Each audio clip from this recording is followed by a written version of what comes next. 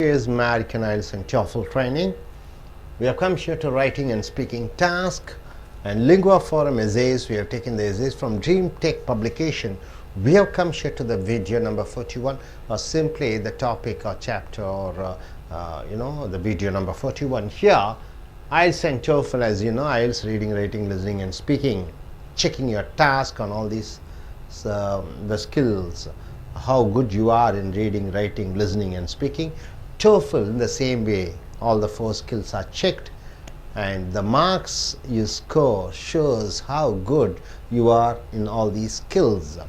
Here in IELTS you get a question writing task of almost 250 to 260 words you have to write in your task 2, and you have to speak on this topic or any topic if they give continuously for 2 minutes.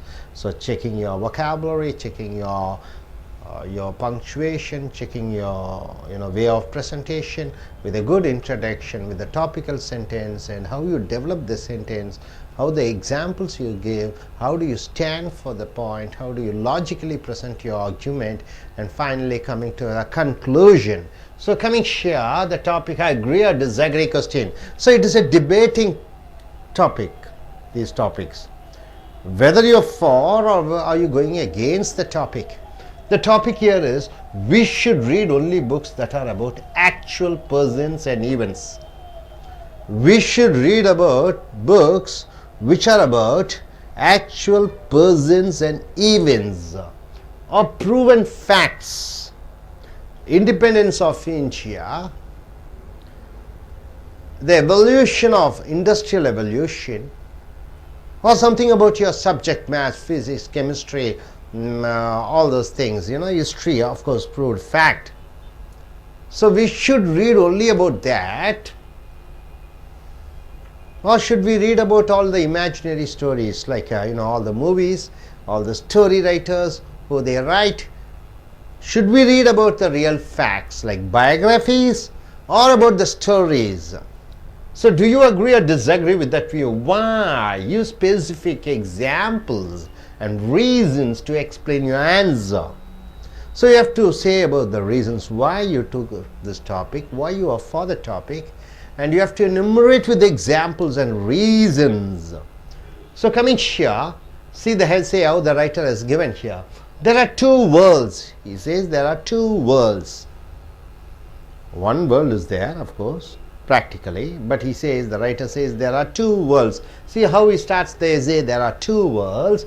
The world which is, the world what exactly is, the world, present world, and the world which might be. The world which is and the world which might be. There are chances of one other thing, that is the imaginary world. 2 world, real world, imaginary world. Non-fiction, fiction means what? Story writings, imaginary things which you do, that is called fiction.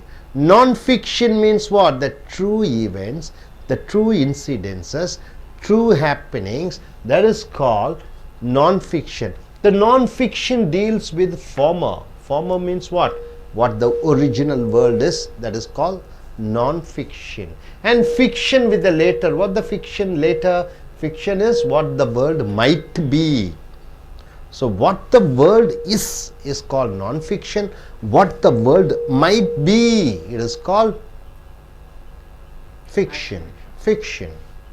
So there is no reason to restrict one's reading to non-fiction. There is no reason you have to read only non-fiction, only biographies, only your subject. No, it's not necessary. That is books dealing with real people, real events and established facts. First independence of India, Jhansi Rani, or about Jawaharlal Nehru. You should not limit, the writer says, to reading only the proved facts or the people or the events. He says because fiction means what? The imaginary storytelling. That's the poets, because fiction can be as instructive, the storytelling or the fictitious book or fictitious movies. It may be instructive, means it makes you to do certain things, as non-fiction, just like the true facts, non-fiction, fiction can also make you to act in a different way. You able to understand? Yes, the great poems of William Shakespeare's poems, or Keats' poems, or in Tamil also you can say Bharatiya, Rabindranath Tagore's poems. So they may be fictitious, but it motivated the people to do certain things. Right? Even the movies, thousands and thousands and thousands of movies are there. All the movies mostly deal with fictitious characters. But non-fictitious, like Gandhi, like Bharati, like one Periyar, some movies deal with real facts. But 99% of movies are imaginary, are fictitious. Those movies and those events and those storybooks motivates the people, encourages the people, instructs the people what to do. So the author says it is not only the non-fiction which you have to read and see and follow, it is also the fictitious things which you have to be good at, so it may be instructive to you. This is what the first paragraph says. He says with an example, for example, works of imagination can help us understand this world better by going beyond mere fact and showing us alternative worlds. See here, works of imagination. What is works of imagination? Avatar, a movie which you might have seen. Avatar, Oscar winning movie. Imagination is there. What is the imagination? There are living beings up to 15 feet tall. The man goes there, try to grab the land. The trees are huge. It has all the lively qualities, godly qualities. So those imagination can help us to understand this world better. We can understand the world better by going beyond mere fact and showing us alternative worlds. They have shown alternative worlds. There's one other movie called Gravity, isn't it? It shows one other world.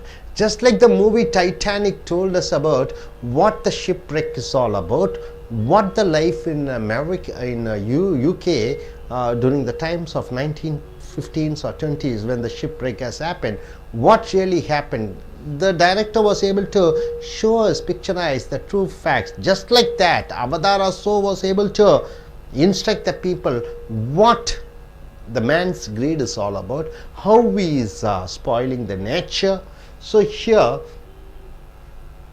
imagine for example, a man shipwrecked in a land. What do you mean by shipwreck? When ship was going, like Titanic movie, it got wrecked in a land where the people are only several centimeters tall. Have you seen a movie? Just 5 centimeters, 7 centimeters tall people are there. He was shipwrecked in an island, and he was in an island where he sees all the short people. In the imagination of Jonathan Swift, it is the Jonathan and Swift's imagination. He wrote a story like that. Such an encounter allowed him to make revealing comments about English society. So when he was telling about this imaginary situation where he was shipwrecked and he went to an island, he met people, saw people of very few centimeters tall, it shows about the English society. Swift could have done the same thing in non-fiction.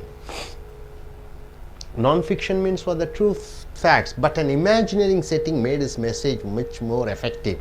Imaginary saying that he was shipwrecked, went to the village, went to an island, saw people of few centimeters, that added glamour for the people, attracted the people much more than this non-fiction. So countless authors have used fiction to teach lessons. So lot of authors, they are teaching the students using the fiction. Warn of dangers, they warn the dangers and explore the complexities of the mind. So our mother used to say fictitious stories, isn't it? The devil is there, you cross 7 hills, there you find a devil, and the devil's life is there. He goes there, takes that and kills the demon. These type of stories are told to the students, are told to the children to make them get involved and interested. Kervains used Don Quixote and Sancho to illustrate the conflict between the idealistic and realistic. What do you mean by idealistic? We have to be like this. This is called idealistic. What is the realistic? But the real situation is like that. Idealistic means everybody should live in a proper way. But reality is people are not able to go according to that. Yes, every negative qualities, the faults are there. So he says about the idealistic and realistic. What is exactly what a man should be, but what exactly man is. So George Orwell wrote 1984 to warn about the dangers of totalitarianism. What do you mean by totalitarianism? It is something like a communism. Entire world, there will be communism. There won't be any capitalism, there won't be any democracy, so it is completely controlled. That's what he says about that. Jules Verne used the imaginary Captain Nemo and a submarine. So this particular author named Jules Verne, he used an imaginary story to say that a submarine comes and the technology could be either beneficial or destructive. So this technology in future, it may be useful, protective or destructive, depending on how it was used. I think a lot of movies have come, isn't it? In English movie, Hollywood movie, you find nuclear war happens in the movies, then one country is eliminated, like America. There's one other movie, Oscar winning movie, where atomic fight happens between one country and another country. So all these imaginary stories say what the technology will be in future, how the technology will destroy the humanity. So all these things which are told in a fictitious way. So coming here, concluding, therefore these examples says the value of fiction. It says about the value of fiction.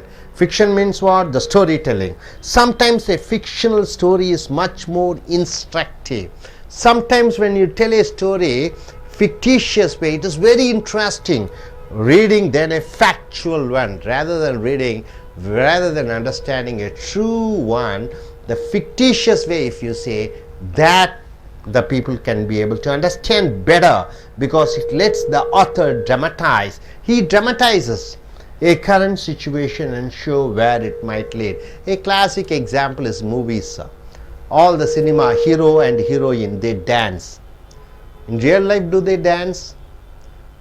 In picture, it helps, it makes the people to go in for a dreamland. That's the reason he watches always the movies where you find the dances and you find the hero, heroine singing. But in real life, are we singing? No. So that when you go in for a fictitious way of telling, it interests, it makes the student, it makes the people to understand better in a better way, and it is instructive. That is a fictitious way of telling. So here the author says it is not only the non-fiction, fictional things also help the people to understand in a much better way as what a non-fiction story does. So he says with all the examples, and he comes to the conclusion. Now let us go in for a presentation by our I.E.L.T.S takers. Let us start. Yes, forward.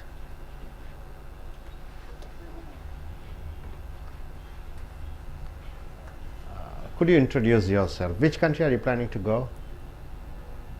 Hello, excuse me. Actually, I wanted to go for Australia. Very fine. You can know what you are able to understand. How do you deliver your speech? Like, start. This topic, about this topic, you have to speak. This is Tubden, and we were talking about today's topic is fiction and non-fiction. So, the two play a very important role in our various life. So, fiction is like imaginary, like imaginary plays important role in our musical fields and any movies fields, any other fields also.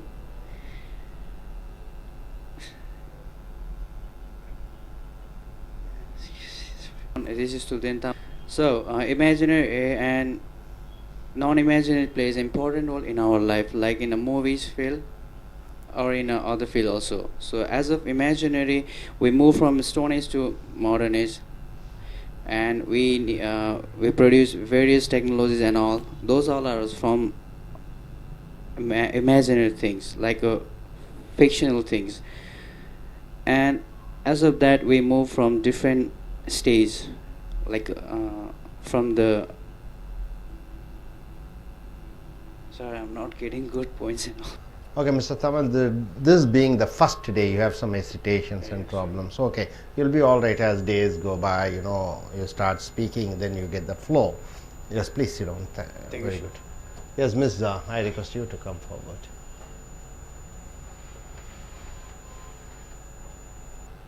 Yes, what's your name?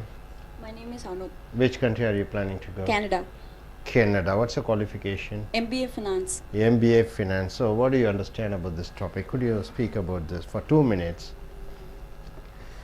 Good evening, everybody. I'm going to talk about the fiction and non-fiction in our life. Fiction. Fiction is like stories, novels, movies, etc.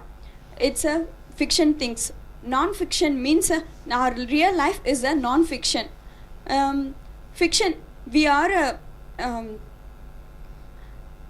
fiction means we are reading books, novels, and watching cinemas. Likes or fiction things. Nowadays, we are watching cinemas in 3 hours. It's a real thing or real things also we like. Most of the things we can able to see in the cinemas, song, dialogues, action, everything. That all are not a real thing. It's only a fiction things only in cinema. In novels, there are writing like love stories, thriller stories, like lot of things.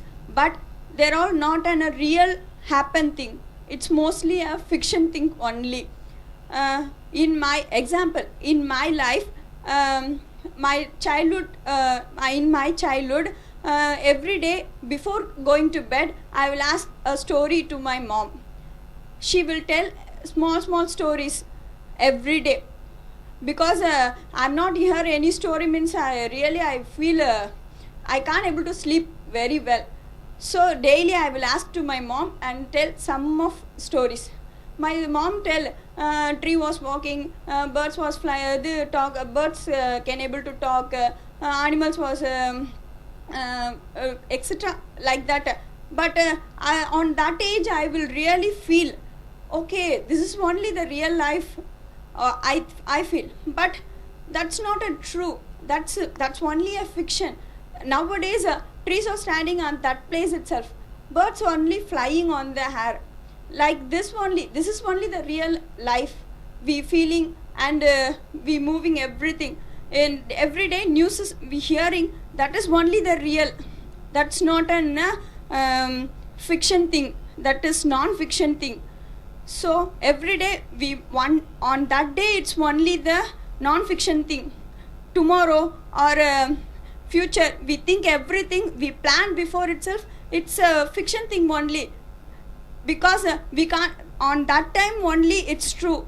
But the next future life we can't able to plan. This is only the life. This is only we going to do exactly. Everything will change as a fiction thing. So this is today only the real thing. This is a non-fiction thing. Thank you very much. Good. Yes, I have your views. Hi, I'm Satya. I'm going to talk about fiction and non-fiction things. So the fiction and non-fiction both are good in our life because the fiction means like novels and many kind of stories like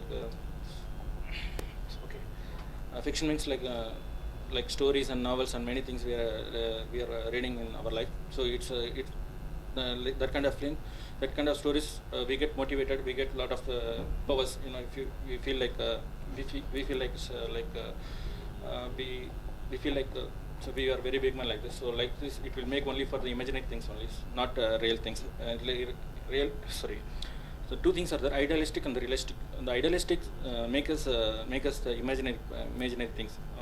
For example, in our film industries, many people are taking like imaginary films like Harry Potter's taking like 2-3 parts successfully in the Hollywood and anywhere. So and even though in the Titanic and as well as the Final Destination, many films are very hited. It's like imaginary things. If you're going put in real things, it not more succeeds. So many people are, even though real things also succeeds in our life, in the film industries in our, particularly in Tamil Nadu, so like Veerapaniyan Katavaman story is a real story, and this they make us a film on maybe in 1950 or 60. So that time it was very hited. If you are seeing that films, you will get motivated, you will get more powerful, you will get a very strength. So I strongly supported and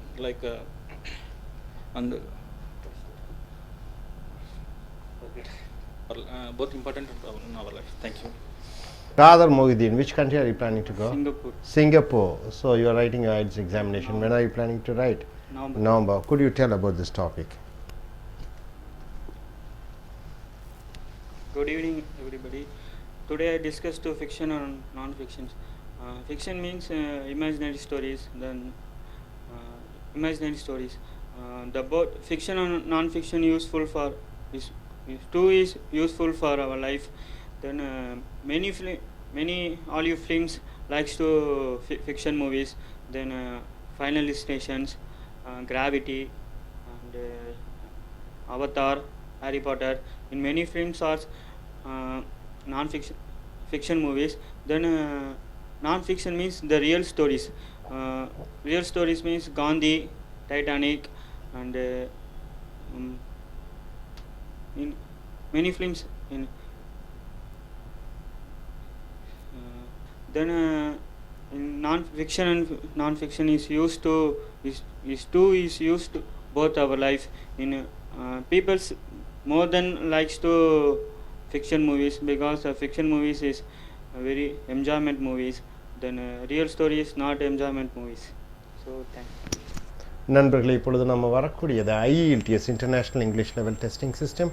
TOEFL test on English as foreign language. அது British அரசாங்கம், இது அமெரிக்க அரசாங்கம் நடத்தக்கூடிய சர்வதேச அளவிலான உங்களுடைய ஆங்கில 4 திறன்களான பேசுவது, எழுதுவது, வாசிப்பது, கேட்பது, இந்த திறன்களை சோதித்து உங்களுக்கு கொடுக்கக்கூடிய மதிப்பெண்கள். இந்த மதிப்பெண்கள் மூலமாகத்தான் உங்களுக்கு அயல் நாட்டிலே நல்ல கல்லூரி பல்கலைக்கழகங்களிலே இடம் கிடைக்கும் அல்லது வேலை கிடைக்கும். ஸோ இது சர்வதேச அளவிலே உங்களுடைய ஆங்கில புலமையை நிர்ணயிக்கக்கூடிய ஒரு பரீட்சை. ஸோ இதில் நம்ம பார்க்கக்கூடியது ரைட்டிங் அண்ட் ஸ்பீக்கிங், எழுதுவது மற்றும் பேசுவதனுடைய திறன்கள். ஸோ இங்கே லிங்குவா ஃபாரம் என்ற கட்டுரை தொகுப்பிலிருந்து ட்ரீம் டெக் என்ற பப்ளிகேஷன் அச்சகத்தின் மூலமாக வீடியோ நம்பர் 41க்கு வந்திருக்கிறோம். இங்கே அக்ரி ஆர் டிஸ்அக்ரி கொஸ்டின், ஏற்றுக்கொள்கிறாயா ஏற்றுக்கொள்ள மாட்டாயா, இதுதான் தலைப்பு. ஏற்றுக்கொள்கிறாயா ஏற்றுக்கொள்ள மாட்டாயா, இதுதான் தலைப்பு. தலைப்பு பாருங்கள், அதாவது இந்த மாதிரியான தலைப்பு வரும். ஏற்றுக்கொள்கிறாயா ஏற்றுக்கொள்ள மாட்டாயா, விவாதத்திற்கு உகந்த ஒரு தலைப்பு. We should read only books that are about actual persons. இந்த தலைப்பு என்ன கொடுத்திருக்கிறது? நாம் படிக்க வேண்டிய புஸ்தகங்கள் உண்மை சம்பவ புஸ்தகங்களாக மட்டும் இருக்க வேண்டும். அண்ட் ஈவென்ட்ஸ், உண்மை நிகழ்ச்சிகளாக மட்டும் இருக்க வேண்டும். ப்ரூவன் ஃபேக்ட்ஸ், நிரூபித்து உண்மை சம்பவங்களாக மட்டுமே இருக்க வேண்டும். அப்போ நம்ம பார்க்கக்கூடியது, பேசக்கூடியது, படிக்கக்கூடியது அனைத்தும் உண்மை சம்பவங்கள் தான் இருக்க வேண்டும். அதில் கற்பனையே இருக்கக்கூடாது என்று இந்த தலைப்பு சொல்லுகிறது. டூ யூ அக்ரி, ஏற்றுக்கொள்கிறாயா, டிஸ்அக்ரி வித் தட் வியூ, இதை ஏற்றுக்கொள்கிறாயா ஏற்றுக்கொள்ள மாட்டாயா என்று சொல்கிறது இந்த தலைப்பு. ஏன் ஏற்றுக்கொள்கிறாய் ஏன் ஏற்றுக்கொள்ள மாட்டாய் என்று சொல்ல வேண்டும். யூஸ் ஸ்பெசிஃபிக் எக்ஸாம்பிள்ஸ், குறிப்பிட்ட உதாரணங்களை கூற வேண்டும். அண்ட் ரீசன்ஸ், காரணங்களை கூற வேண்டும். டு எக்ஸ்பிளைன் யூர் ஆன்சர்ஸ், உன்னுடைய விடைகளை சொல்வதற்கு அதற்கு தகுந்த உதாரணங்களை சொல்ல வேண்டும். அப்போ தலைப்பு என்ன சொல்லுகிறது? உண்மை சம்பவங்களைத்தான் படிக்க வேண்டும், உண்மை சம்பவ படங்களைத்தான் பார்க்க வேண்டும். கற்பனை பண்ணி பாருங்கள். உண்மை சம்பவம் மட்டும் பார்க்க வேண்டும்னா சினிமா ஜீரோ, ஒரு சினிமாவும் கூட தயாரிக்க முடியாது. நாவல்கள் எல்லாம் ஒன்றுமே, யாரும் நாவல் படிக்க முடியாது. டெலிவிஷன் சேனல் அது ஜீரோ. டிஸ்கவரி சேனல் உண்மை சம்பவம் அது மட்டும்தான் பார்ப்பார்கள். நியூஸ் செய்தி அது மட்டும்தான் பார்ப்பார்கள். நியூஸ் பேப்பர் உண்மை சம்பவங்களை மட்டும்தான் பார்ப்பார்கள். குழந்தைகள் maths, physics, chemistry, biology, botany உண்மை சம்பவங்களை தான் படிக்க முடியும். கற்பனையே இருக்கக்கூடாது என்று சொல்கிறது இந்த தலைப்பு. இதற்கு ஏற்றுக்கொள்கிறாயா, ஏற்றுக்கொள்ள மாட்டாயா, அதுதான் சொல்கிறோம். அப்போ இந்த கற்பனை கலந்த காவியங்களும் கதைகளும் சினிமாக்களும் மக்களுக்கு உதவி செய்கிறதா இல்லையா? ஸோ இங்கே பார்த்தீர்கள் என்றால் there are two worlds, 2 உலகங்கள் இருக்கிறது. the world which is உண்மையான உலகம், இதுதான் எந்த உலகம் நாம் வாழ்ந்து கொண்டிருக்கக்கூடிய உண்மையான உலகம். and the world which might be, இன்னொரு உலகம் என்ன, இந்த மாதிரி கற்பனை கலந்த ஒரு உலகம். உண்மை உலகம் இது, கற்பனை கலந்த உலகம் இன்னொன்று. அனைவருக்கும் கற்பனை, காரில் போகிறோம், பென்ஸ் காரில் போகிற மாதிரி இருக்கும், ஏரோப்ளேனில் பறக்கிற மாதிரி இருக்கும், உடம்பு முழுக்க வைர நகைகளை போட்டுக்கொண்டு ஜொலித்து கொண்டிருப்பது போன்று, குதிரையிலே ராஜா போன்று வரக்கூடிய அந்த 1000 கற்பனைகள் இருக்கும். ஸோ உண்மையற்றது 2 உலகங்கள் இருக்கிறது. ஒன்று உண்மையான உலகம், இன்னொன்று இப்படி உலகம், கற்பனையான ஒரு உலகம். நான் ஃபிக்ஷன் டீல்ஸ் வித் ஃபார்மர். நான் ஃபிக்ஷன் என்றால் என்ன? உண்மை சம்பவங்கள், உண்மை நிகழ்வுகள், உண்மை நிகழ்ச்சிகளை நான் ஃபிக்ஷன். நான்னா இல்லை, ஃபிக்ஷன்னா கதை. நான் ஃபிக்ஷன்னா கதை இல்லை, உண்மை. அதுதான் முதலாவது உலகம். இரண்டாவது உலகம் ஃபிக்ஷன் வித் த லேட்டர், கற்பனை கலந்த உலகம்தான் which might be world, which might be இன்னொரு உலகம். ஸோ இந்த 2 உலகம், உண்மையான உலகம், கற்பனை கலந்த உலகம், அது ஃபிக்ஷன், நான் ஃபிக்ஷன் என்று சொல்கிறோம். நான் ஃபிக்ஷன் என்றால் என்ன? உண்மை உலகம். ஃபிக்ஷன் என்றால் என்ன? கற்பனையான உலகம். there is no reason to restrict one's reading to non-fiction. So இங்கே கட்டுரையாளர் என்ன சொல்கிறார்? நாம் நான் ஃபிக்ஷன்னா உண்மை சம்பவங்களை மட்டுமே படிக்க வேண்டும் என்று அந்த வட்டத்திற்குள் இருக்கக்கூடாது. அதாவது books dealing with real people, உண்மை சம்பவங்கள், உண்மை மக்களை பற்றி மட்டுமே நம்மளுடைய எல்லையை வைத்திருக்கக்கூடாது. Real events and established facts, உண்மை நிகழ்ச்சிகள், உறுதி செய்யப்பட்ட உண்மைகள். Because fiction can be as instructive as nonfiction. Fiction என்றால் என்ன? கதை சம்பவங்கள் ஃபிக்ஷன். இந்த ஃபிக்ஷன் கதை சம்பவங்கள் நான் ஃபிக்ஷன் என்றால் என்ன? உண்மை சம்பவங்களை போன்று இந்த கதை கட்டுரைகள் மனிதர்களை உற்சாகப்படுத்தி ஊக்கமளித்து அவர்களுக்கு வழிகாட்டக்கூடிய அந்த சக்தியை பெற்றிருக்கிறது. எது? கதை புஸ்தகங்கள் உண்மை சம்பவ விஷயங்களை போன்று அதற்கு தகுந்தபடி அதற்கு வலிமை இருக்கிறது, வல்லமை இருக்கிறது என்று எழுத்தாளர் சொல்கிறார். தோ இன் ஏ டிஃப்ரெண்ட் வே, ஆனால் இன்னொரு வகையிலே. உதாரணத்திற்கு for example, works of imagination, கற்பனையினுடைய வேலைப்பாடுகள் எது? கேன் ஹெல்ப் அஸ் அண்டர்ஸ்டாண்ட், புரிந்து கொள்ளலாம் this world better by going beyond mere fact and showing us alternative worlds. அந்த கற்பனையை கலந்து சொல்லும் பொழுது இந்த உலகத்தை விட்டு இன்னொரு உலகம் இருப்பது என்பதை அந்த கற்பனை கலந்த காவியங்கள் சொல்கிறது. உதாரணத்துக்கு வேற்று கிரகத்தில் மனிதர்கள் இருப்பது போன்று ஒரு உலகத்தை அவதார் என்ற படைப்பு காண்பித்தது. உண்மை சம்பவங்களான டைட்டானிக், அந்த உலகத்திலே நடந்த உண்மை சம்பவமான ஒரு போர் கப்பல் தாக்கி மனிதர்கள், ஆயிரக்கணக்கான மனிதர்கள் இறந்ததை உண்மை சம்பவம் காட்டியது. அணுகுண்டுகளால் போர் நடைபெற்றால் என்ன? உண்மை சம்பவம். ஹிரோஷிமா, நாகாசாக்கி உலகப்போர், 2வது உலகப்போரிலே அந்த அழிவை நேரடியாக பார்த்தோம். சினிமா, நூற்றுக்கணக்கான சினிமாக்கள் வந்திருக்கிறது. அந்த சினிமாவுக்கு என்ன காண்பிக்கப்படுகிறது? அணுகுண்டுகளினால் போர் நடந்து ஒரு நாடே அழிந்து விட்டது, அங்கள் மக்கள் எப்படி வாழ்வார்கள் என்பதை சித்தரித்து காட்டுகிறது. அதே போன்று கிராவிட்டி என்ற படம் விண்வெளியிலே மக்கள் எப்படி வாழ்ந்து கொண்டிருப்பார்கள் என்ற அந்த கதையை காண்பித்தது. உண்மையிலே பல விஞ்ஞானிகள், பல ஆராய்ச்சியாளர்கள் வானிலே சென்று நிலவிலே ஆம்ஸ்ட்ராங் சென்று வந்தார், அது உண்மை சம்பவம். அதே போன்று கிராவிட்டி என்ற படம் விண்ணிலே என்ன நடைபெற்றது என்று சொல்லி மக்களை புரிந்து கொள்ள வைக்கக்கூடிய இயல்பை அது பெற்றிருக்கிறது. So imagine for example a man shipwrecked என்றால் என்ன? கப்பல் உடைந்து விட்டது, கப்பல் நீரிலே பாறையிலே தாக்கி அது உடைந்தது. ஒரு கப்பல் ஏதோ ஒரு பாறையிலே மோதி உடைந்து விட்டது in a land where the people are only several centimeters tall. கற்பனை பண்ணி பார்க்கிறோம், இது கற்பனை கதாபாத்திரம். ஒரு ஒரு கப்பலில் செல்லக்கூடியவர் கப்பல் உடைந்து அங்கே ஒரு தீவுக்கு செல்கிறார். அங்கே எல்லா மனிதர்களும் குள்ளமான மனிதர்களாக இருக்கிறார்கள். இந்த இமேஜினேஷன், இந்த கற்பனையிலே ஆஃப் ஜொனாதன் ஷிஃப்ட் என்ற எழுத்தாளர் கற்பனை பண்ணி எழுதக்கூடிய அந்த கதையிலே such an encounter இதை போன்று ஒன்று allowed him to make revealing comments about English society, ஆங்கில சமுதாயத்தை பற்றி அவர் தெளிவாக சொல்லக்கூடிய ஒரு இயல்பை பெற்றிருக்கிறார். இந்த கற்பனை கலந்த காவியத்தை மக்களிடம் கொடுத்து மக்கள் அனைவரும் இந்த ஜொனாதன் ஷிஃப்டினுடைய கற்பனை கலந்த காவியத்தை அனைவரும் படித்து வாசித்து அனுபவித்தார்கள். ஆங்கில சமுதாயத்தினுடைய உண்மை, அவர்களுடைய ரசனையை என்ன என்று அவர் கண்டுபிடித்தார். Shift could have done the same thing in non-fiction. இது உண்மை சம்பவங்கள் மூலமாகவும் ஷிஃப்ட்னால சொல்ல முடியும். But an imaginary setting made his message much more effective. கற்பனை கலந்த ஒரு காவியத்தை படைத்து சொல்வதன் மூலமாக மக்கள் எளிதில் புரிந்து கொள்ளக்கூடிய பக்குவத்தை பெற்றார்கள் என்று ஜொனாதன் ஷிஃப்டின் மூலமாக, அதாவது குள்ளமான மனிதர்கள் இருக்கிறார்கள் உலகத்தில் என்ற கற்பனை கலந்த ஒரு காவியத்தை ஒரு நபர் தீவிலே சென்றுகிறார். கப்பல் உடைந்து அங்கே குள்ளமான மனிதர்களை பார்த்தால் அனைத்து இங்கிலாந்து மக்களும் அந்த கதையை படித்தார்கள், ரசித்தார்கள். ஸோ இந்த கற்பனை கலந்த காவியத்தை உண்மை சம்பவம் மூலமாக சொல்லியிருக்க ஜொனாதன் ஷிஃப்டினால் முடியும். மிகப்பெரிய எழுத்தாளர் இருந்தாலும் அவர் இந்த கற்பனை கலந்த காவியத்தை படைத்து மக்களை புரிந்து கொள்ளக்கூடிய அந்த உந்துதலை கொடுத்தார். அடுத்தது கவுண்ட்லெஸ் ஆத்தர்ஸ், ஏகப்பட்ட எழுத்தாளர்கள். ஏதாவது ஒரு எழுத்தாளர் சொல்லுங்கள். ஆத்தர் ஹெய்லி, அப்புறம் ஜேம்ஸ் ஆர்லி சேஸ், அடுத்தது அயன் ரேண்ட், ஷேக்ஸ்பியர் எல்லாம் ஒரு மிகப்பெரிய அது கவிஞர். அவர் வந்து அந்த உண்மை சம்பவங்கள் அது அவர் ஒரு இங்கிலீஷ் போயட். வேறு என்ன சொல்வீங்க, ஹெரால்ட் ராபின்ஸ், சிட்னி ஷெல்டன் போன்ற மிகப்பெரிய எழுத்தாளர்கள் பல காவியங்களை பல கதைகளை புனைந்தார்கள். அதெல்லாம் மிகப்பெரிய ஃபேமஸ் ஆச்சு. Countless authors have use fiction to teach lessons. பாடங்களை எடுப்பதற்கு கதைகளை சொல்லி பாடம் எடுத்தார்கள். வார்ன் ஆஃப் டேஞ்சர்ஸ், ஆபத்துக்கள் வரப்போகிறது என்பதை கதைகள் மூலமாக சொன்னார்கள். And explore the complexities of the mind, மனது என்னெல்லாம் அலைப்பாய்கிறது என்பதை கற்பனை கலந்து மக்களுக்கு காண்பித்தார்கள்.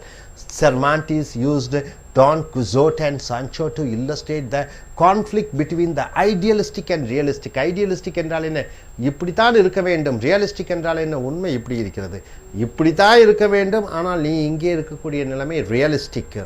அடுத்ததாக ஜார்ஜ் ஆர்வெல் என்பவர் எழுதினார் 1984 to warn about the dangers of totalitarianism. டொட்டாலிட்டேரியனிசம் என்றால் என்ன, அடக்குமுறை ஆட்சி. உலகம் முழுக்க 1984 அவர் சொன்னார். சைனாவில், ரஷ்யாவில், கியூபாவில், மற்ற நாடுகளிலும் டொட்டாலிட்டேரியனிசம், அதாவது அடக்கி ஆளக்கூடிய ஒரு அரசு, ஜனநாயகம் இருக்காது என்று சொன்னார். Jules Verne use the imaginary captain, கற்பனை கலந்த அந்த கேப்டன். ஒரு கேப்டன் என்றால் என்ன, கப்பல் தலைவன். நெமோ இஸ் சப்மரீன், அவருக்கு கடல் நீர்மூழ்கி கப்பல் இருந்தது.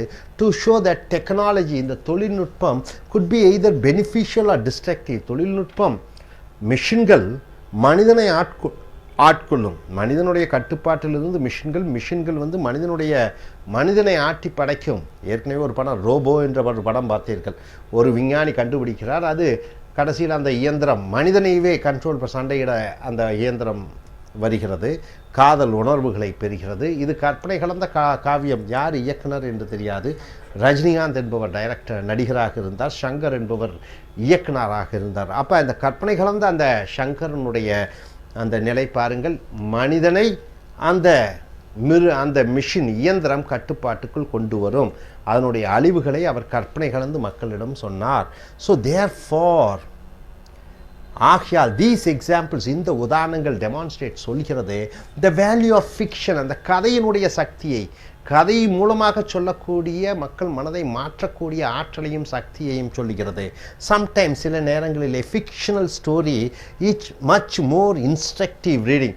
சில சமயங்கள் பார்த்தா கதைகள் மூலமாக சொல்லும் பொழுது மக்கள் நன்கு புரிந்து கொள்கிறார்கள். தென் ஏ ஃபேக்சுவல் ஒன், ஒரு எம்ஜிஆர் ஒரு திருட்டை பற்றி சொன்னால் மக்கள் எளிதில் புரிந்து கொள்கிறார்கள். திருடக்கூடாது, திருடாதே என்று. அதே போன்று டிவி சேனலில் பல நிகழ்வுகள் மக்களை, அந்த சீரியல்கள் பெண்களை மனதை மாற்றி நல்ல வழிக்கு கொண்டு வரக்கூடிய சக்தியையும் கொடுத்திருக்கிறது. Because it let's the author traumatised a current situation.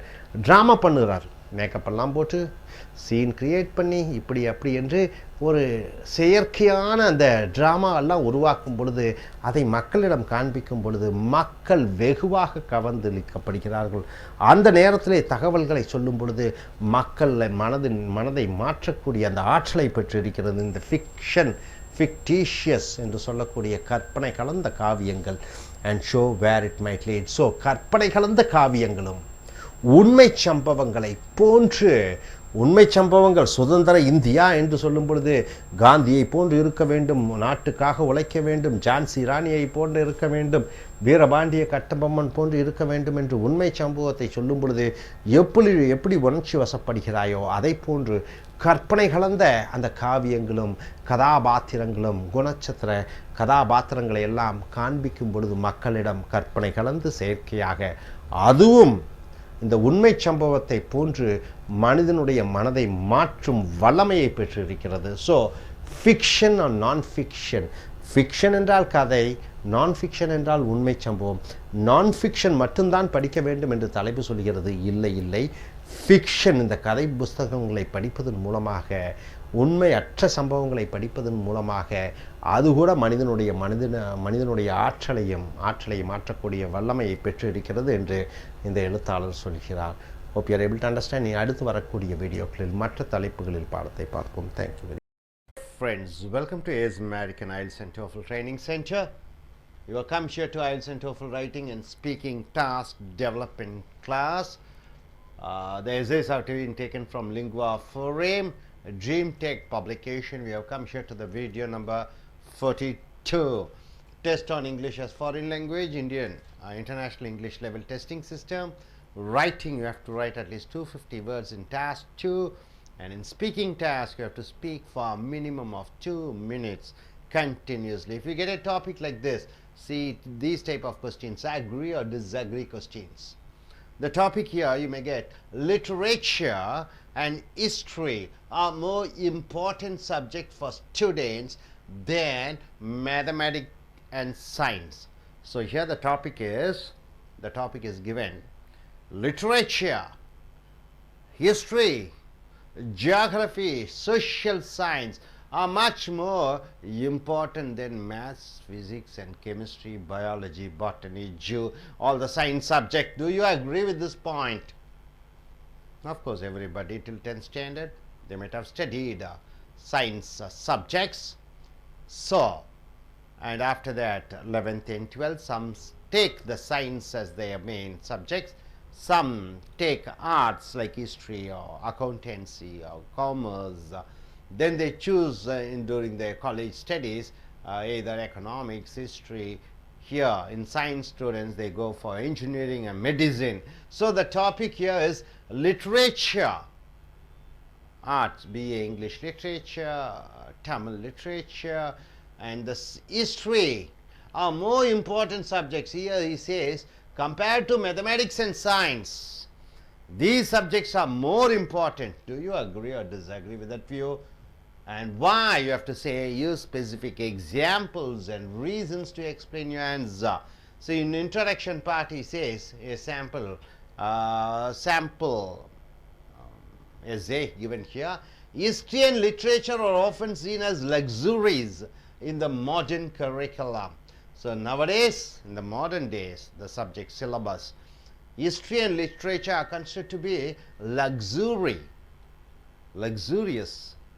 It's not a necessity, it becomes a luxurious. See, however, I must oppose attempts to give literature and history a subordinate position. Here the author says, the writer says, history and geography has become luxurious in the modern day curriculum. Means they are not giving much importance for these two subjects. Now people are giving much importance for maths, physics and chemistry and science. But history and literature are not given importance. So the writer, he says that he is pained with this fact, and he says no way history and literature are going to be subordinate compared to mathematics and physics, science. in the curriculum. These subjects are just as important as maths and science for several reasons. He says that literature and history is as important as maths and science.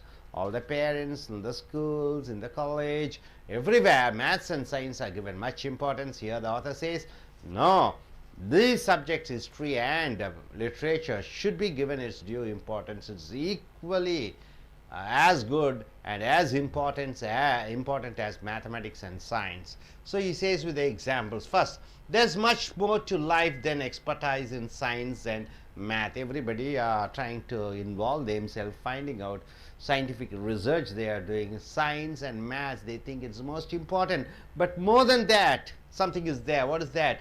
A balanced education requires. So if you're being a scientifically good, it is not a balanced education. A balanced education requires exposure. You should be knowing about history and literature as well. So the balanced education would be both you must be knowing about the literature and about the maths and science. So one-sided importance given to science subjects, it doesn't balance the educational curriculum or system. So indeed true, knowledge of history is essential to education in the science. So in the science also there is a history. We should know about the science of the history. We should know about the science of the history. I mean, because one can't understand a science well without knowing how it developed and who developed it. So even science has its own history. Unless the students understand the history of science, they won't be knowing how the science is in the present day, what is its evolvement, what is its origin. And unless he knows about the history of science, he won't be able to understand the present science. So even in history and even in mathematics, there is a history which the student should understand. So coming here, in addition, history is a record of the most important subject of all. So here the author and writer says history is the most important, whether it is in science, whether it is in mathematics or whatever it is. Unless you know history about whatever the things are happening, you won't be able to understand the subject. Telephone, cell phones, what is the history behind that? Graham Bell has invented about that telephone. About aeroplanes and jets and rockets, everywhere it's going. What is the history about that jets and aeroplanes or flying machines? It is the Wright brothers' invention of aeroplanes in the beginning. So you have to know about the history and the evolution and the process. Electricity and bulbs, computers, everything has its own history. So history in the science is the most important also. Any subject you say about India and history, America and history, who discovered America, it is the Columbus, right? So the history is there in each and every subjects. Human behavior, what people did with discoveries and inventions is at least as important as what people discovered and invented. So what people have discovered and invented, so we should you should know about what the people have the discoveries and the inventions.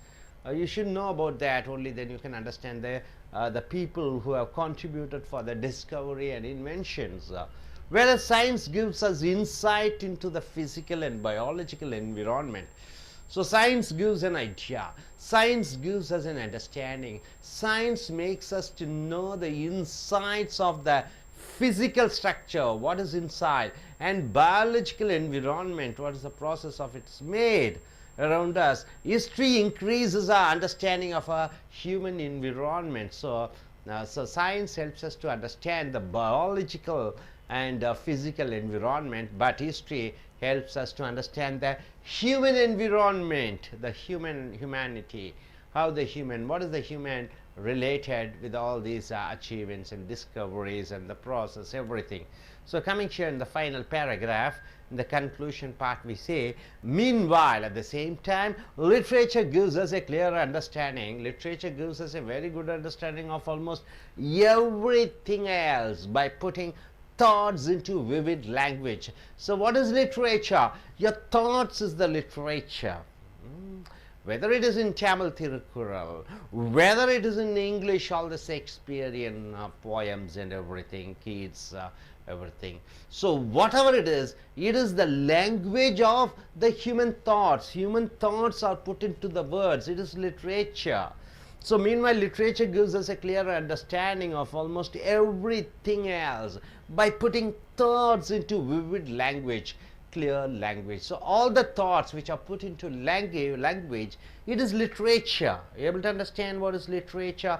All the human thoughts put in languages, whether it is in French or Tamil or Malayalam or English, Hindi, any language, the thoughts of the human thoughts put into language is called literature. Consider Shakespeare, the great drama, I know drama and all the lyric writer. In Julius Caesar, what did he do? The evil, he has written a the thought into his words. The evil that men do lives after them.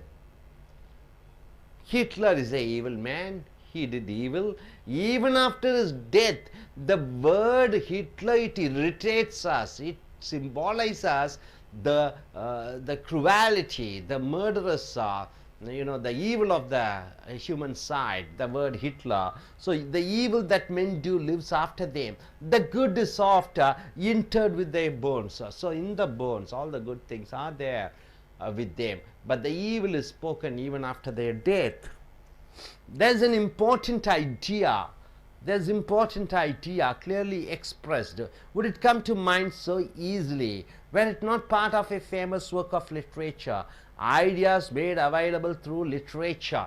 The ideas which are made available through literature and history are essential. Ideas which are expressed through literature and history are essential to complete education. So the education would be completed not by mathematics and science, the history and the thoughts of the humanity put in the words and the evolvement, it is most important. That's why it's a mistake to emphasize science and math at their expenses. Here there is literature and history. So you should not give much importance. You must give importance to maths and science. Very much is needed, but at the expense of literature and history, it is not good. That's what the author says. That's what the writer says. So history, not only even in science, it has an history. You should understand the history. Just by knowing the science is no use, and knowing science, just giving less importance to literature and history is wrong. That's what the writer says. Hope you are able to get it. Are you clear about it? Yes. Yes, come, Miss Sankita. What's your qualification? MCA, sir. Which country are you planning to go? London. So what do you plan to do in London? It's for jobs. Is for job. Why don't you tell what you understand about this topic?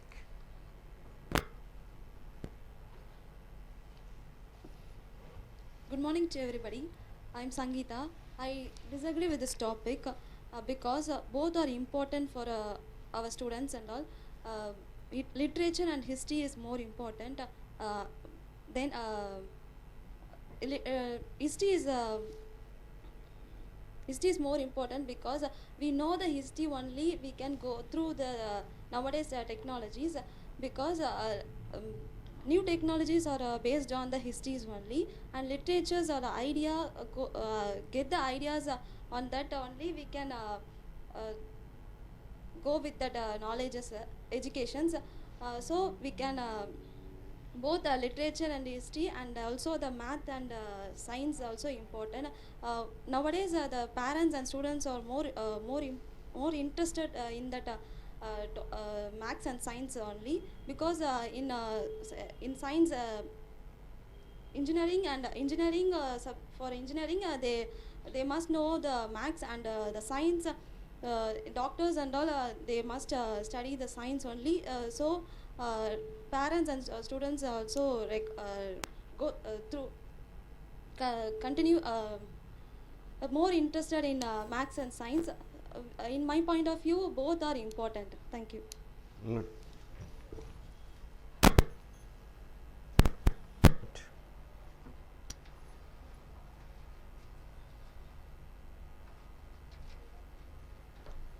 What's your name? Qadar Mehdi, Which country are you planning to go? Singapore. Okay. So what do you plan to do? Studies or job? Jobs. Okay. Could you tell about this topic? What do you understand? Good morning, everybody. Today I discussed two literatures and history subject. I do not agree with topics because literatures and history are most useful our life. It is it's more advanced of and compared than maths and science. Then history records is our most useful for our government exams. Then all government exams are history basics. Then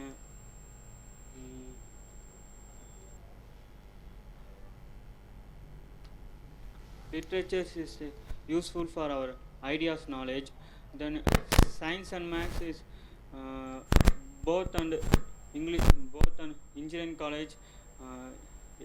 Everybody plus 2 group in maths, physics and computer science or biology, but not care for history and literatures. Then few college available for Tamil and English language. Then science knowledge our increase by our physics, physicals and chemistry biologies. Then history knowledge is more useful for our life than living environment. So thank you.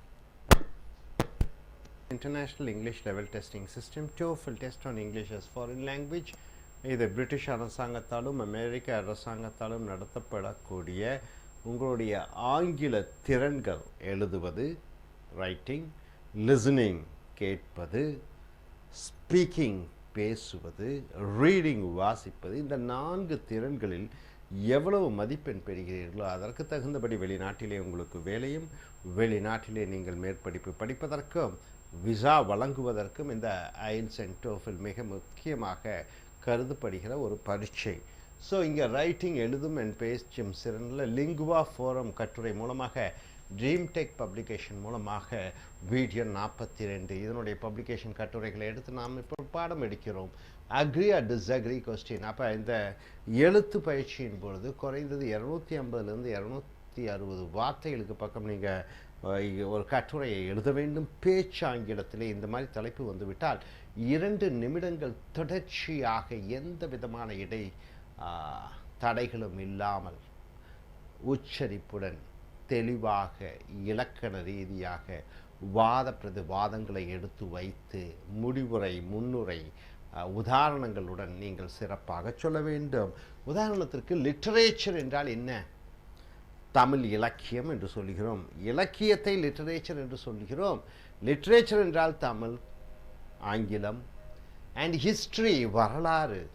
அப்போ இலக்கியமும் வரலாறும் are more important subject for students. இவைகள் 2 மிக முக்கியமான பாடங்கள். தென் mathematics and science, கணக்கு பாடத்தை விட அறிவியல் பாடத்தை விட இந்த இலக்கியமும் வரலாற்று பாடங்களும் மிக முக்கியம். Do you agree or disagree with this topic? இந்த தலைப்பை ஏற்றுக்கொள்கிறாயா, ஏற்றுக்கொள்ள மாட்டாயா? Why? ஏன்? யூஸ் ஸ்பெசிஃபிக் எக்ஸாம்பிள்ஸ், குறிப்பிட்ட உதாரணங்களும் ரீசன்ஸ் காரணங்களையும் நீ சொல்ல வேண்டும். டு எக்ஸ்பிளைன் யூ ஆன்சர் உன் விடைகளை சொல்லும் பொழுது. ஸோ இப்போ மிக மிக முக்கியம் என்ன? மிக மிக முக்கியம் இன்றைக்கி இன்ஜினியரிங் காலேஜ் தமிழ்நாட்டில் மட்டும் 560 இன்ஜினியரிங் காலேஜ், பொறியியல் கல்லூரிகள், 30க்கும் மேற்பட்ட மருத்துவக் கல்லூரிகள், பாலிடெக்னிக்ஸ் என்று ஏகப்பட்ட கல்லூரிகள் வந்துவிட்டது. கலை அறிவியல் கல்லூரிகளினுடைய மதிப்பு குறைந்து விட்டது. மாணவர்கள் அனைவரும் இந்த பிஇ இன்ஜினியரிங் கல்லூரி படிக்கிறார்கள். ஒரு 20 ஆண்டு காலத்திற்கு முன்னாடி 10 இன்ஜினியரிங் கல்லூரிகள் இருந்தது. இப்போ 550 பொறியியல் கல்லூரிகள் இருக்கிறது. ஸோ மாணவர்களும் பெற்றோர்களும் ஆசிரியர்களும் பொதுமக்களும் அரசாங்கமும் எதற்கு முக்கியத்துவம் கொடுக்கிறது? அறிவியல் பாடத்திற்கு முக்கியம் கொடுக்கிறது. ஸோ அனைவரும் அறிவியல் ரீதியாக சிறப்பானவர்களாக இருக்கிறார்கள். ஆனால் இலக்கிய ரீதியாக, கலை சம்பந்தப்பட்ட வரலாற்று சிறப்புகளை அறிந்து கொள்ளக்கூடிய படிப்புகளை இவர்கள் தேர்ந்தெடுப்பதில்லை. இப்போ அறிவியல் எவ்வளவு முக்கியமோ அதற்கு ஈடானது படிப்பு தான் இந்த இலக்கிய படிப்பும் வரலாற்று படிப்பும். ஸோ இது முக்கியமாக இன்றைய காலகட்டத்திலே அறிவியலும் இந்த வரலாறும் இலக்கியமும் முக்கியத்துவம் இழந்து விட்டதா? கலைக்கல்லூரிகளை அனைத்தும் மூடிவிட வேண்டுமா? ஸோ இந்த மாதிரி ஒரு நிலைமையில் இருக்கிறது. பொறியியல் தான் முக்கியமா? மேத்ஸ், ஃபிசிக்ஸ், கெமிஸ்ட்ரி தான் முக்கியமா? கலையும் வரலாறும் பின்தங்கி விட்டதா? இந்த ஒரு வாத அடிப்படையான ஒரு தலைப்பு. ஸோ இதுக்கு இங்கே தலைப்பு என்ன சொல்லியிருக்கிறது? இலக்கியமும் வரலாறும் அறிவியல் பாடத்தை விட கணக்கு பாடத்தை விட சிறந்தது என்று சொல்கிறது. ஏற்றுக்கொள்கிறாயா இல்லையா? ஸோ இங்கே என்ன சொல்லியிருக்கிறோம்? இந்த கட்டுரையாளர் என்ன சொல்கிறார்? ஹிஸ்டரி அண்ட் லிட்ரேச்சர், வரலாறும் கலை சம்பந்தப்பட்ட படிப்புகளும் are often seen as luxuries இந்த மாடர்ன் கரிக்குலம். மாடர்ன் கரிக்குலம் என்றால் என்ன? இன்றைய பாடத்திட்டத்திலே இந்த இலக்கியமும் வரலாறும் தேவையில்லை என்று ஒதுக்கிவிட்டார்கள். அது ரொம்ப ஆடம்பரம், வேண்டாம், அதுக்கு நேரம் இல்லை என்று ஒதுக்கி வைத்து விட்டார்கள். இன்று பிஇ இன்ஜினியரிங் காலேஜில் ஒரு வரலாறு இருக்கிறதா? இல்லை. வரலாற்று பாடத்திட்டமே இல்லை. எம்சிஏல் இருக்கிறதா? இல்லை. ஸோ இன்று இந்த வரலாற்று பாடத்தையும் இலக்கிய பாடத்தையும் ஒதுக்கி வைத்து விட்டார்கள். லக்ஸுரி என்றால் ரொம்ப ஆடம்பரம் என்று ஒதுக்கி வைத்து விட்டார்கள். However, எப்படி எனினும் I must oppose attempts to give literature and history a subordinate position. இந்த எழுத்தாளர் சொன்னால் என்ன சொல்கிறார்? நான் எதிர்க்கிறேன் இலக்கியத்திற்கும் வரலாற்றுக்கும் குறைந்த மரியாதை கொடுப்பதை நான் எதிர்க்கிறேன். இந்த கரிக்குலம் என்றால் பாடத்திட்டத்திலே these subject, இந்த பாடங்கள் are just as important as maths and science. இந்த இலக்கியமும் இந்த வரலாற்று பாடங்களும் இது கணக்கை போன்றும் அறிவியலை போன்றும் மிக மிக முக்கியமான பாடத்திட்டங்கள். இதற்கு எந்த விதமான குறைகளையும் நான் அனுமதிக்க மாட்டேன். வரலாறு அறிவியலுக்கு சமப்பட்டது. இலக்கியம் மேத்தமேட்டிக்ஸுக்கு ஈக்குவலானது. எந்த வகையிலும் இது குறைவில்லை. என்ன என்ற காரணத்தை சொல்கிறார்? First, there is much more to life than expertise in science and mathematics. இவர் என்ன சொல்கிறார்? கணக்கையும் அறிவியலையும் விட மிக முக்கியமான விஷயங்கள் நிறையாக இருக்கிறது. அறிவியலையும் கணக்கையும் விட வாழ்க்கையில் மிக முக்கியமான விஷயங்கள் நிறையா இருக்கிறது. ஏ பேலன்ஸ் எஜுகேஷன், ஒரு சமமான ஒரு கல்வி வழங்குதல் ரிக்வயர்ஸ். அது என்ன தேவைப்படுகிறது? Exposure to history. எக்ஸ்போஷர் என்றால் என்ன? நீ அறிந்து தெரிந்து கொள்ள வேண்டும். வரலாற்றை அறிந்து தெரிந்து கொள்ள வேண்டும். அண்ட் லிட்ரேச்சர், இலக்கியத்தை கற்று தெரிந்து கொள்ள வேண்டும் ஆஸ் வெல். ஸோ கணக்கு இது ரெண்டும் சமமாக கொண்டு போக வேண்டும். பேலன்ஸ் எஜுகேஷன் வர வேண்டும். மேத்தமேட்டிக்ஸும் கணக்கும் வரலாற்றும் அறிவியலும் இலக்கியமும் சமபங்காக செல்ல வேண்டும். இண்டீட், உண்மையிலே knowledge of history is essential to education in the science. வரலாற்று அறிவியலிலும் கூட அதனுடைய வரலாற்றை தெரிந்து கொள்ள வேண்டும். தொழிற்சாலைகள் வருகிறது. இண்டஸ்ட்ரியல் ரெவல்யூஷன், தொழில் புரட்சி எப்பொழுது ஆரம்பிக்கப்பட்டது, எப்பொழுது வித்திடப்பட்டது, மின்சாரம் வந்திருக்கிறது, மின்சாரத்தினுடைய வரலாறு என்ன, டெலிஃபோன் வந்திருக்கிறது, செல்ஃபோனினுடைய வரலாறு என்ன, ராக்கெட் போகிறது அந்த விண்வெளியிலே, அந்த ராக்கெட்டினுடைய வரலாறு என்ன. இந்த வரலாற்றை அறிந்து கொள்வது ரொம்ப முக்கியம். சயின்ஸாக இருந்தாலும் அறிவியலாக இருந்தாலும். Because one cannot understand a science well. ஒருவனால் அறிவியலை சரியாக புரிந்து கொள்ள முடியாது without knowing how it developed and who developed it. யார் அதை கண்டுபிடித்தார்கள், எப்படி அந்த அறிவியல் வளர்ந்தது என்ற அந்த அறிவியல் வரலாறு இல்லாமல் அறிவியல் கற்றுக்கொள்வது உபயோகமற்றது என்று இந்த எழுத்தாளர் சொல்கிறார். மேலும் என்ன சொல்கிறார்? இன் அடிஷன், மேலும் history is a record of the most important subject of all. வரலாறு இருக்கிற பாடத்தை அனைத்து பாடத்திலும் விட அது தலையிலே கவசத்திலே ஒரு வைரக்கல் போன்று மிக மிக முக்கியமான ஒரு பாடத்திட்டம் இந்த வரலாறு. ஹியூமன் பிஹேவியர், மனிதனுடைய பிஹேவியர், நடந்து கொள்கிறான், எப்படி நடந்து கொள்கிறான். What people did with discoveries and invention. Discovery என்றால் என்ன? ஏற்கனவே இருப்பதை கண்டுபிடிப்பது. கொலம்பஸ் டிஸ்கவர்ட் அமெரிக்கா, இருக்கிற அமெரிக்காவை கண்டுபிடிப்பது டிஸ்கவரி. இன்வென்ஷன் என்றால் என்ன? இதுவரைக்கும் யாரும் கண்டுபிடிக்காததை கண்டுபிடிப்பது invention. Thomas Alva Edison invented bulb என்று சொல்கிறோம். புதிதாக கண்டுபிடிப்பது, ஏற்கனவே இருப்பதை கண்டுபிடிப்பது டிஸ்கவரி. அப்போ இந்த Discovery and invention is at least as important as what people discovered and invented. அப்போ டிஸ்கவரிஸ் அண்ட் இன்வென்ஷன், அதாவது இந்த புதிய கண்டுபிடிப்புகள் மூலமாக மனிதன் என்ன செய்து கொண்டிருக்கிறான் என்பதை யார் கண்டுபிடித்தார்கள், எதை கண்டுபிடித்தார்கள் என்பதை அறிந்து கொள்வது போன்று அதுவும் முக்கியத்துவம் வாய்ந்தது. வேற science give us inside into the physical and biological environment. அப்போ சயின்ஸ் என்பது, அறிவியல் என்பது ஒரு பொருள் இருக்கிறது, அந்த பொருளுக்குள்ளே என்ன இருக்கிறது. பயாலஜிக்கல் என்றால் அதனுடைய அந்த பயாலஜி என்ன சொல்லு, பாகங்கள், உள்பாகங்கள், அதெல்லாம் என்ன என்று சொல்லும். Around us history. ஆனால் வரலாறு increases our understanding of a human environment. வரலாறு என்ன சொல்லுகிறோம், மனிதனுக்கும் அந்த பொருளுக்கும் எப்படிப்பட்ட சம்பந்தம் இருந்தது, ஆதி காலத்திலிருந்து இந்த காலம் வரைக்கும் எப்படி மனிதன் வாழ்ந்து கொண்டிருந்தான் என்பதை சொல்லுகிறது. ஸோ மீன்வாயில் அதே நேரத்தில் இப்போ ஹிஸ்ட்ரியை பற்றி இந்த எழுத்தாளர் சொல்லிவிட்டார். மறுபடியும் அவர் லிட்ரேச்சர் பற்றி, இலக்கியத்தை பற்றி சொல்கிறார். Literature gives us a clear understanding of almost everything else. உலகத்தில் இருக்க அனைத்தை பற்றியும் அந்த இலக்கியம் தெளிவாக சொல்லுகிறது. else by putting thoughts into vivid language. vivid என்றால் என்ன? உயிரோட்டமான ஒரு மொழியிலே நம் மனிதனுடைய சிந்தனைகளை அந்த மொழி வாயிலாக சொல்கிறது. ஐன்ஸ்டீன் என்று ஒரு மிகப்பெரிய விஞ்ஞானி இருக்கிறார். அவர் தன்னுடைய சிந்தனைகளை மொழி வாயிலாக சொல்கிறார். ஒரு பேராசிரியர் இருக்கிறார், சிறந்த பேராசிரியர் அறிவியல் துறையிலே, தன்னுடைய சிந்தனைகளை மொழிவாகியாக சொல்கிறார். So by putting thoughts into vivid language, vivid என்றால் உயிரோட்டமான மொழி மூலமாக அவர் தன்னுடைய சிந்தனைகளை சொல்கிறார். கன்சிடர் ஷேக்ஸ்பியரை நினைத்துக்கொள்ளின் ஜூலியஸ் சீசர் என்ற அந்த ஒரு நாவலை எழுதியிருக்கிறார். அதில் என்ன சொல்லுகிறார்? The evil that men do lives after them. எவனொருவன் கெடுதல் செய்கிறானோ, கெட்டதை செய்கிறானோ, தீமைகளை செய்கிறானோ, அவன் செத்தவுடனும் அந்த தீமைகள் பற்றியே அவனை பற்றி சொல்வார்கள். The good is after interred with their bones. ஆனால் நல்லது செய்யும்பொழுது அது உடல் ரீதியாக எலும்புடன் சேர்ந்து ஒட்டிக்கொள்கிறது. So there is an important ideas, தெளிவான கருத்துக்கள் clearly expressed, தெளிவாக வெளிப்படுத்தப்படுகிறது. would it come to mind so easily were it not part of a famous mark of literature. இது கலையினுடைய இலக்கியத்தினுடைய தனி சிறப்பல்லவா? ஒரு மனிதன் தெளிவாக அழகாக தன்னுடைய எண்ணங்களை பிரதிபலிப்பது அது இலக்கியத்தின் சிறப்பல்லவா? இலக்கியம் கலைநயம் வாய்ந்ததல்லவா என்று கேட்கிறார். ஸோ இலக்கியம் வரலாற்றை போன்று மிக மிக முக்கியமானது. Ideas mat available through literature. அப்போ இலக்கியத்தின் மூலமாக சில கருத்துக்களை நீ சொல்லும் பொழுது and history R essential to complete education. ஒரு கல்வியிலே நீ நினைக்கக்கூடியது, சிந்திக்கக்கூடியது, வரலாற்றுடன் தெளிவாக சொல்லுவது கல்வியினுடைய மிக முக்கிய பாடம்.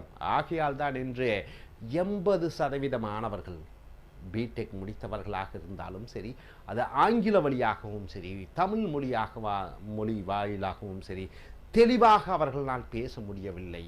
இலக்கியம் என்பது என்ன? சிந்தனைகளை மொழி வாரியாக சொல்லுவது. அது ஆங்கில மொழியாக இருந்தாலும் தமிழ் மொழியாக இருந்தாலும் அதை பற்றி பிரச்சனை இல்லை. அறிவியலுக்கு அதிக கவனம் செலுத்துகிறார்கள். கம்ப்யூட்டரில் டெக்னாலஜி, C++, ஜாவா, இந்த சாஃப்ட்வேரை அறிந்து கொள்கிறார்களே ஒழிய கற்ற அந்த அறிவியல் விஷயங்களை தெளிவாக உயிரோட்டத்துடன் அவர்கள் மனதில் வரக்கூடிய அந்த சிந்தனைகளை வார்த்தைகள் மூலமாக, வாக்கியத்தின் மூலமாக, குரல் வளத்தின் மூலமாக அவர்களால் மக்களிடம் தெளிவாக பேச முடியவில்லை. ஆக இந்த இலக்கியம், லிட்டரேச்சர் என்று சொல்லக்கூடிய படிப்பும் வரலாற்றை அறிந்து கொள்ளாமல் ஒருவரால் எது என்ன என்று கண்டுபிடிக்க முடியாது. அந்த வரலாற்றையும் அறிந்து கொள்வது மிக மிக முக்கியம். That is why it is a mistake to emphasize science and maths at their expense. So ஆகையால் சயின்ஸ், அறிவியலும் கணக்கு, மேத்தமேட்டிக்ஸும் ரொம்ப முக்கியம். இந்த இலக்கியத்தை ஒதுக்கி விடுவோம், வரலாற்றை ஒதுக்கி விடுவோம், அது தேவையில்லை, அதற்கு ஏதோ பாஸ் மார்க் வாங்கிவிட்டால் போதும். இந்த கணக்குக்கும் இந்த மேத்ஸ், ஃபிசிக்ஸ், கெமிஸ்ட்ரிக்கும் அதிக முக்கியத்துவம் கொடுக்கலாம் என்று நினைக்கும் பொழுது அது தவறு என்று இந்த எழுத்தாளர் சொல்கிறார். ஸோ நண்பர்களே, இந்த தலைப்பு இலக்கியமும் வரலாறும் கலை சம்பந்தப்பட்ட படிப்புகள் இவை. அறிவியல் சம்பந்தப்பட்ட படிப்புகளான கணக்கு, அறிவியல், இந்த பாடத்திற்கு சரிசமமான பங்கை கலைக்கும் வரலாற்றுக்கும் கொடுக்க வேண்டும் என்று இந்த எழுத்தாளர் சொல்கிறார். தேவையில்லை. இன்று வரலாற்றை கற்றுக்கொண்டு என்ன பிரயோஜனம், இலக்கியத்தை கற்றுக்கொண்டு என்ன பிரயோஜனம், இன்று கம்ப்யூட்டரில் அனைத்து வந்து விட்டிருக்கிறது, இது தேவையில்லை என்று நீ மறுபடியும் அதற்கு பிரதிவாதமாக இதற்கு எதிராகவும் நீ பேசலாம். hope you are able to understand. நீ அடுத்து வரக்கூடிய வீடியோக்களில் மற்றவைகள். Dear friends, welcome to his American I.E.L.T.S and TOEFL Training Center. I.E.L.T.S International English as Level Testing System conducted by British, Australian and Cambridge University, and TOEFL test on English foreign language by American government on writing and speaking skills. Reading, writing, listening and speaking, 4 skills are there. We have come here to the writing and speaking skill development. The essays have been taken from Lingua Forum Essays, and the Dream Tech is the publication. We have come here to the video number 43. As you know, writing and speaking. In I.E.L.T.S, writing, you have to write for 250 words and speaking for almost 2 minutes continuously on a single topic. If we get topic like these type of questions, like agree or disagree questions, how do you perform? We have given here the points in the board. I'll be telling you what the writer or what the speaker is going to do it. Then according to that, you have to come to the stage and present yourself. So courses in music and art, courses in the music and art should be required for students in high school, primary, higher secondary, then college, high school. All the 10th standard students should be taught music and art. What do you mean by art? Drawings, paintings, music, all the classical music, countries of Western music, Eastern music. The music and art should be taught to the students with the subjects. What are the subjects? Maths, physics, chemistry. Of course, it is the food for the mind. It provides you job and employment. And the language and literature, it is for heart. You know, it gives so satisfaction. You'll be able to speak with others heartfully. You'll be able to tell. This music and art, it is for your soul. Soul means what? The inner being. So you forget yourself, you forget the mind, you forget the heart, you become a soulful. You find the inner peace. You find you are able to forget yourself, and you are able to understand what you are. When you know, even a snake dances for a music. Even it is said that you can get rain if you play the music. So the music and art, it is the food for the soul. That's what the writer says, or the topic says like that. Do you agree or disagree with that idea? Do you agree or disagree with the idea of schools emphasizing and putting a syllabus, I mean making the art and music as a syllabus for the students? Compulsorily they should learn music and art. You say, do you agree or disagree? You can say yes, the schools is a must that they have to add music and art in their curriculum, or no, they should not add, because already students are more stressed by all the subjects like science, and a lot of subjects are there, so they don't have time. The school doesn't have time, the students also, they do not have time. You can use for or against, use specific reasons and examples to support your view. In support of your view, you have to state the examples and reasons. See, the sample essay is given. The writer writes, students can benefit greatly from studying art and music in school. Students can benefit greatly by learning art and music in school. Is it correct?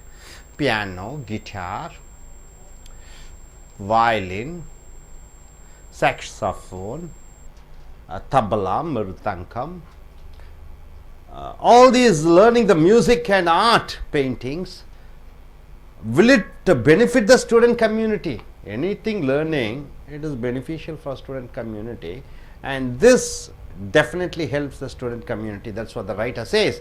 And if you write, no, it is not going to be useful for the student community in the present day world, you can say, no, it is not going to be useful for the student community. Now, here the writer says students can benefit, definitely benefit by learning music and art. Requiring all students to take art and music in school. So, there should be a compulsion that the students should take music and art in their school. However, he says, still, is the wrong approach. Courses in art and music school not be required of all students. So, course learning in art and music in school, it is not to be required by all students to learn. It is not necessary for them to learn art and music in the school. Now, coming here, the next paragraph coming here, for one thing, schools don't have enough resources to carry out such a plan. So, schools are already, they are well programmed from morning to evening to take classes on maths, physics, chemistry, biology, botany, zoology, history, geography, with the practicals and plays and games, moral studies as subject. But where do they have? They have to employ staff, they have to provide a special room, they have to provide with all the instruments, musical instruments, to train the students. So, such a plan, they must teach many essentials such as language and maths. So, the schools are very busy taking mathematics and all other subjects, and they have few resources left over. They don't have enough resources. Already their resources are taken away by all these subjects. Extra money will be hard to find, so will skilled teachers. So, the students, the teacher school has to take the needs. What they have to choose some mounting subjects like maths, physics and chemistry. Okay, now coming here, extra money will be hard to find, so will skilled teachers. So, to find out the skilled teachers, to find out the money, they have to work hard. Now, this is one practical reason why an art and music should not be required for all students. So, here it says that it is not at all necessary because we need lot of resources which is not required. Schools already have enough to do. The schools are already busy with their academic teachings, practicals, special coaching for the students, sports and games for the students. So, here without giving them more responsibilities, we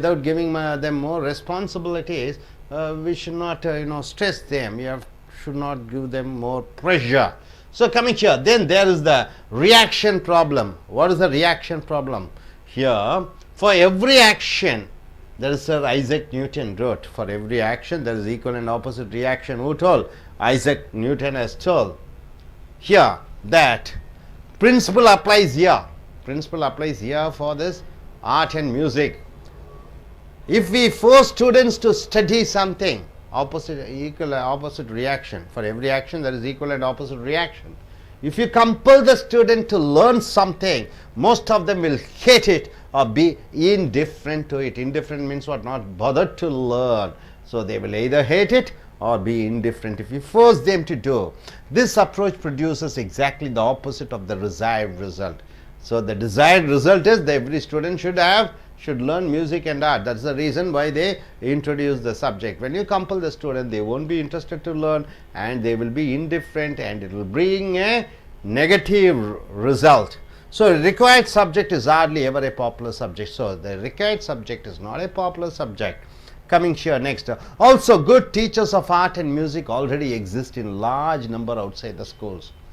Generally outside the schools there are hundreds of music schools, thousands of music teachers are there. They are running their own training sessions in their home or in their different classrooms. So, the parents who want their children to learn about art and music can take them to those teachers.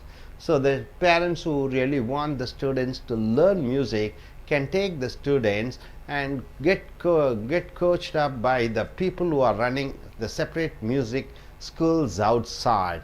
So here, in conclusion, so the author is going against the topic. He says no, it is not at all required. What causes the music and art to be run by the school management, it is not at all required, because they are already burdened with a lot of problems, with all the subjects to be taught to get a good result in their subject, sports activities, and further stressing the students by introducing maths and introducing music and arts. It is not that good. So he can go outside and learn in a separate school. So he comes to a conclusion by saying, in principle, it would be good if every student take courses in art and music in school. In principle, he agrees, says every student should learn about the art and music. The fact is, however, that such activities are not for everyone. It is not for everyone. Art and music are best taught as electives. Art and music can be taught as electives, means what you can choose, rather than a compulsion of learning. This for students who have the desire and ability to study them. So it should be as electives. The students, if they want, they can choose art and music. There should not be any compulsion on the part of the management or the government to make the students to learn. It should be an elective subject. Requiring such courses is not the answer. So in the present world, it is not at all necessary, because already existing musical schools, privately run music schools and colleges are there. So he or she, the students, can go there and learn if he really desires to learn. This is what is the topic is all about. Hope you are able to understand how it is given. So music and art is not required. That's what he says, the writer. If music and art is required, you have to go in for the subject and speak about them. So I request one Miss Sangeeta to come forward. Sangeeta is a student who is going to take a I.E.L.T.S course, and she is preparing herself. She is a starter, a newcomer. So if a topic is given to you, will you go for or against this topic? Like courses in music is essential. No, it is not at all essential for the students. What do you say?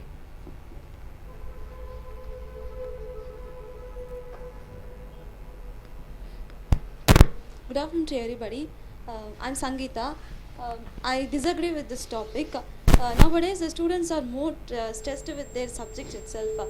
It's an entertainment course only, so it's not a more important. It's not required for students. In future also, the students does not involved in any way if they do this courses also. So students are more stressed. So it can be an entertainment for their opinion itself, not compulsions. The schools and parents are not compulsion. They do for their own interest only. They can do if they start in secondary schools and high schools, it's a problem for the schools also, because it's have an extra time for this courses also. Even though more subjects and more in subjects, extra times for 1 hour, the schools teachers can spend this for also. It can be more stressed other than subjects. So it can be it's a lot of money to spend the instruments and for arts and music. So I conclude this. Thank you.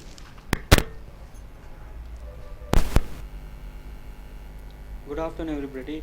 Today I discussed the course in music and arts is used for our life. Then primary schools and high schools is provided the course in learn to extra time. Then the music is used to relaxations of mind. Then art is most benefit useful our career, because in many films then like to animations, then drawing films, the graphics films is most useful our career. Then art and music is learn is add learning is good, and many parents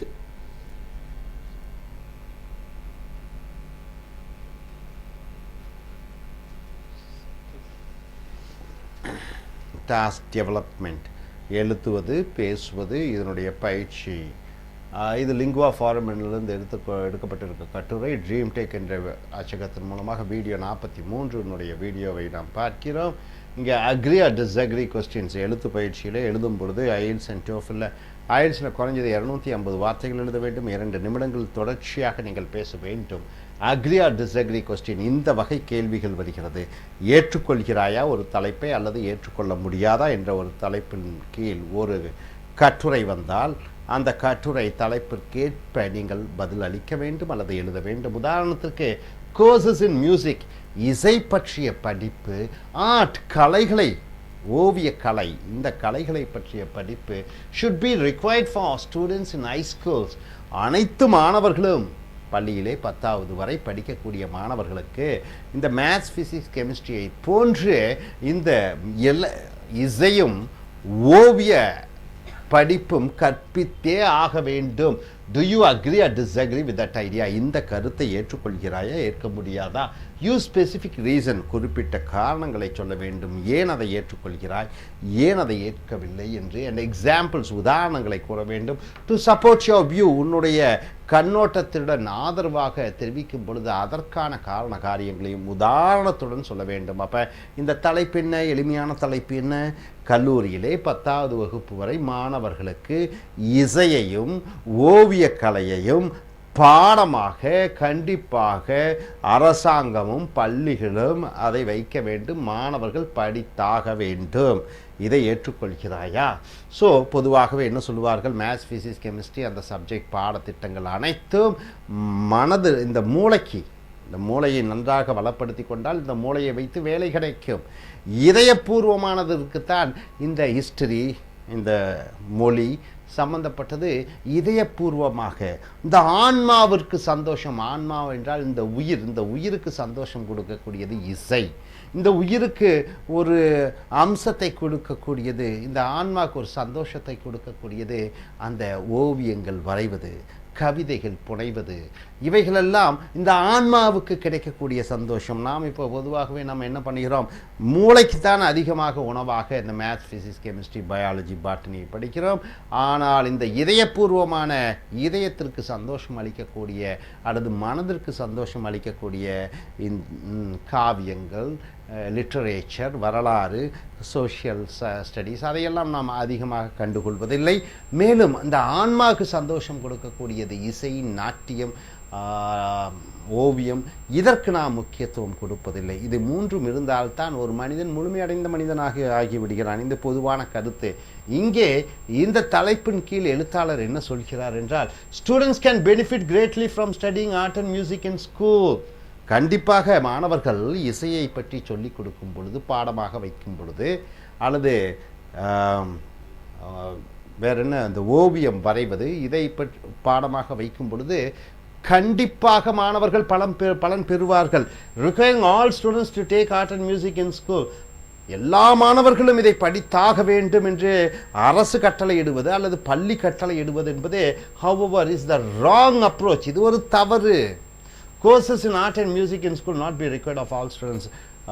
அந்த இசையையும் ஓவியங்களையும் கண்டிப்பாக கற்றே ஆக வேண்டும் என்பது தவறான கொள்கை. அப்போ இந்த தலைப்புக்கு எதிராக சொல்கிறார். இந்த இசையும் இந்த ஓவியமும் தேவையில்லாத ஒரு படிப்பு, அனைத்து மாணவர்களுக்கும் தேவையில்லாதது, அது பலன் கொடுத்தாலும் அது தேவையில்லாதது என்று சொல்கிறார். என்ன காரணத்திற்காக? பின்வரும் விளக்கங்களை சொல்கிறார். For one thing, ஒன்றாக, schools don't have enough resources to carry out such a plan. பள்ளிகளுக்கு அந்தளவு வசதி இல்லை. உண்மையாகவா?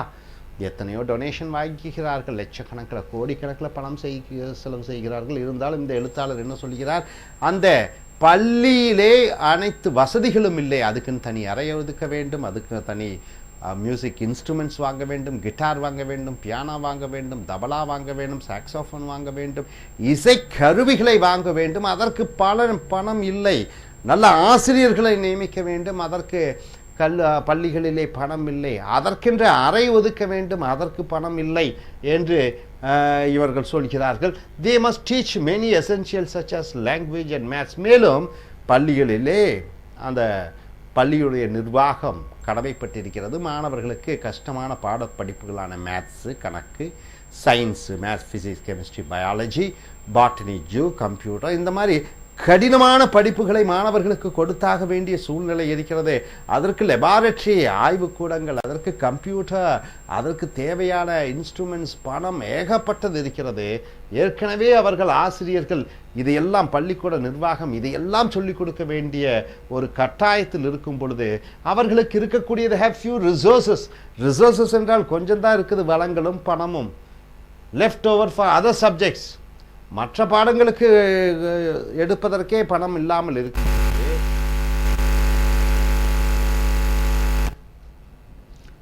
Extra money extra money will be hard to find. இப்போ இந்த கணக்கு, இந்த ஓவியம், இந்த இசை கல்லூரிக்கு, இசை படிப்புக்கு நிறைய பணம் தேவைப்படுகிறது. So will skilled teachers. அந்த இசையை சொல்லிக் கொடுப்பதற்கு ஒவ்வொரு பள்ளியிலும் இசை தெரிந்த ஆசிரியர்கள் தேவை, நன்கு இசை தெரிந்த ஆசிரியர்கள் தேவை. அந்த அளவு ஆசிரியர்களும் கிடையாது. This is one practical reason why art and music should not be required for all students. இதற்காகத்தான் இந்த இசையும் ஓவியமும் ஒவ்வொரு கல்லூரியிலும் கண்டிப்பாக கட்டாயப்படுத்தப்படக்கூடாது. இப்போ உதாரணத்திற்கு ஒரு ஊர் எடுத்து, சென்னை போன்ற ஊரில் 1000 பள்ளிக்கூடங்கள் இருக்கிறது, 1000 இசை வல்லுநர்கள் தேவைப்படுகிறார்கள். அந்த அளவு இசை வல்லுநர்கள் இல்லை. இசை தெரியாத ஆசிரியர்களை வைத்து பாடம் எடுக்க சொன்னால் மாணவர்களுக்கு அதிகம் புரியாது. அதற்கு மேல் லட்சக்கணக்கில் பணம் வேண்டியதாக இருக்கிறது ஆய்வு கூடங்களுக்கு. மேலும் ஒவ்வொரு பள்ளியும் தன்னுடைய மாணவன் அதிக மதிப்பெண் பெறுவதற்காக மேத்ஸ், ஃபிசிக்ஸ் அதுக்கு அதிகமாக தங்களுடைய கவனத்தை செலுத்தி கொண்டிருக்கிறார்கள். மற்ற பாடத்திற்கு கவனம் செலுத்துவதற்கே நேரம் இல்லாத பொழுது இது எப்படி இசையையும் ஓவியத்தையும் அங்கே உட்படுத்த முடியும் என்று சொல்கிறார். ஸோ அடுத்த பத்தியிலே then there is the reaction problem. reaction என்றால் என்ன? விளைவு பிரச்சனை. for every action, Isaac Newton என்று சொல்லக்கூடிய ஒரு விஞ்ஞானி சொல்றார், எந்த செயலுக்கும் ஒரு எதிர் விளைவு இருக்கிறது, எந்த விளைவுக்கும் ஒரு எதிர் விளைவு இருக்கிறது, எந்த செய்கைக்கும் ஒரு எதிர் செய்கை இருக்கிறது. அதே போன்று நியூட்டன் என்ன சொல்கிறார், there is an equal but opposite reaction. எதற்கும் ஒரு எதிர்மறையான விளைவுகள் இருக்கிறது. இந்த கொள்கை அப்ளைஸ், இந்த கொள்கை இங்கே அதை பார்க்கலாம். if we force students to study something, நாம் மாணவர்களை ஒன்று கற்பதை வலுக்கட்டாயப்படுத்தினால் most of them will hate it. அநேக மாணவர்கள் அதை வெறுப்பார்கள். மாணவர்கள் இதை கண்டிப்பாக கற்க வேண்டும் என்று வலுக்கட்டாயப்படுத்தினீர்கள் என்றால் அவர்கள் அதை எதிர்ப்பார்கள். or be indifferent to it. indifferent என்றால் என்ன? கண்டுகொள்ளாமல். indifferent என்றால் கண்டுகொள்ளாமல் விட்டு செல்வார்கள். மாணவர்களை இதை கண்டிப்பாக நீங்கள் படிக்க வேண்டும் என்று புதிய ஒரு திட்டத்தை அமல்படுத்தினால் அவர்கள் கண்டிப்பாக படிக்க மாட்டார்கள் அல்லது கண்டுகொள்ளாமல் விட்டு விடுவார்கள். this approach, இந்த அணுகுமுறை produces exactly the opposite of the desired result. desired என்றால் என்ன? விரும்பிய, ரிசல்ட்னா விளைவு. அந்த விரும்பிய விளைவு கிடைக்காது. மாணவர்கள் அனைவரும் இசை கற்றுக்கொள்ள வேண்டும் என்ற அந்த விரும்புகிற விளைவு வராது. ஏனென்றால் வலுக்கட்டாயப்படுத்தும் பொழுது மாணவர்கள் அது எதிராக செல்வார்கள். a required subject is hardly ever a popular subject. ஒரு தேவையான படிப்பு என்பது மற்றவர்களால் பாராட்டக்கூடிய ஒரு படிப்பு கிடையாது. நானே டெக்னாலஜி என்பது ஒரு அருமையான ஒரு தொழில்நுட்பம், கற்க வேண்டும், கற்றால் நன்றாக இருக்கும். யார் அதை படிக்கிறார்கள்? மாரல் சயின்ஸ், மாணவர்கள் ஒழுக்கமாக இருக்க வேண்டும், ஒவ்வொரு பள்ளியிலும் இருக்க வேண்டிய ஒரு கண்டிப்பான பாடம். அதற்கு ஒரு பிரபலம் இல்லை. மாரல் சயின்ஸ் ஒழுக்கத்தை கற்பித்தாக வேண்டும். அந்த ஒழுக்கம் கற்பித்தல் ஒவ்வொரு பள்ளியிலும் இல்லை, கல்லூரியிலும் இல்லை. மிக முக்கியமான பாடம் மேத்ஸ், ஃபிசிக்ஸ், கெமிஸ்ட்ரியை விட, கம்ப்யூட்டரை விட, பிடெக் விட மாரல் சயின்ஸ் அனைத்து மாணவர்களுக்கும் ஒன்றிலிருந்து எம்எஸ்சி அல்லது எம்காம் அல்லது எம்இ வரைக்கும் மிக அத்தியாவசியமான படிப்பு. அதை யாரும் இப்பொழுது ஏற்றுக்கொள்வதில்லை. ஸோ அதை போன்று also good teachers of art and music already exist in large number outside the schools. இன்னொன்று சொல்கிறாங்க, இப்போ சென்னை போன்ற ஊர்லேயோ, கோயம்புத்தூர் போன்ற ஊர்லேயோ, மதுரை போன்ற ஊர்லேயோ இசை தெரிந்த வல்லுநர்கள் அவர்கள் வீட்டிலேயே பாடம் எடுத்து கொண்டிருக்கிறார்கள். பெண்களாகட்டும் ஆண்களாகட்டும் நன்றாக இசை கற்றவர்கள் அவர்கள் வீட்டிலேயே பாடம் எடுத்து கொண்டிருக்கிறார்கள். பள்ளியாக, கல்லூரியாக, சிறு சிறு துறையாக, சிறு சிறு வகையிலே செய்து கொண்டிருக்கிறார்கள். Parents who want their children to learn about art and music, எந்த பெற்றோர்கள் தன்னுடைய குழந்தைகளுக்கு இசையையும் ஓவியத்தையும் கற்க வேண்டும் என்று ஆவலாக இருக்கிறார்களோ அவர்கள் அந்த ஆசிரியர்களிடம் சென்று மாணவர்களை அந்த தங்கள் குழந்தைகள் இசையையும் ஓவியத்தையும் கற்க வைக்கலாம். பள்ளியிலே நிர்பந்தப்படுத்தக்கூடாது. ஏற்கனவே ஆயிரக்கணக்கான சிறு சிறு பள்ளிகள் இருக்கும் பொழுது ஏன் மாணவனை வலுக்கட்டாயப்படுத்த வேண்டும்? ஸோ இறுதியாக அவர் முடிவுரையாக இன் பிரின்சிபல் கொள்கை ரீதியாக it would be good if every student to courses in art and music in school. கொள்கை ரீதியாக அனைத்து மாணவர்களும் இசையை கற்றுக்கொள்ள வேண்டும், ஓவியம் வரைதலை கற்றுக்கொண்டே ஆக வேண்டும். The fact is, ஆனால் உண்மை என்ன என்றால், however, எப்படி எனினும் that such activities are not for everyone. அந்த இசை கற்பிதல் என்பது அனைவருக்கும் கண்டிப்பாக கற்க வேண்டும் என்று வலியுறுத்தக்கூடாது. Art and music are best taught as electives. Electives என்றால் என்ன? மாணவர்களாக விருப்ப பாடமாக தேர்ந்தெடுக்கலாம், விருப்பமில்லாதவர்கள் விட்டுவிடலாம். அன்று அப்படி ஒரு ஒரு முறையை அரசு கொண்டு வர வேண்டும். வேண்டுமென்றால் இசையை கொள்ளலாம், வேண்டாம் என்றால் விட்டுவிடலாம். இதை மேத்ஸ், பிசிக்ஸ், கெமிஸ்ட்ரி போன்று ஆங்கிலம் போன்று ஒரு பாடமாக வலுக்கட்டாயப்படுத்தக்கூடாது என்று இந்த எழுத்தாளர் சொல்கிறார். For students who have the desire, எந்த மாணவன் ஆசைப்படுகிறானோ, பெரும் ஆசைப்படுகிறானோ இசையை கற்றுக்கொள்வதற்கும் and ability to study them, அவர்களை கற்றுக்கொள்வதற்கு அவனுக்கு திறமை இருக்கிற பொழுது அவன் அதை விருப்ப பாடமாக தேர்ந்தெடுக்கலாமே ஒழிய அதை வலுக்கட்டாய பாடமாக அவன் மேல் சுமத்தக்கூடாது. Requiring such courses is not the answer. இந்த மாதிரி வலுக்கட்டாயப்படுத்துவது என்பது இதற்கு விடை அல்ல என்று சொல்கிறார். ஸோ நண்பர்களே, இசையும் ஓவியமும் பள்ளிகளிலே வலுக்கட்டாயமாக ஒரு பாடமாக நிர்ணயிக்கப்பட வேண்டுமா, அனைத்து மாணவர்களும் இதை கற்றாக வேண்டுமா என்ற தலைப்பின் கீழில் நீங்கள் ஆதரவாகவும் எதிராகவும் பேசலாம். இங்கே இந்த எழுத்தாளர் எதிராக சென்றிருக்கிறார். அதற்கான காரணங்களையும் அதற்கான உதாரணங்களையும் அதற்கான விளக்கங்களையும் அவர் அளித்து முன்னுரை, விளக்கங்கள், உதாரணங்கள், கடைசியாக இறுதி உரையை அமைத்து இந்த கட்டுரையை எழுதியிருக்கிறார். இதை போன்று எழுதவும் இதை போன்று பேசவும் முறையாக லாஜிக்கலாக நீங்கள் பேச வேண்டும். இனி அடுத்து வரக்கூடிய வீடியோக்களில் மற்றவைகளை பார்ப்போம். American English. We have come here to the I.E.L.T.S and TOEFL writing and speaking task development. Lingua Forum essays. We have taken these essays from Dream Take publication. We have come here to the video number 44. International English as level testing system and TOEFL test on English and foreign language. So it's run by British government, Australian government and Cambridge University. I.E.L.T.S and TOEFL, it is conducted by American government. The score you get, it depends upon the work you put in, the effort you put in all the 4 skills: reading, writing and listening and speaking. Coming here, we have come here to the writing and speaking task, where you have to write in task 2 around 250 words on a topic, and in speaking task you have to speak 2 minutes continuously with all type of voice modulation, rhythmatic speech, intonation, your vocabulary and body language expression, every sort of things, and how you arrange your argument, your introduction part, your conclusion part, your examples, what type of examples you are giving.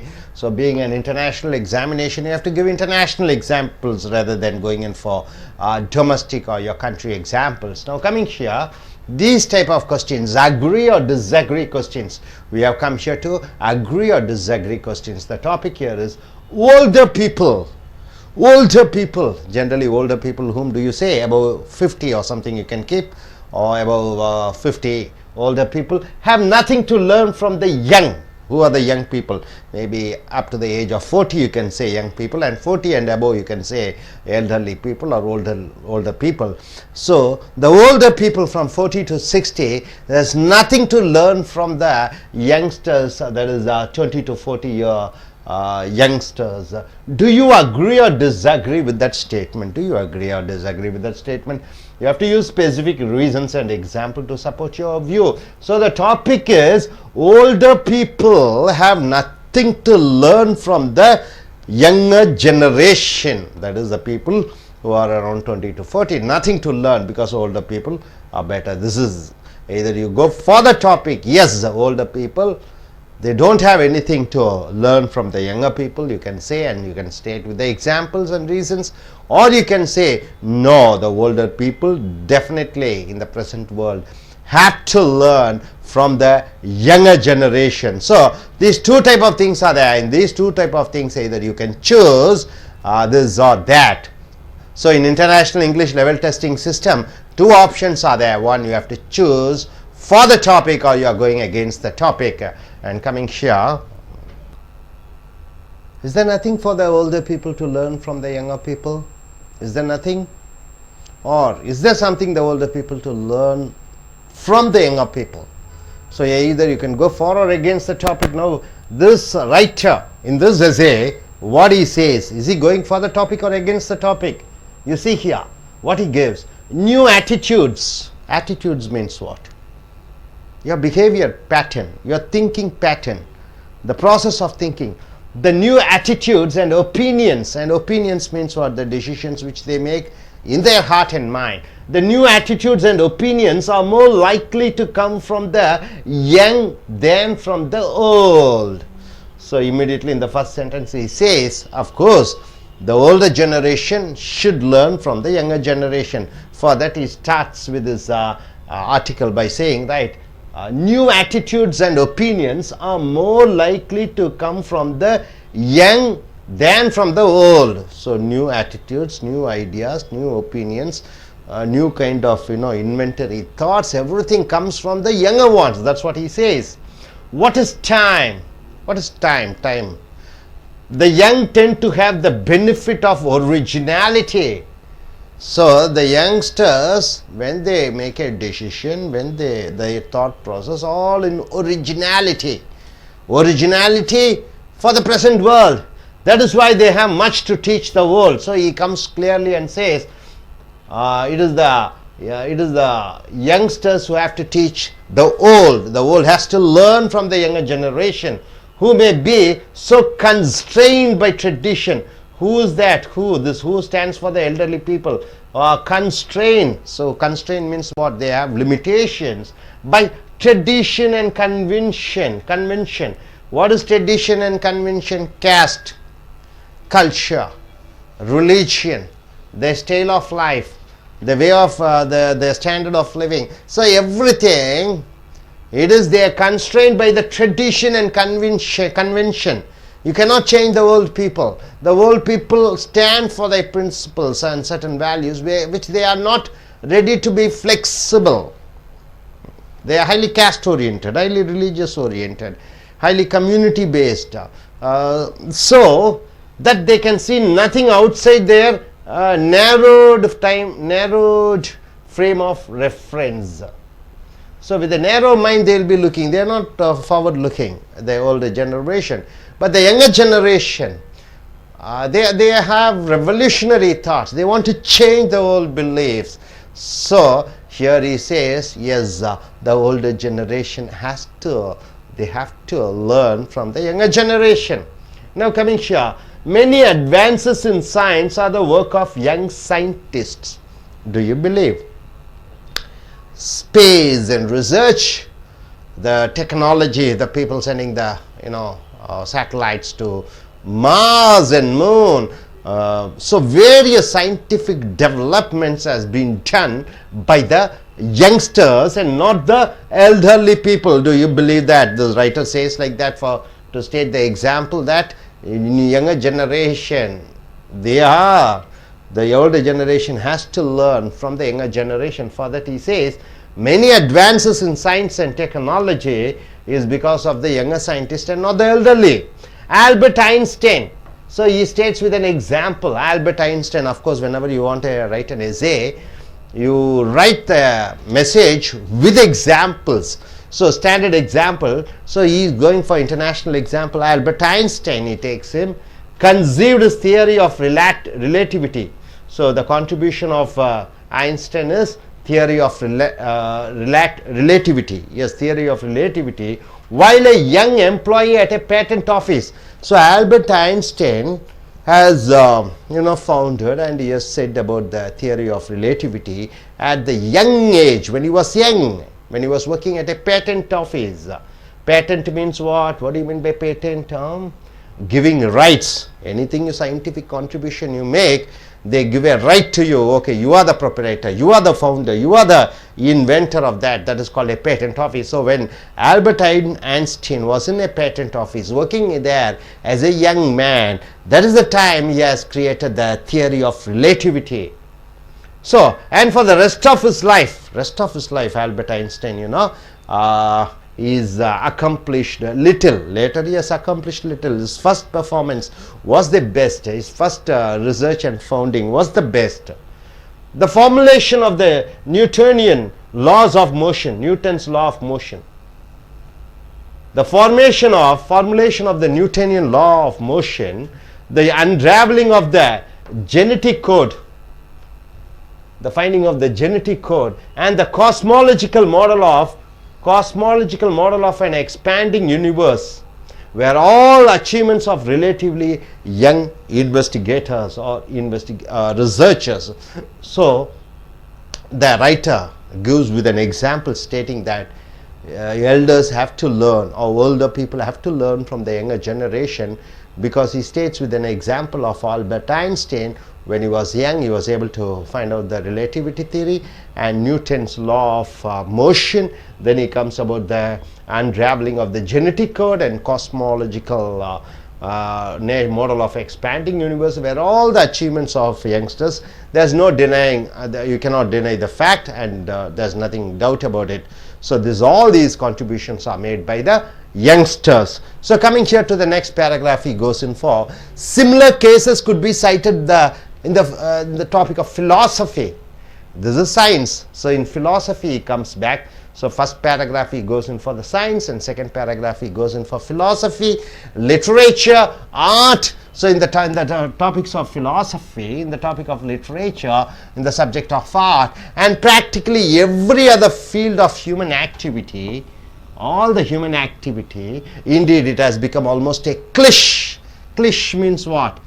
It is the general thing that an artist, researcher or theorist has one or two good ideas at an early age. So the researchers, theorist, artist, they are one or two good ideas at an early age.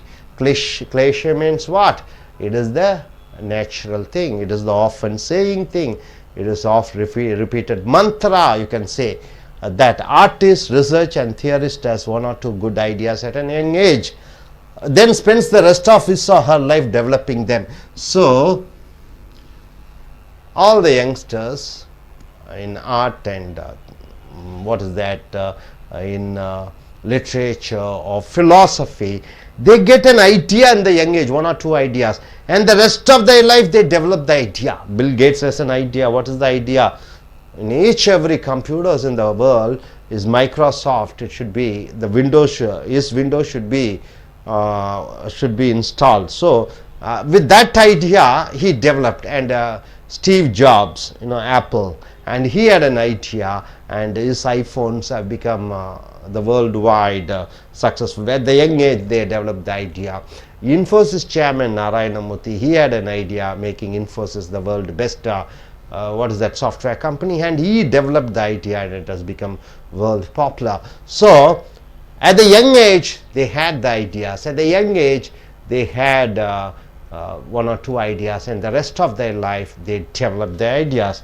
So coming here to the final conclusion, he says, of course the youthful thinker, however brilliant, so he says youthful thinker, however brilliant he is, may be at a disadvantage. Sometime he may be at a disadvantage.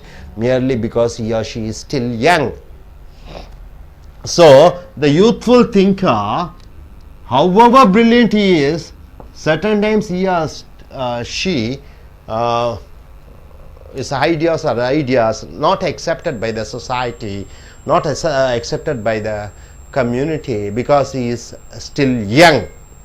So nonetheless, still the structure of any reasonably open society is such that an original, valid idea is virtually certain to acquire supporters and eventually the acceptance it deserves. So even though in the start people don't accept, later they are ready to accept. When the young have something of value to teach the world, its value will be recognized in time. So my dear friends, you see all the directors when they are young, the first movies mostly it will be very, very successful movies. Actors, they will be showing their extraordinary talents in the first movies. So later, with that idea, with that scope, they develop scientists, businessmen, and whoever it is. So in the beginning, they do well, and with that idea they develop. So definitely the older generation they have to learn from the younger generation. This is what the topic is here, goes in for. You can go against the topic also. No, it is the elder generation where the youth or youngsters should depend upon the older generation. In a country like eastern country like India, we all give respect to our elders. See, all the politicians, almost everybody must be 70 and above. Only recently we had an exceptional case of Modi becoming the Prime Minister of India, where he is less than 70. Before that we had Manmohan Singh, Narasimha Rao, and Gujral, Saran Singh, Vajpayee, Moraji Desai. Almost all are elderly people. So in these type of countries, eastern countries, we have all the elderly people taking the role models. And in America, countries like in Western countries, in European countries, you find youngsters. They are predominantly dominating in almost all the spheres of activities. Moreover, nowadays the college education, technical education which they provide at the campus interview, at the age of 20-25, they become the managers or CEOs, chief executive officers of various companies. Earlier, a man should have a grey hair, he should be older, only then he is eligible. With the experience, he is eligible to be the manager of a company or a director of a company. But nowadays, even youngsters, they come and occupy those positions. So definitely here the older people have to learn from the younger generation. And you can go for against the topic also. Now coming here, I request one by one the I.E.L.T.S exam takers to come forward and present. If the topic like this comes, how do you go for writing or how do you go for speaking? Now let us check your speaking task. 2 minutes continuously you have to speak. Yes sir, please.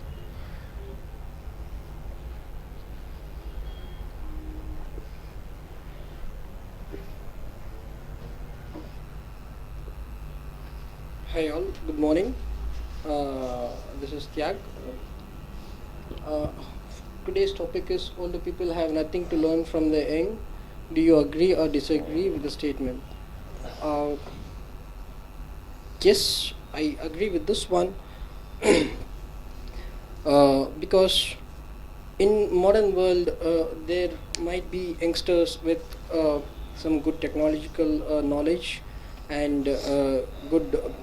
They have their they can caliber their ability and they are capable of doing innumerable things. But apart from this, there is something called experience.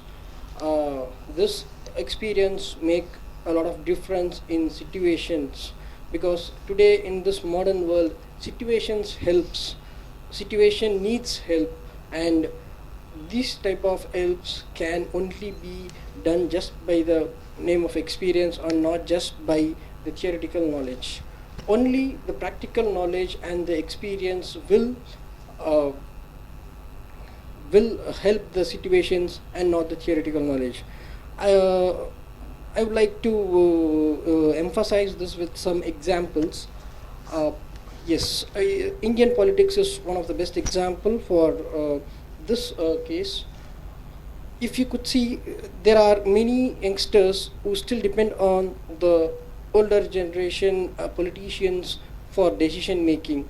Though they have new ideas, they are graduated from different business schools and different management schools. They need some experience. They need to tackle the situation, since this is not a small country and the views of every individual is different. So this certainly needs some experience to tackle the situation. And the next one is having a coach for a team. The coach is not at all a younger guy when compared to the players. There are cases in which the team players are they're highly talented, extremely talented than the coach, but for some reasons there is something in the coach, something with the coach, so that they can actually they can sharpen their skills. So there is a subtle difference between the players and the coach.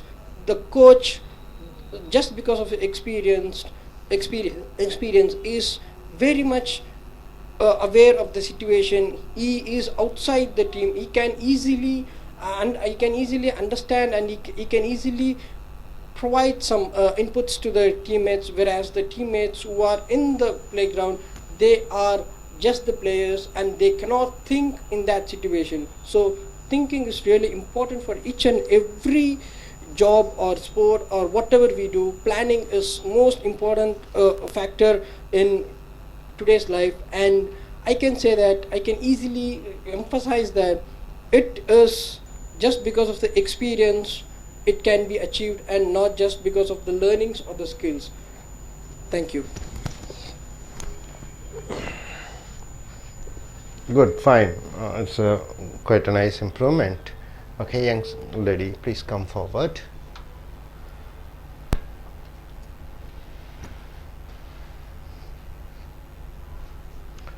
Could you introduce yourself? What's your name? Yeah, my name is Lavanya, Okay, what's your qualification? BE Aeronautical, Very good. Which country are you planning to go? UK. You are taking academic oriented examination. Good. When are you planning to write your examination? November. Okay, this being your first day in the class, suppose if you get a topic like this, how you are going to speak for 2 minutes? Okay. Yeah, this is Lavanya, and I actually this topic I'm going to present.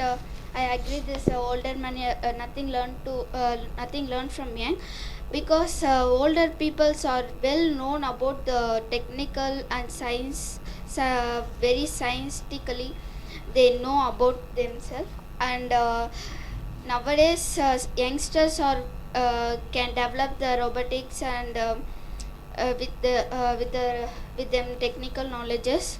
But whatever it is, older peoples without any technicals and without any knowledges and without any studying any theoretical papers and like that, so they found so many things like fan cycles, etc. And they found the youngsters only have to learn from the old people, because old peoples have more experience than the youngest, so they have to get more knowledge from them. That's it. Okay. Okay, fine, Lavanya. Being today is the first class, you're a bit tense. No problem. As days go by, you'll be well accustomed, and you'll be a very good speaker. Yes, please.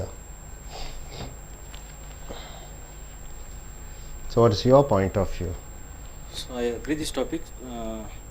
So definitely older people can learn from the youngster. Of course, the older people also good in their experience. We can in the scientific and many things they done, but only we can take from them only the valuable inputs, not from the decisions, not to decide for their inputs. Only we can take the inputs from the older people. And like moreover, like science and technology, it's a youngster is achieved more than the older people, because they cannot adopt the older people cannot adopt the technology and science technology and whatever the updated technology, because they were well aware of only the old technology. But nowadays technology has improved so day by day. So only we can take from the basics inputs only from the older people. But we can adopt new technology. We have to decide which is go. For example, most of the scientists done their achievements in the very youngest level, like Einstein, Albert Einstein's. He's done by one theory is like relativity. So he's done by in a young time, at his young time, and like Newton's law and Faraday's law, a lot of laws they done in their young level only. And our Apple, the owner of the Apple, Mr. Steve Jobs, he done the basic practice and the homework and whatever it is he done the Apple. It was created by when he was young. So I agree. The younger, older people have to learn from the youngsters. Thank you. Okay, Ms. Vishnupriya, you can come forward. நண்பர்களே, எங்களுடைய IELTS and TOEFL International English Level Testing System, TOEFL Test on English as Foreign Language. அப்போ இந்த IELTS British Cambridge University, Australian university மூன்றும் சேர்ந்து இணைத்து நடத்தக்கூடிய சர்வதேச அளவிலான ஆங்கில எழுத்தாற்றல், பேச்சு, வாசித்தல், கேட்பது, இந்த 4 திறன்களை சோதித்து உங்களுக்கு மதிப்பெண் இடுகிறார்கள். TOEFL Test on English as Foreign Language அமெரிக்க அரசாங்கத்தால் இதே போன்று நடத்தப்படுகிற ஒரு பரீட்சை. ஸோ இங்கே ரைட்டிங் எழுதுவதும் அண்ட் ஸ்பீக்கிங் டாஸ்க் வந்திருக்கிறோம். இது லிங்குவா எஸ்ஏ, ஃபோரம் எஸ்ஏ கட்டுரைகள் மூலமாக ட்ரீம் டெக் பப்ளிகேஷன் அச்சகத்தின் மூலமாக வீடியோ நம்பர் 44க்கு வந்திருக்கிறோம். அக்ரி ஆர் டிஸ்அக்ரி கொஸ்டின்ஸ் நீங்கள் ஏற்றுக்கொள்கிறீர்களா, ஏற்றுக்கொள்ள மாட்டீர்களா, இதை போன்ற தலைப்புகளிலே வரக்கூடிய அந்த தலைப்புகள், அது பேச்சா, இங்கே பேச்சு பயிற்சியின் பொழுது அல்லது பேச்சு சோதனையின் பொழுது அல்லது எழுத்து சோதனையின் பொழுது எப்படி பேசுகிறீர்கள். உதாரணத்துக்கு, older people have nothing to learn from the young. வயதானவர்கள் இளையவர்களிடம் கற்றுக்கொள்வதற்கு ஒன்றுமே இல்லை. வயதானவர்கள் இளைய சமுதாய மக்களிடமிருந்து கற்றுக்கொள்வதற்கு ஒன்றுமே இல்லை. Do you agree or disagree with this statement? இந்த தலைப்பை ஏற்றுக்கொள்கிறாயா, ஏற்றுக்கொள்ள மாட்டாயா, இதுதான் தலைப்பு. யூ ஸ்பெசிஃபிக் ரீசன்ஸ், குறிப்பிட்ட உதாரணங்கள், அண்ட் எக்ஸாம்பிள்ஸ். ரீசன்ஸ்னால் காரண காரியங்களும், எக்ஸாம்பிள்ஸ் உதாரணங்களையும் நீங்கள் உங்களுடைய வாதத்திற்கு எடுத்துரைக்க வேண்டும். ஸோ வயதானவர்கள் இளையவர்களிடமிருந்து கற்றுக்கொள்வதற்கு ஒன்றும் இல்லை. அதை எதிர்த்தும் நீங்கள் செல்லலாம். என்ன, இளையவர்கள் வயதானவர்களுக்கு நிச்சயமாக சொல்ல வேண்டும், பெரியவர்கள் கற்றுக்கொள்ள வேண்டும், கற்றுக்கொள்வதற்கு ஒன்றுமில்லை என்று தலைப்பு, கற்றுக்கொள்வதற்கு நிறையாக இருக்கிறது என்று இன்னொரு வகையிலே வாதத்தை நீங்கள் முன்மொழியலாம். இப்போ உதாரணத்துக்கு இந்த பாருங்கள், இந்த முதல் பேராகிராஃபில் நியூ ஆட்டிடியூட்ஸ், புதிய எண்ணங்கள். ஆட்டிடியூட்ஸ்னால் என்ன? எண்ணங்கள், கண்ணோட்டங்கள். ஒப்பீனியன்ஸ், உன்னுடைய, அதுவும் ஒப்பீனியன்ஸ்னால் சிந்திக்கக்கூடிய சிந்தனைகள், ஒப்பீனியன்ஸ். ஆட்டிடியூட்ஸ்னால் சிந்தனைகள், ஒப்பீனியன்ஸ்னால் உன்னுடைய கருத்துக்கள். Are more likely to come from the young than from the old. புதிய புதிய கருத்துக்களும் புதிய புதிய விஷயங்களும் இளைஞர்களிடமிருந்து தான் வரும், பெரியவர்களிடம் வராது என்று சொல்கிறார். What is time? நேரம் என்றால் என்ன? The young tend to have the benefit of originality. இளையவர்களுக்கு செய்யக்கூடிய, சிந்திக்கக்கூடிய சிந்தனைகள் அனைத்தும் ஒரிஜினலாக இருக்கும், புதியனதாக இருக்கும். That is why they have much to teach the world. ஆகையால் தான் இந்த இளைஞர்கள் முதியவர்களுக்கு எடுத்து சொல்ல வேண்டும், சில விஷயங்களை புரிந்து வைக்க வேண்டும். அவர்களுக்கு, இளைஞர்கள் பெரியவர்களுக்கு ஒரு முன்னோடியாக இருக்க வேண்டும் என்று சொல்கிறார்கள். So who may be so constrain, இந்த முதியவர்கள், வயதானவர்கள், constrain by tradition and convention. Tradition என்றால் பல கலாச்சாரம், கன்வென்ஷன் என்றால் அவர்களுடைய கொள்கைகள் ரீதியாக அவர்கள் அடிமைப்பட்டு கிடைக்கிறார்கள். ஜாதி, மத, இன, மொழி சம்பந்தப்பட்ட பிணைப்புகள் இருக்கிற பொழுது அவர்களால் மீண்டு வர முடியாது. ஆனால் இளைஞர்களுக்கு அந்த நெகட்டிவ், அந்த எதிர்மறையான அந்த பிரச்சனைகள் எல்லாம் இல்லை. அவர்கள் சிந்திக்கக்கூடியதெல்லாம் அதை சார்ந்து இருக்காது. ஆனால் பெரியவர்கள் சிந்திக்கக்கூடியது அவர்கள் ஜாதி, மத, மொழி, இனத்தை சார்ந்ததாக இருக்கும். that they can see nothing outside their narrow frame of reference. அவர்கள் குறிப்பிட்ட ஒரு எல்லையில் தான் வாழ்ந்து கொண்டிருக்கிறார்கள். பரந்த மனது இருக்காது பெரியவர்களுக்கு. ஸோ இந்த முதல் பேராகிராஃபில் என்ன சொல்லி இருக்கிறோம்? இளைஞர்களிடமிருந்து பெரியவர்கள் கற்றுக்கொள்ள வேண்டும் என்று இந்த எழுத்தாளர் சொல்கிறார். Many advances in science are the work of a young scientist. மிகப்பெரிய அறிவியல் கண்டுபிடிப்புகள் அனைத்தும் இளைஞர்களால் தான் நடத்தப்பட்டது என்று சொல்கிறார் இந்த எழுத்தாளர். அதற்கு உதாரணமாக நாட் த எல்டர்லி, வயதானவர்கள் மூலமாக பெரிய அறிவியல் கண்டுபிடிப்புகள் எல்லாம் கண்டுபிடிக்கப்படவில்லை, இது இளைஞர்களால் தான் இந்த கண்டுபிடிப்புகள் நடந்தது என்று சொல்லிக்கொண்டு ஆல்பர்ட் ஐன்ஸ்டைனை உதாரணமாக சொல்கிறார். Conceived theory of relativity, theory of relativity என்று சொல்லக்கூடியது தான் அவருடைய சம்பந்தப்பட்ட அறிவியல் கண்டுபிடிப்பு. இந்த தியரி ஆஃப் ரிலேட்டிவிட்டி என்ற அறிவியல் கண்டுபிடிப்பு ஆல்பர்ட் ஐன்ஸ்டைனால் கண்டுபிடிக்கப்பட்டது. while a young employee at a patent office, அவர் பேட்டன்ட் ஆஃபீஸில் வேலை செய்து கொண்டிருக்கும் பொழுது அந்த ரிலேட்டிவிட்டி தியரியை கண்டுபிடித்தார். இந்த ரிலேட்டிவிட்டி தியரி என்றால் சம்பந்தப்பட்ட ஒரு தியரி தொகுப்பு. பேட்டன்ட் என்றால் ஒன்று அறிவியல் ஆராய்ச்சி மூலமாக கண்டுபிடித்த கண்டுபிடிப்புகளுக்கு காப்புரிமை வழங்கும் ஒரு அலுவலகம். காப்புரிமை என்றால் என்ன? மற்றவர்கள் இந்த அறிவியல் கண்டுபிடிப்பை தன்னுடையது என்று அவர்கள் அறிவியலை பற்றி உதாரணங்களை கூறினோம். இந்த 2வது பேராகிராஃபில் இந்த எழுத்தாளர் சொன்னார். இந்த 3வது பேராகிராஃபில் similarly cases could be cited the philosophy, தத்துவத்துறையிலே, லிட்ரேச்சர் கலைத்துறையிலே, ஆர்ட் இலக்கியத்துறையிலே, and practically every other field எல்லா துறைகளிலும் of human activity மனிதன் சம்பந்தப்பட்ட அனைத்து துறைகளிலும். indeed it has become almost a cliché என்றால் என்ன? ஒரு தாரக மந்திரம். that an artist, researcher and theorist has one or two good ideas at an early age. கலைஞர்கள், ஆராய்ச்சியாளர்கள், தொகுத்து வழங்கக்கூடியவர்கள், அவர்களுக்கு இளம் வயதிலே பல அருமையான சிந்தனைகள், கருத்துக்கள் தோன்றியது. then spends the rest of his or her life developing them. அதை முன்னேற்றுவதற்கு, வளர்ச்சி அடைய வைப்பதற்கு தங்களுடைய வாழ்நாளை செலவழித்தார்கள். உதாரணத்துக்கு என்ன சொல்லுவீங்க? The final paragraph, he comes to the conclusion part. Of course, he says, older people have to learn from the younger generation. Of course, the youthful thinker, that is the youngster, however brilliant, whatever the brilliance he has, may be at a disadvantage. Sometimes he is in the disadvantage merely because she is still young.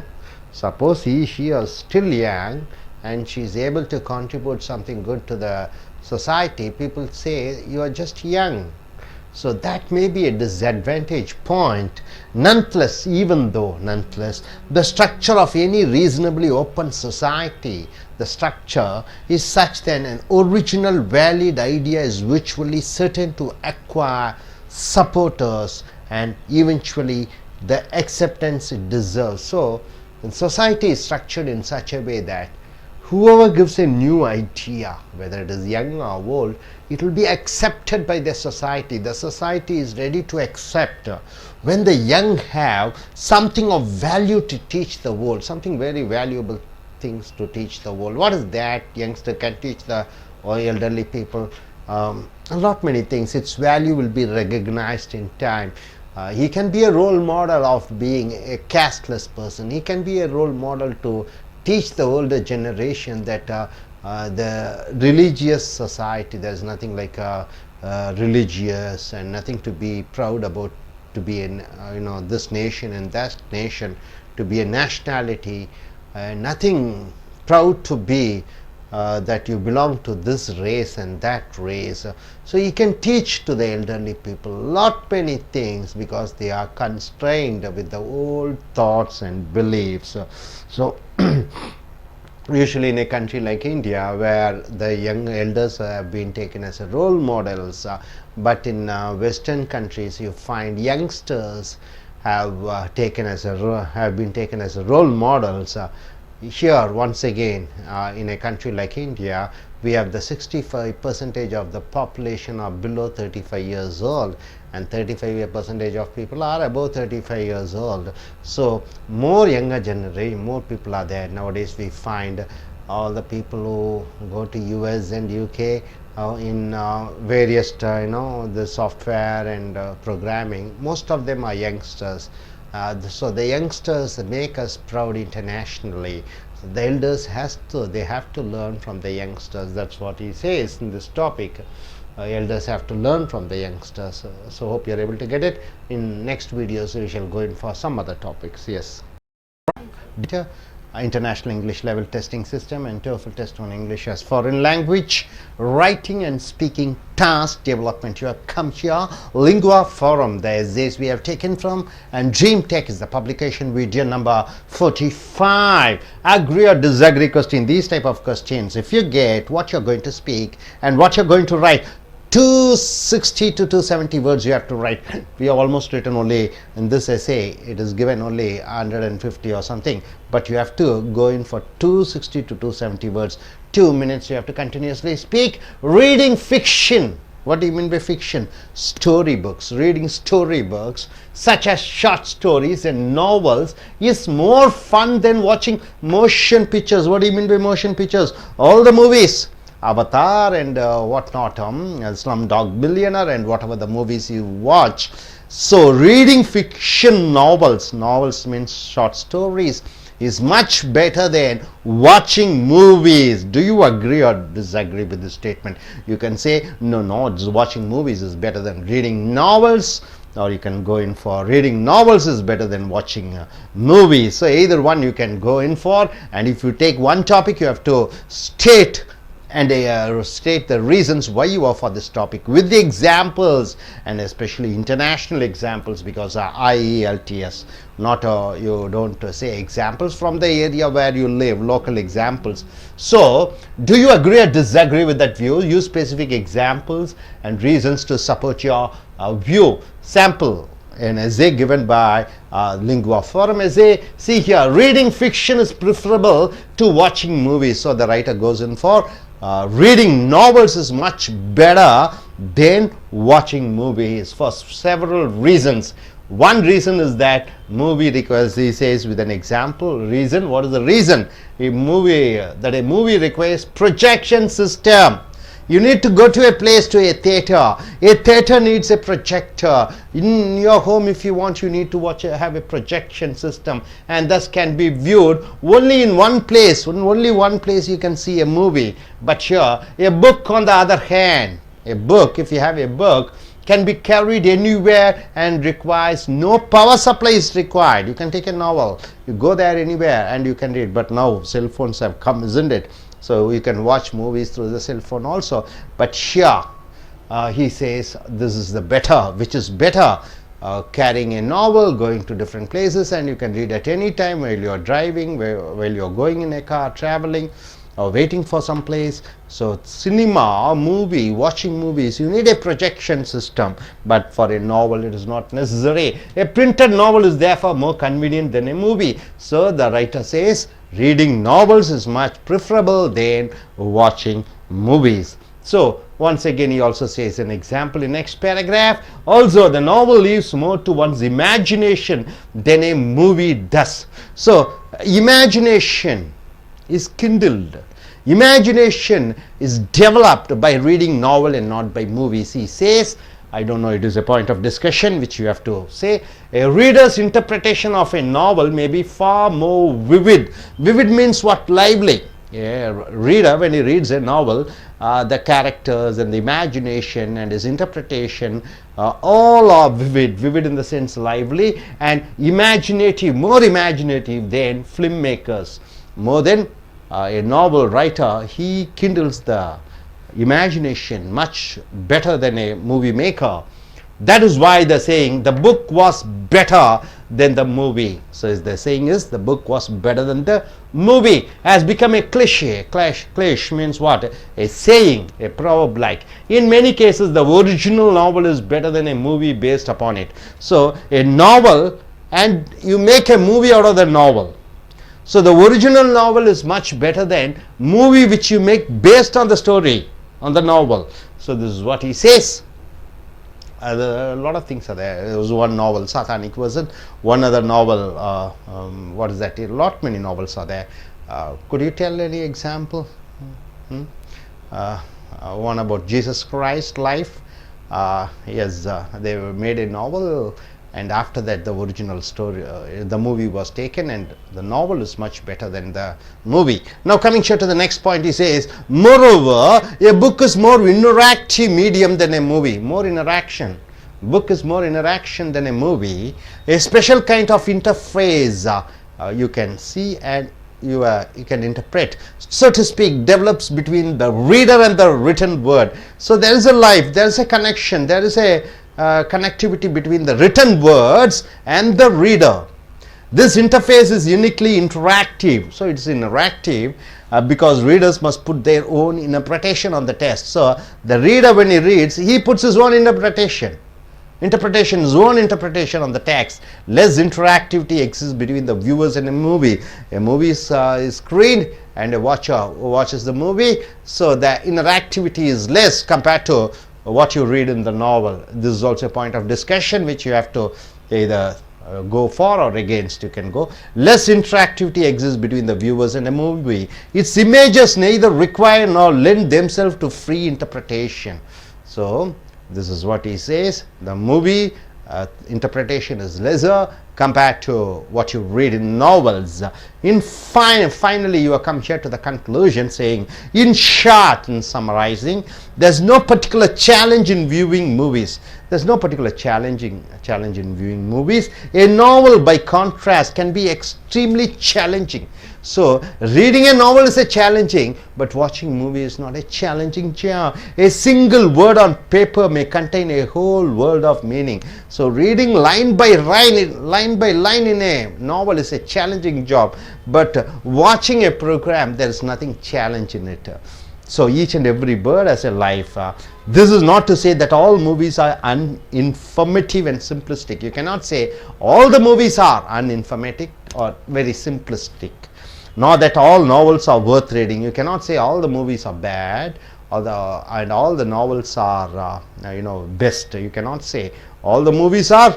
You cannot say they are more informative and all the novels are less informative. You cannot say that. As an experience, however, reading novel is usually superior to movie viewing. So here he says reading novel is much better than movie viewing. So you can go for and against this topic. So here the writer has chosen reading novel is much more better than watching a program, watching movie. So he says the various examples in 3 to 4 paragraphs. He has given an introduction, he has come to the conclusion, in between he has stated the reasons with examples. So I request you to come forward, the I.E.L.T.S takers and TOEFL takers, they can come forward and tell what do you think about this topic. Yes, I'll now start.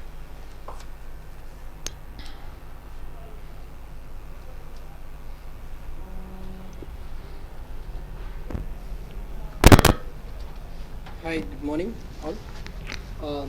Reading fiction such as short stories and novels is more fun than watching motion pictures. I strongly agree with this one. The reason is, while reading a novel or a fiction, it will involve the people who are reading. It will involve the readers, and also the readers are benefited by a lot of mean. But by watching a movie nothing is going to be gained for the people who are watching the movies, except it's a waste of 2.5 hours of time. And if you could see, while watching a movie, we have to, as the author has specifically mentioned, we need some sources, we need some projectors, we need some, if we are watching a movie in our home also, we need some TV, we need some connectivities, satellite connectivities. So it's somewhat resource based, and we cannot just sit and watch a movie in the sky. And on the other hand, when it comes to reading a fiction or a novel, it's in our hand. We can grab the opportunity anytime we want to do that, and we can gain a lot of knowledge. We can, as the author has rightly mentioned, we can improve our imagination skills. So it's worth reading a novel when compared to watching a movie. Also, there are many novels which are being converted into movies, and if you could see a movie which has been converted from a novel, it is just an hour or 2 hours of movie, and it covers the entire novel. But if a novel is going to be read, then it is like we have to spend at least a month to cover the entire novel. So there is a difference. There is a significant difference between reading and watching.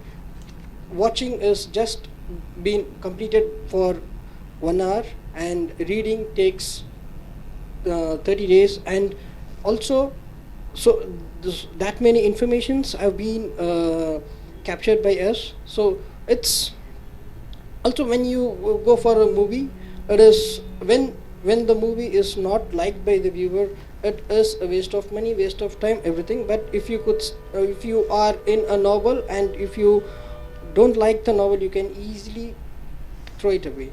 So for me, novel reading is more informative, more improves the imagination skills, and not a waste of money, not a waste of time. And it actually helps an individual to gain many things for his life, I can say. Thank you. Okay, fine. Go in for a writing task with the same topic, but you have to add 250 words or 260 words with the examples you have to write. Okay, I request you, young lady, to come forward. She's going to UK for aeronautical higher studies. So she's going to take her academic oriented examination. Being today the first day, I request you to present your views on this topic.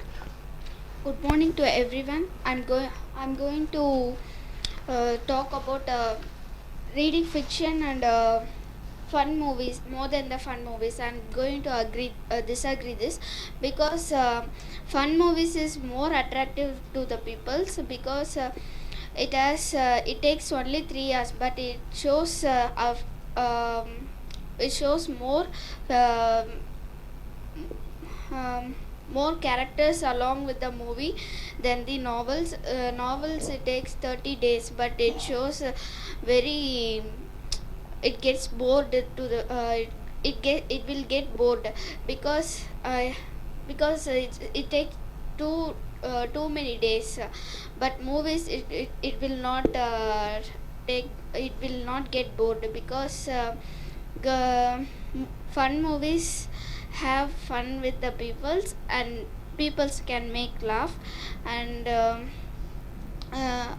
it's very difficult to make the movies to capture. Before the taken the movies, the working peoples are have to capture the feelings, and practically they have to capture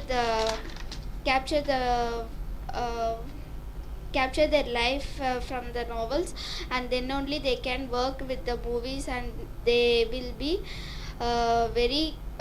they will be entertained with the peoples, and the peoples can be enjoyed. And it will be spent more than 120 rupees only, but novels takes more money, much more money. And nowadays Chetan Bhagat, it takes 2 states novels, and it was taken by the movie, and it's really super hit, and it was awesome novel. It is based on a real story. He was wrote a novel, and it really entertained the peoples. So I really disagree. The fun movies is the best, because it will never get bored to the peoples. Thank you. So she is for watching movies rather than reading novels, and she says what are the plus points. You have to improvise your skill, you have to improvise. People, it's a plural word, you can use plural people rather than peoples. Please sit down. Okay, next I request you gentlemen to come forward. Good morning, everybody. Satya. I'm going to against this topic because watching motion pictures, so better is to read the novels. So because nowadays many people are like in the fast world, so nobody to read the novels and waste of their time. You know, if you're watching the movies, you will pay like 120 or 130 rupees. If you're buying the novels, maybe you need like 300, 400 rupees in the good novels. So that means you have to spend almost like 30 days to 40 days to read the novel. Whenever you get the time, you have to read. So that is not necessary. If you watch the movie, you can spend at least 2 hours. You can watch the whole movie. In the novel, you have to read all the information. If you like, if you don't like, also you have to read complete novel. But movies not like that. Whichever the important information, they will visualize in the screen. So you can easily, you don't need to imagine the things. So nobody have to imagine that things. They can visualize in the screen. So it is easy to watch us. And for like for example, some of the movies Harry Potter and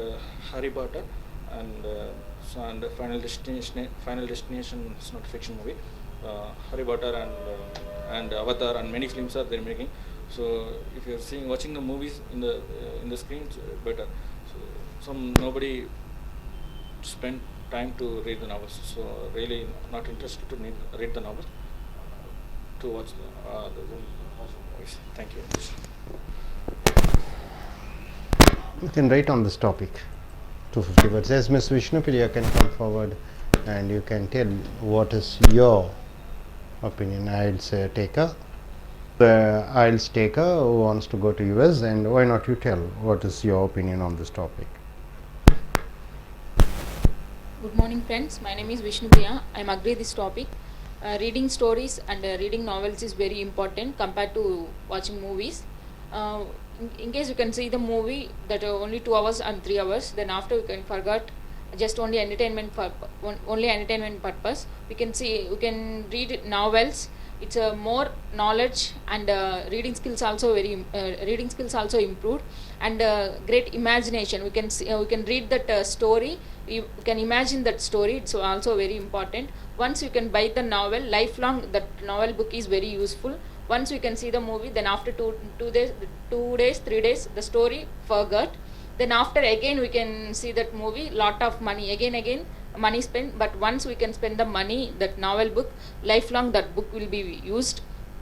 If any boring time also, the book is useful compared to movie. If you have to take any traveling purpose, nearly 10 hours journey, 12 hours journey, in that traveling, only alone to travel, some boring. In that boring time, we have to read novels and stories. In that boring time, it's impossible to see the movie. So that's why I'm agree this topic. Thank you. Okay. Good. Dear friends, I.E.L.T.S and TOEFL International English Level Testing System, சர்வதேச அளவிலான உங்களுடைய ஆங்கில பேச்சு, எழுத்து, கேட்கும், வாசிக்கக்கூடிய திறன்களை சோதித்தல், TOEFL Test on English as Foreign Language, writing எழுதுவது, speaking பேசுவது, இந்த திறன்களை மேம்படுத்தக்கூடிய வகுப்பு இங்கே லிங்குவா ஃபாரம் என்ற கட்டுரை தொகுப்பிலிருந்து எடுக்கப்பட்டிருக்கக்கூடிய த ட்ரீம் டெக் பப்ளிகேஷன் மூலமாக இந்த கட்டுரை எடுக்கப்பட்டிருக்கிறது. வீடியோ நம்பர் 45 அல்லது தலைப்பு 45 என்று சொல்லலாம். இப்போ எழுத்து பயிற்சியில் 250லேருந்து 260 வார்த்தைகள் எழுத வேண்டும். இங்கே பார்த்தீங்கன்னா ஒரு 130, 150 வார்த்தைகள் தான் எழுதியிருக்கிறோம். இருந்தாலும் நீங்கள் 250லேருந்து 270 வார்த்தைகளுக்குள் நீங்கள் ஒரு கட்டுரையை எழுத வேண்டும்.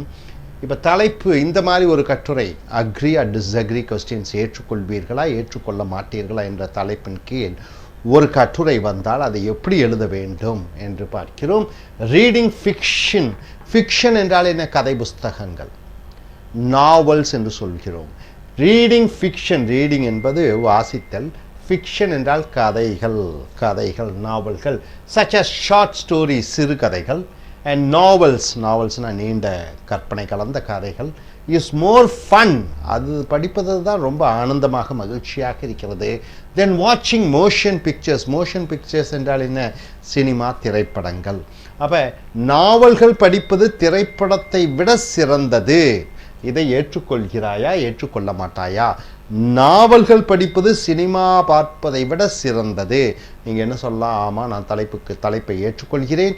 நாவல்கள் படிப்பது சினிமாவை பார்ப்பதை விட சிறந்தது என்று சொல்லி நீங்கள் காரண காரியங்களை உதாரணத்துடன் சொல்லலாம். அல்லது இல்லை, சினிமா பார்ப்பது தான் நாவல்கள் படிப்பதை விட அறிவுபூர்வமானது, மகிழ்ச்சி அளிக்கக்கூடியது என்று சொல்லி அதற்கான காரணங்கள் உதாரணங்களை சொல்லிக்கலாம்.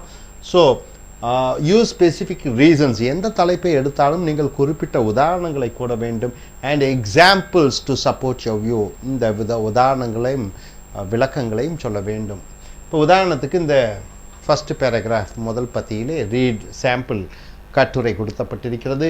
Reading fiction is preferable. Reading fiction is preferable. அப்போ இந்த கதை புஸ்தகங்களை படிப்பது சினிமா பார்ப்பதை விட சிறந்தது. டு வாட்சிங் மூவிஸ் ப்ரிஃபரபிள்னா அதை விட சிறந்தது. ஃபார் செவரல் ரீசன், பல காரணங்களை சொல்லலாம். ஒன் ரீசன், ஒரு காரணம் என்னவென்றால், is that a movie requires projection system. ஒரு சினிமா பார்ப்பதற்கு அந்த படத்தை காண்பிக்கக்கூடிய கருவிகள், ப்ரொஜெக்டர் என்று சொல்வோம், அது தேவை. And thus can be viewed only in one place. Cinema பார்ப்பது ஒரு இடத்துல தான், சினிமா தியேட்டரில் சென்று தான் பார்க்க முடியும். எ book on the other hand, ஒரு புஸ்தகத்தை எடுத்துக்கொண்டால் கேன் பி கேரிட் எனிவேர், எங்கு வேண்டுமானாலும் எடுத்து செல்லலாம் அந்த புஸ்தகத்தை. And requires no power supply, அதற்கு கரண்ட் தேவைப்படாது. எ பிரிண்டட் நாவல், அப்போ அச்சடிக்கப்பட்ட ஒரு கதை புஸ்தகம், is there far more convenient, அதுதான் ரொம்ப சௌகரியம் தென் ஏ மூவி, சினிமா பார்ப்பதை விட. ஸோ சினிமா பார்ப்பதை விட நாவல் படிப்பது சிறந்தது என்று சொல்லி அந்த கட்டுரையினுடைய முன்பகுதி அல்லது முன்னுரையை அவர் விளக்குகிறார். அடுத்த பேராகிராஃப், அடுத்த பத்தியில் என்ன காரணங்கள் சொல்கிறார்? Also the novel leaves more to one's imagination than a movie. இந்த நாவல்கள் கதைகளை படிப்பது ஒரு மனிதனுடைய கற்பனை வளத்தை பெருமளவு பெருக்கும். சினிமா பார்ப்பதை விட நாவல் படிப்பதன் மூலமாக ஒருவனுடைய கற்பனை திறன் விரிவடைகிறது என்று சொல்கிறார். A reader's interpretation of a novel may be far more vivid. ஒரு நாவலை படிக்கும் பொழுது அந்த நாவலினுடைய புத்தகத்தை படிக்கும்போது அந்த வார்த்தைகள் அதிக உயிரோட்டமாக இருக்கும், விவிட் என்று சொல்கிறார். And imaginative then A film maker. Cinema கதை உருவாக்கியவர், சினிமா தயாரிப்பாளர், இயக்குனர் சொல்ல விரும்புவதை விட ஒரு எழுத்தாளன் எழுதிய கதைகள் மூலமாக இந்த வாசகர்கள் படிக்கும் பொழுது அது மேலும் உயிரோட்டமாக கற்பனையை அதிகம் கொடுக்கக்கூடியதாக இருக்கிறது என்று சொல்கிறார். That is why the saying, ஆகையால் தான் இப்படியாக சொல்லுகிறார்கள். The book was better than the movie. இந்த புஸ்தகம் தான் சினிமாவை விட சிறந்தது, நாவல் சினிமாவை விட சிறந்தது என்ற ஒரு பழமொழியே இருக்கிறது. Has become a cliché. Cliché என்றால் என்ன? ஒரு அடிக்கடி சொல்லக்கூடிய ஒரு சொற்றொடராக இருக்கிறது. இன் மெனி கேசஸ், அதிக வழக்குகளிலே the original novel is better then a movie based upon it. ஒரு எழுத்தாளர் கதை எழுதுகிறார், அந்த கதையை படிக்கிறார்கள், அந்த கதை சினிமாவாக்கப்படுகிறது. அந்த கதை சினிமா பார்ப்பதை விட அந்த கதை மிக நன்றாக இருக்கிறது. அப்போ ஒரு கதையை தழுவி ஒரு சினிமா எடுக்கப்பட்டிருக்கிறது. அந்த கதை புஸ்தகமா அல்லது சினிமாவா என்று பார்க்கும் பொழுது அந்த புஸ்தகம் சினிமா பார்ப்பதை விட சிறந்ததாக இருக்கிறது. இது முதல் பேராகிராஃபில் கொடுத்திருக்கிறோம். அடுத்த பேராகிராஃபில் மோர் ஓவர், அதற்கு மேலும் எ book is more interactive medium then a movie. அப்போ புஸ்தகம் படிப்பது மேலும் நமக்கும் அந்த புஸ்தகத்திற்கும் ஒருவருக்கொருவர் தொடர்பு கொள்ளக்கூடியதாக இருக்கிறது. a special kind of interface, ஒரு பிணைப்பு இருக்கிறது, so to speak, develops between the reader, அந்த வாசிக்கக்கூடியவருக்கும் and the written word, அந்த எழுதப்பட்ட வார்த்தைகளுக்கும் ஒரு உயிரோட்டமான ஒரு கலவை இருக்கிறது. this interface is, இந்த கலவை is uniquely interactive, இது ஒருவர் கலந்து பேசக்கூடிய, அறிந்து புரிந்து கொள்ளக்கூடிய விஷயமாக இருக்கிறது. because readers must put their own interpretation on the text. ஒரு நாவல் படிக்கிறார்கள், அந்த வார்த்தைகள் அந்த படிக்கும் பொழுது அவர்களுக்கும் அந்த எழுத்துக்கும் ஒரு கலவை இருக்கிறது. Interactive, less interactive exist between viewers and movie. அந்த சினிமா பார்ப்பவர்களுக்கும் அந்த சினிமாவுக்கும் சினிமா பார்ப்பவர்களுக்கும் உள்ள அந்த கலப்பு, அந்த கலவை, அந்த ஒரு இணைப்பு இந்த நாவல் படிப்பதை விட கம்மியாக இருக்கிறது என்று சொல்கிறார் இந்த எழுத்தாளர். இட்ஸ் இமேஜஸ் நெய்தர் ரிக்வயர் நார் lend themself to free interpretation. So அடுத்த இறுதி பேராகிராஃபில் என்ன சொல்கிறார்? ஷார்ட், சுருக்கமாக சொல்ல வேண்டும் என்றால், there is no particular challenging in viewing movies. ஒரு சினிமா படம் பார்ப்பது ஒரு பெரிய சவாலான விஷயம் இல்லை. ஒரு நாவல் படிப்பது 200-300 பக்கங்கள் இருக்கிறது. ஒவ்வொரு வரி வரியாக, வார்த்தை வார்த்தையாக, வாக்கியம் வாக்கியமாக, பத்தி பத்தியாக, பக்கம் பக்கமாக படித்து புரிந்து கொள்வது என்பது ஒரு சவாலான விஷயம். A novel by contrast can be extremely challenging. ஒரு சவால் விடக்கூடியதாக இருக்கிறது. A single word on paper may contain a whole word of meaning. ஒரு நாவலில் ஒரு வார்த்தை, அந்த வார்த்தையினுடைய ஒரு அர்த்தம் மிகப்பெரிய அர்த்தங்களை கொடுக்கிறது. This is not to say that all movies are uninformative. இதற்காக அனைத்து சினிமா படங்களும் தகவல் அளிக்கக்கூடியது அல்ல என்று சொல்ல முடியாது. இல்லை, சினிமா பார்ப்பதல்ல அனைத்தும் சுலபம் என்று சொல்ல முடியாது. Not that all novels are worth reading. அனைத்து நாவல்களும் படிப்பதற்கு உபயோகமானது என்று சொல்ல முடியாது. As an experience, however, reading novels is usually superior to watching movies. ஆக நாவல்கள் படிப்பது சினிமா பார்ப்பதை விட சிறந்தது என்று சொல்கிறோம். ஸோ நண்பர்களே, ரீடிங் ஃபிக்ஷன்ஸ், நாவல்கள் படிப்பது சினிமா பார்ப்பதை விட சிறந்ததா இல்லையா? இதுதான் தலைப்பு. இந்த கட்டுரையாளர் எடுக்கக்கூடியது சினிமா பார்ப்பது நாவல் வாசிப்பை விட சிறந்தது அல்ல என்று சொல்கிறார். ஸோ நீங்கள் இப்படியும் எழுதலாம், அப்படியும் எழுதலாம். உதாரணத்துக்கு நீ அடுத்து வரக்கூடிய வீடியோக்களில் மற்றவைகளை பார்ப்போம். Friends, welcome to AS American I.E.L.T.S and TOEFL Center. We have come here to the I.E.L.T.S and TOEFL writing and speaking task. It's from Lingua Forum. Lingua Forum.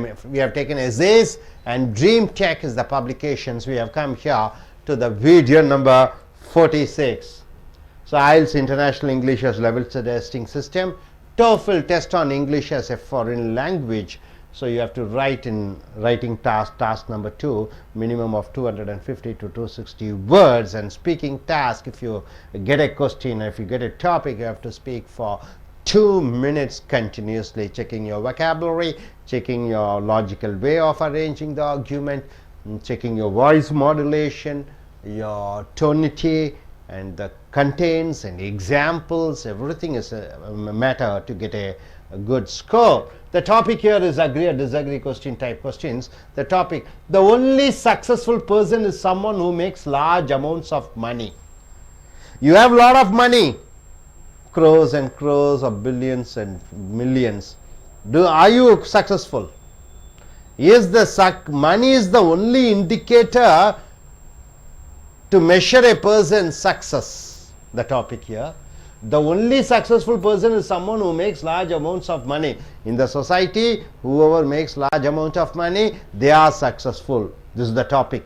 Do you agree with this opinion or not? Use specific reasons and examples to support your view. So you have to use examples to support your view, reasons also. Money is the only thing which measures a person's success. You have a lot of money, you are successful. If you don't have money, you are failure. You can go for that or you can go against that. Money is not the only indicator for to be successful. Even if you don't have money, you are successful. So various other indicators are there to measure a person's success. Not only money, some other things are there. You can go for or against the topic. Now coming here, in this essay the writer says money is one indicator of who is or isn't successful.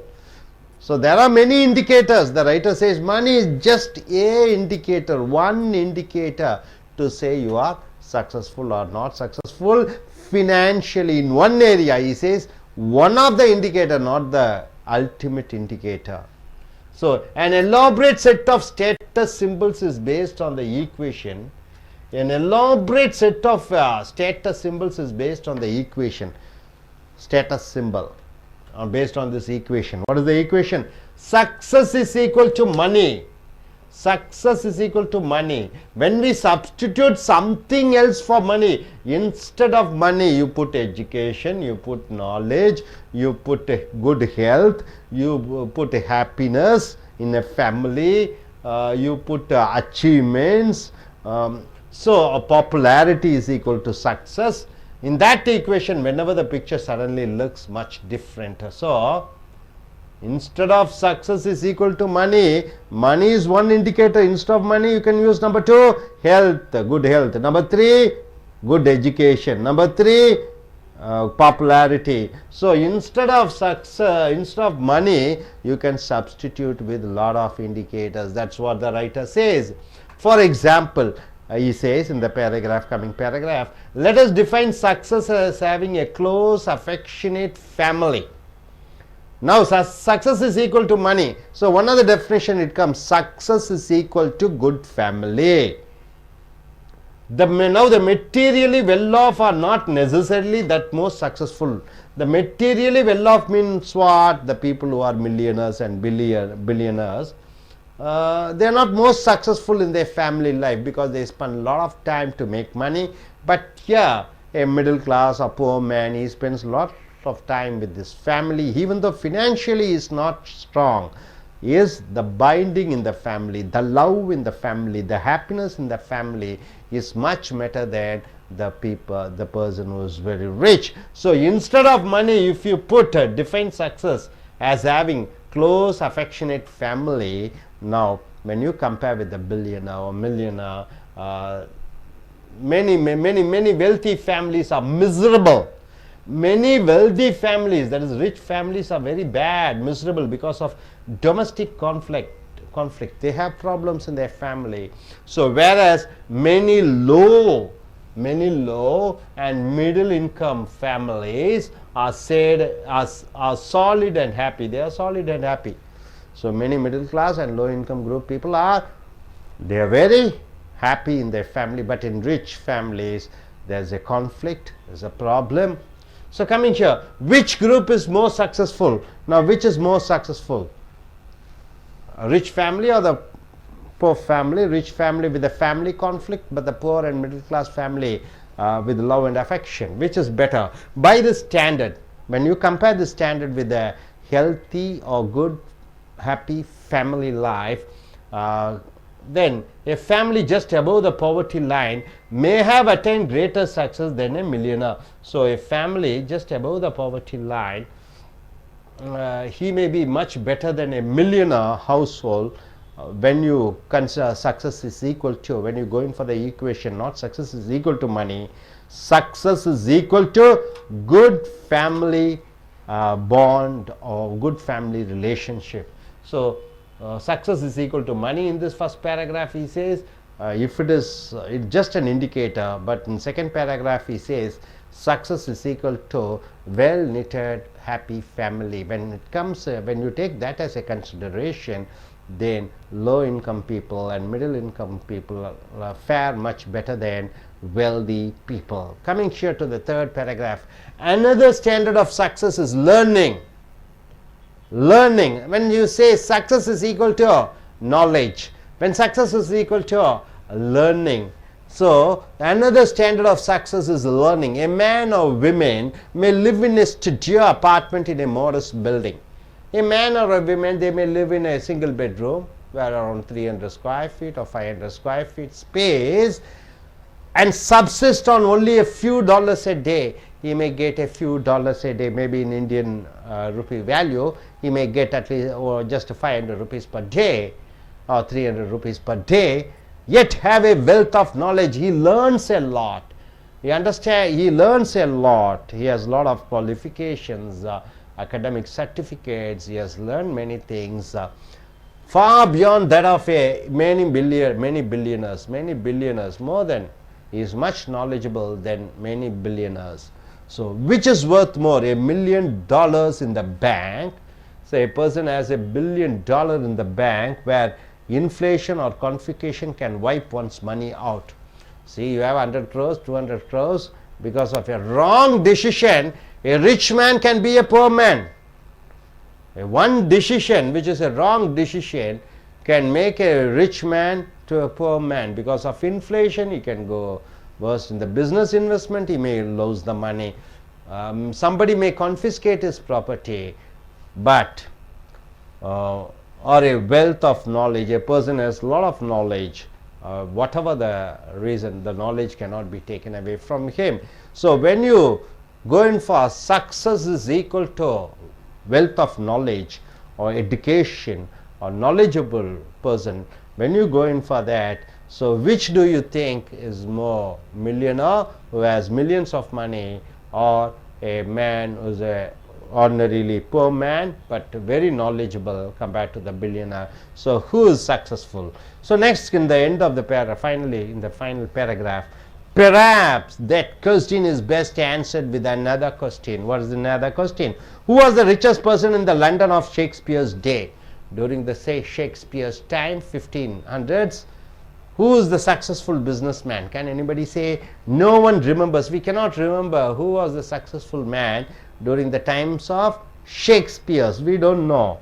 But we do remember Shakespeare and his plays. We remember Shakespeare and his plays, Cleopatra, Caesar, and all those plays we remember. By this reckoning, by this understanding, Shakespeare by no means a very rich man. Shakespeare is not a rich man, was in fact more successful than his wealthy contemporaries. But contemporaries means the time when they live at the same time. So Shakespeare is much better than all of the contemporaries, the persons who have lived by the time. That is worth remembering when we are tempted to see the people with the most money as the greatest success. So my dear friends, so money is equal to success. This is the topic. Do you agree or not? Then the writer says no. Then he says instead of money there are various indicators like good health, good knowledge, and what is that? Good happy family life. So when you consider that, so money doesn't play much role. He says with an example in the final paragraph with Shakespeare. So during the time of Shakespeare, we remember Shakespeare but not the richest persons. Then he says you can deposit money, you can have crores of money, and inflation, a wrong decision can wipe out the money, but the knowledge, accumulation of knowledge cannot be removed. So with this we shall finish this, and we shall ask the I.E.L.T.S taker to come and present yourself. Yes. Okay, I request I.E.L.T.S takers to come forward and present. What do you agree with this topic? Success is equal to money you have. Do you agree with this writer's this essay? I disagree these topics. The money is not make us a successful person in this world. So many of good things is there. So money, instead of money, we can go to the wealth, knowledge, and other things like happiness to the family, and many things are there. Of course, money is important to our life, to build, to happy with our life, and to bring the lands, or many things are there. The only money brings with the rich life, not to the knowledge, and not to the happiness of our families. So I strongly believe that instead of going money, so we can learn many good, when we can learn the good knowledge of good knowledge, and the other things is that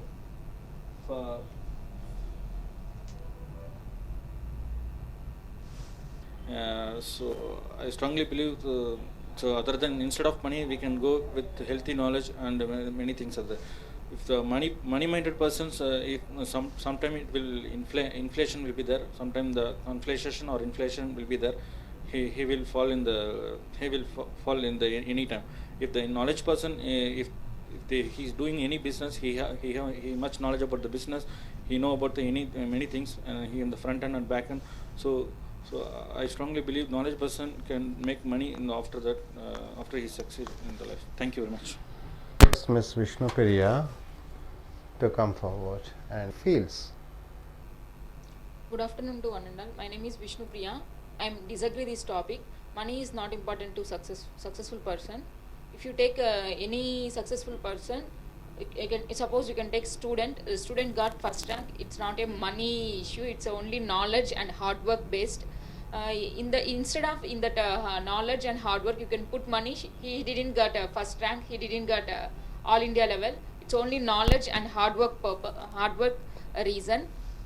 Not only student. If any person you can take, the success only becomes on the hard work. You can take so money. Money is only some persons. They got lot of money. We don't know how money comes. Suddenly the money comes and suddenly money gone. but in case once you can learn knowledge, lifelong the knowledge will be used. You can see any love and affection, in that love and affection is very important. With using money, the not on love and affection is not coming. It's only that you can see the any rich families. In that rich families there is no love and affection, there is no understandings. In that even health also it's not good. You can see that middle class families and low class families, it's that families love and affection is very well. Instead of money you can take knowledge, health and love. These are the success. Not only money is the success, these are the successful reasons. So that's why I'm disagree this topic. Thank you. Dear friends, I.E.L.T.S International English Level Testing System சர்வதேச அளவிலான உங்களுடைய ஆங்கில திறன்களை சோதிக்கக்கூடியது. உங்களுடைய பேச்சாங்கிலம், எழுத்தாங்கிலம், கேட்கக்கூடிய ஆங்கிலம், வாசிக்கக்கூடிய ஆங்கிலம். TOEFL Test on English as Foreign Language. இது அமெரிக்க அரசாங்கத்தால் நடத்தப்படுகிறது. I.E.L.T.S பிரிட்டிஷ் அரசாங்கம் மற்றும் ஆஸ்திரேலிய அரசாங்கம், கேம்பிரிட்ஜ் யூனிவர்சிட்டி மூன்றும் இணைந்து நடத்தப்படுகிற ஒரு ஆங்கில திறன் சோதிக்கும் பரீட்சை. ஸோ ரைட்டிங் எழுதுவது அண்ட் ஸ்பீக்கிங் பேசுவது, இந்த ஸ்கில்ஸ் இந்த திறன்களை வளர்த்தி கொள்வதற்காக நடத்தக்கூடிய பயிற்சி இப்பொழுது இங்கே நடைபெறுகிறது. லிங்குவா ஃபாரம் என்று சொல்லக்கூடிய கட்டுரைகள் மூலமாக ட்ரீம் டெக் அச்சகத்தின் மூலமாக வீடியோ நம்பர் 46 அதனுடைய கட்டுரைகளை எடுத்து நாம் இப்பொழுது பாடம் எடுக்கிறோம். So agree or disagree question ஏற்றுக்கொள்கிறாயா ஏற்றுக்கொள்ள மாட்டாயா? ஸோ I.E.L.T.S எழுத்து பயிற்சியின் பொழுது, எழுத்து பரீட்சையின் பொழுது 250 வார்த்தைகள் அல்லது 270 வார்த்தைகள் வரைக்கும் நீங்கள் எழுத வேண்டும் ஒரு டாப்பிக்கை பற்றி. ஸோ இந்த தலைப்பை பற்றி இங்கே கொடுக்கக்கூடிய வார்த்தைகள் 150ஆக இருக்கலாம். பட் நீங்கள் 260-70 வார்த்தைகளுக்கு நீங்கள் அதை உதாரணங்களுடன் எழுத வேண்டும். அல்லது பேசும் பொழுது 2 நிமிடங்களுக்கு குறைவில்லாமல் தொடர்ச்சியாக நீங்கள் பேச வேண்டும். பேசும் பொழுது உங்களுடைய குரலுடைய ஏற்ற இறக்கங்கள், உங்களுடைய உச்சரிப்பு, உங்களுடைய வார்த்தைகள் உபயோகித்தல், உங்களுடைய அந்த வாதாடக்கூடிய வரிசைப்படி நீங்கள் எப்படி அடுக்கி நீங்கள் பேசுகிறீர்கள் என்பதை பொறுத்திருக்கிறது. உங்களுடைய இலக்கண முறையாக எழுதுவது, இதை அனைத்தும் சார்ந்து உங்களுக்கு மதிப்பெண் கிடைக்கும். ஸோ தலைப்பு, the only successful person is someone who makes large amounts of money. வெற்றியடைந்த மனிதர்கள் என்பவர்கள் பணம் நிறைய வைத்திருக்கிறவர்கள் தான் வெற்றியடைந்த மனிதர்கள் என்று சொல்கிறோம். Do you agree with that opinion? இந்த கருத்துக்கு ஏற்றுக்கொள்கிறாயா இல்லையா? யூஸ் ஸ்பெசிஃபிக் ரீசன், சரியான உதாரணங்களும் எக்ஸாம்பிள்ஸ் காரணங்களும் உதாரணங்களையும் நீங்கள் விளக்கி சொல்ல வேண்டும். டு சப்போர்ட் யுவர் ஐடியா, உங்களுடைய கருத்திற்கு வலு சேர்க்கும் விதமாக பல உதாரணங்களை நீங்கள் சொல்ல வேண்டும். ஸோ தலைப்பு, வெற்றி என்பது பணத்தை பொறுத்து மட்டுமா இருக்கிறது? பணம் நிறையா இருந்தால் நீங்கள் வெற்றி அடைந்தவர்களா? இதுதான் ஒரே ஒரு அளவுகோலா? இதுதான் தலைப்பு. ஸோ இங்கே இந்த கட்டுரை ஒரு மாதிரி கட்டுரையில் கொடுக்கப்பட்டிருக்கிறது. என்னவென்றால், money is one indicator of who is or is not successful. பணம் ஒரு அளவுகோல் தான், யார் வசதியாக இருக்கிறார்கள் இல்லையா என்பதற்கு பணம் ஒரு சிறு அளவுகோல் தானே ஒழிய an elaborate set of status symbols is based on the equation success is equal to money. பணம் என்பது வெற்றி, இது ஒரு அளவுகோல் தான். பல அளவுகோல்கள் இருக்கிறது. வெற்றி என்பது உடல் ஆரோக்கியமாக இருக்கலாம், வெற்றி என்பது நல்ல அறிவு சம்பந்தப்பட்டதாக இருக்கலாம், வெற்றி என்பது குடும்பம் நல்ல அன்பான குடும்பமாக இருக்கலாம். ஸோ வெற்றி என்பதற்கு பல காரணங்கள் இருக்கலாம். So when we substitute something else for money in that equation, however the picture suddenly looks much different. So இந்த வெற்றிக்கு பதிலாக, இந்த பணத்திற்கு பதிலாக பல அளவுகோல்கள், உதாரணத்துக்கு நல்ல ஆரோக்கியம், நல்ல அன்பான குடும்பம், நல்ல ஞானம், அறிவு. ஸோ பணம் மட்டுமே வெற்றி கிடையாது என்று தலைப்பிலே இந்த தலைப்புக்கு எதிராக வாதாடுகிறார் இந்த எழுத்தாளர்.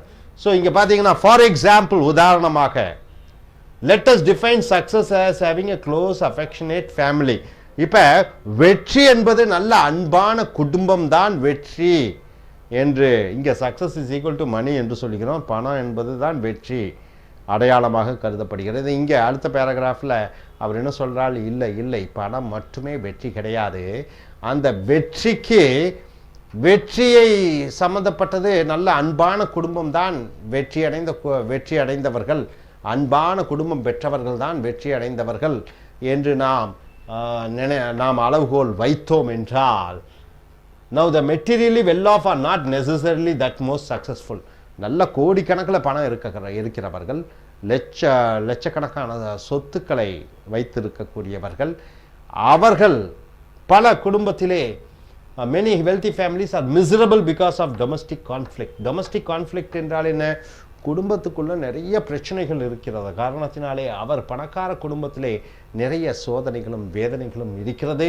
whereas ஆனால் many low and middle income families, குறைந்த வருமானம் பெறக்கூடிய நடுத்தர குடும்பங்கள் பார்த்தீங்கன்னா are solid and happy, ரொம்ப சந்தோஷமாக இருக்கிறார்கள். which group is more successful, எந்த குடும்பம் வெற்றி அடைந்த குடும்பம் என்று நினைக்கிறீர்கள், இல்லை யார் வெற்றி அடைந்தவர்கள் என்று நினைக்கிறீர்கள்? இங்கே பணம் தான் வெற்றி என்று அளவுகோல் போடுகிறோம், அது வெற்றி கிடையாது. பணத்திற்கு அப்பால் நல்ல குடும்பம், அன்பான குடும்பம் என்று இருக்கும் பொழுது நடுத்தர குடும்பத்தினர், குறைந்த வருமானம் ஈட்டக்கூடிய குடும்பத்தினர் சந்தோஷமாகவும் மகிழ்ச்சியாகவும் இருக்கிறார்கள்.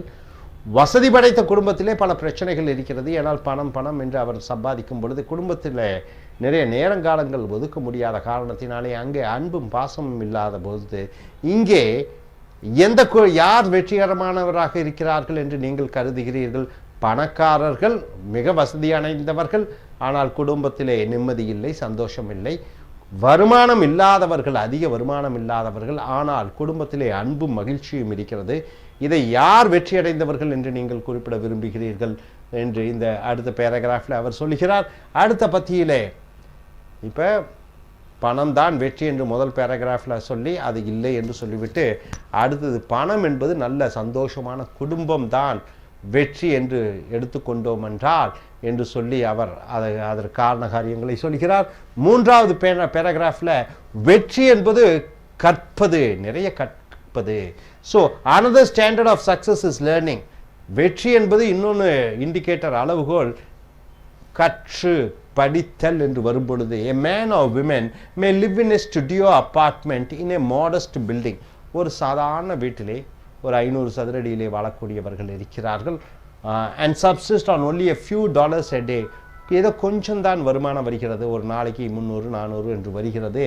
yet have a wealth of knowledge far beyond that of many billionaires. பல கோடீஸ்வரர்கள் பெற்றிருக்கக்கூடிய அறிவை விட இங்கே குறைந்த வருமானத்தில் வாழ்ந்து கொண்டிருக்கிறவருக்கு அதிக அறிவு இருக்கிறது என்று வரும்பொழுது which is worth more, எது அதிக மதிப்புடையதாக இருக்கிறது? $1 million in the bank, கோடி கணக்கில் ரூபாயை வங்கியிலே வைத்திருக்கிறார்கள். வேறு இன்ஃப்ளேஷன் என்றால் என்ன? கோடி கணக்கில் வங்கியிலே பணம் இருக்கிறது, விலை உயர்வாசி ஏறிவிடுகிறது, அப்பொழுது பணத்தினுடைய மதிப்பு குறைந்து அவர் ஏழையாகி விடுகிறார்.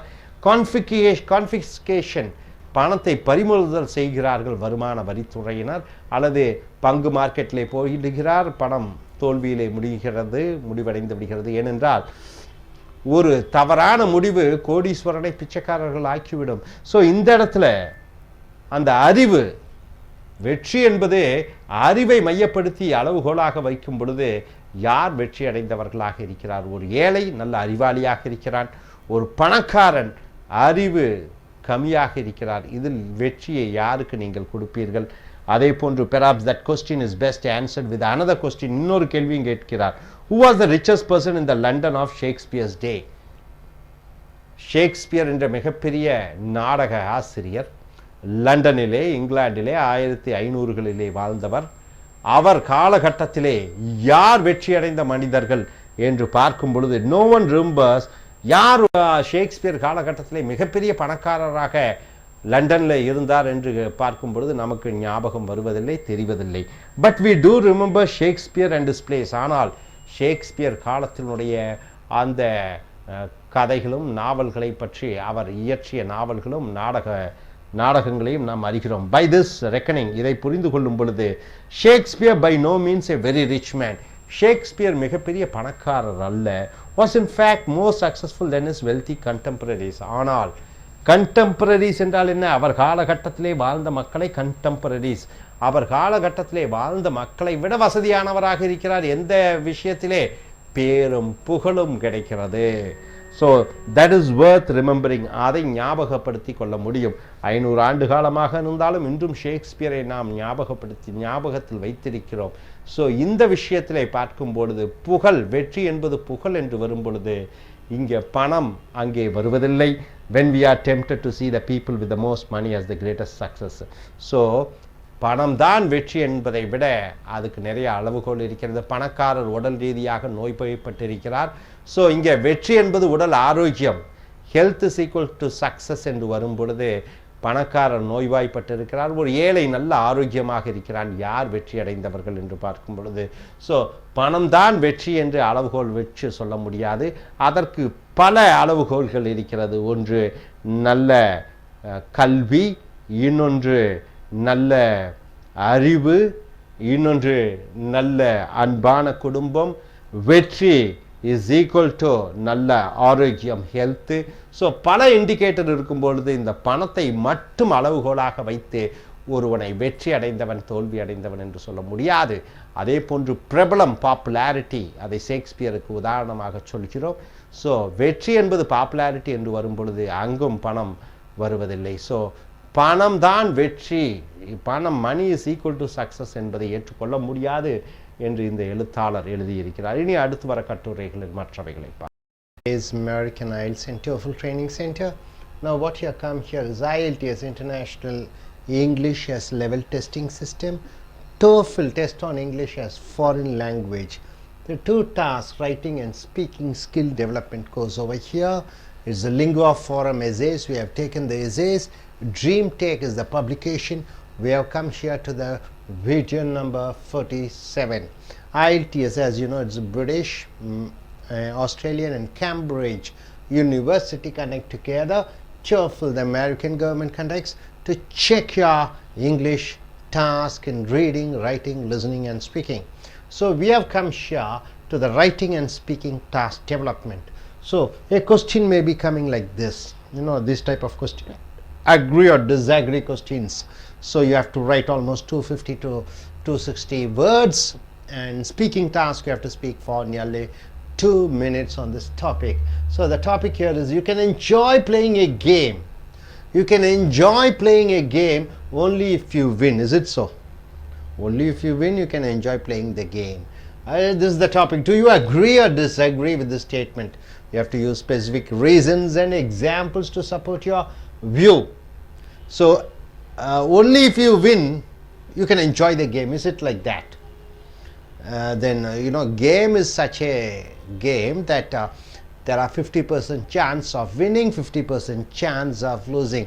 Only if you are able to win you can enjoy the game. Then would it be appropriate of the statement? See here, many people presume means they think, many people think that victory is all that counts.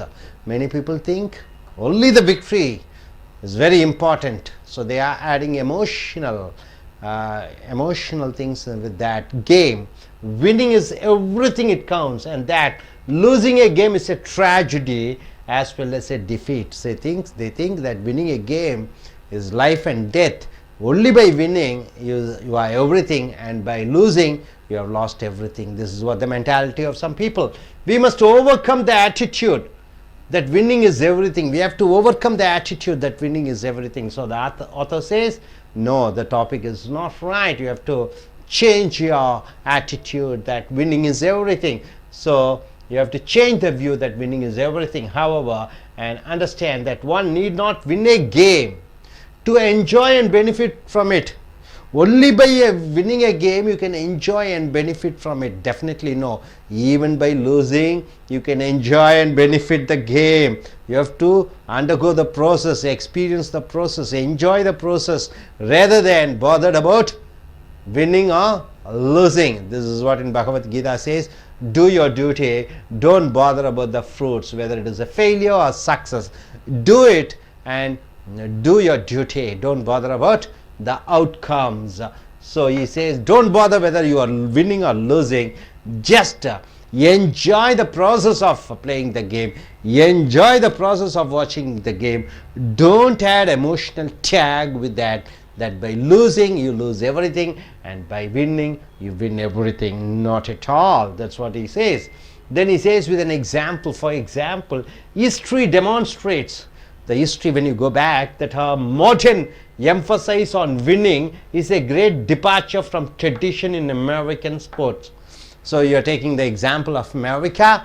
In America, the present status is the winning is everything for them. But when you go in back to the history, it shows and says that winning is not at all an important thing in American sports in the history. You can go back and find out. American baseball, you know baseball,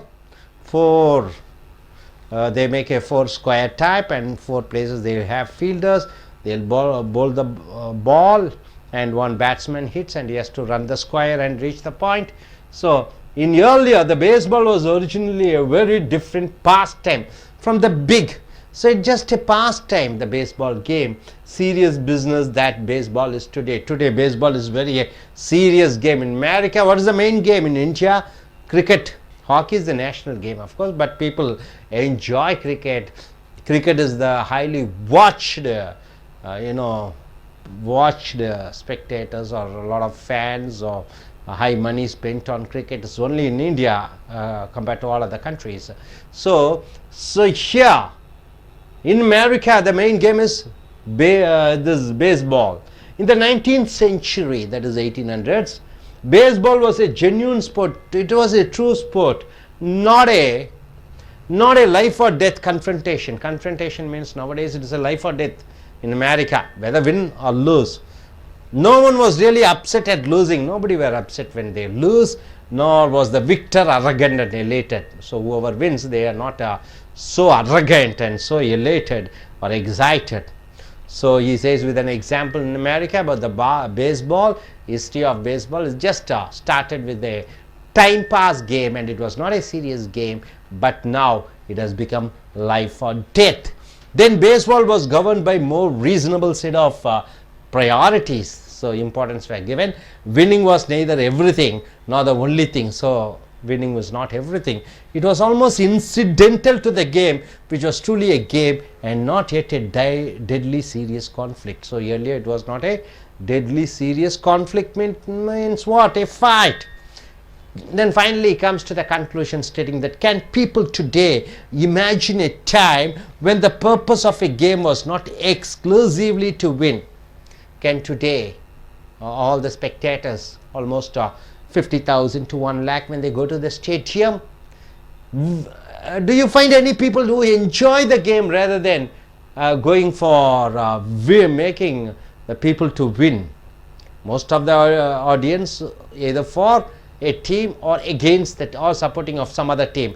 Are there any genuine spectators who go there, who want to watch? Even though if I am an Indian, will I appreciate a Pakistani good batsman or bowler? So where is the enjoyment of watching the best performance of the speaker, of the participants?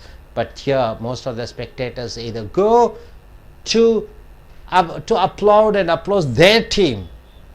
If a game was not exclusively to win, but instead merely to have a good time. So just to have a fun. Who goes there? They want to either support their team, whether one won or lost. In many cases they probably can't. Such is the deterioration in modern sport. In modern sport, people don't go there to watch and enjoy the program, but to applaud one particular team. And in us, therefore, we need to remember that a game is worth playing even if one might lose. Even if you lose, there are people in cricket in India and Pakistan or India, any other country, they're playing, suddenly they get heart attack and they die. They are so emotional. People start bursting characters and dancing in the road. Suppose India loses, they start crying and weeping. Where is the part of enjoyment watching a game? They are not for enjoyment, but they take it very seriously. So the topic here says, can you enjoy playing game? You can enjoy playing a game only if you win. Even if it is losing, even if you are losing, can't you enjoy a game? This is the topic. So with this, I request our speakers, IELTS takers to come forward and speak about this topic. Yes, I request Lokeshwari to come forward. Hello. Hello. Introduce yourself, Lokeshwari, with your qualification and say what do you think about this topic. Hi, I'm Lokeshwari. I finished my MS IT and Management, and now we are discussing the topic about you can enjoy playing a game only if you win. Do you agree or not? I won't agree on this topic because game as introduced to enjoy our time. Okay, it's an entertainment program and it's a hobby. So it started with like that only as a game. But now they are doing as a business, it's a game. So always we should enjoy the game. We should not concentrate on winning part or losing part. Cricket, hockey and any other game, we should appreciate them and we to encourage them and we should support. If you belong to India, we should not support only an Indians. We should support all the sportsmen who is doing a good well. Okay. And we should enjoy the part of the playing and we should not be so serious on that playing part. So we should enjoy the games and we take it as a funnable one. Thank you. Very good.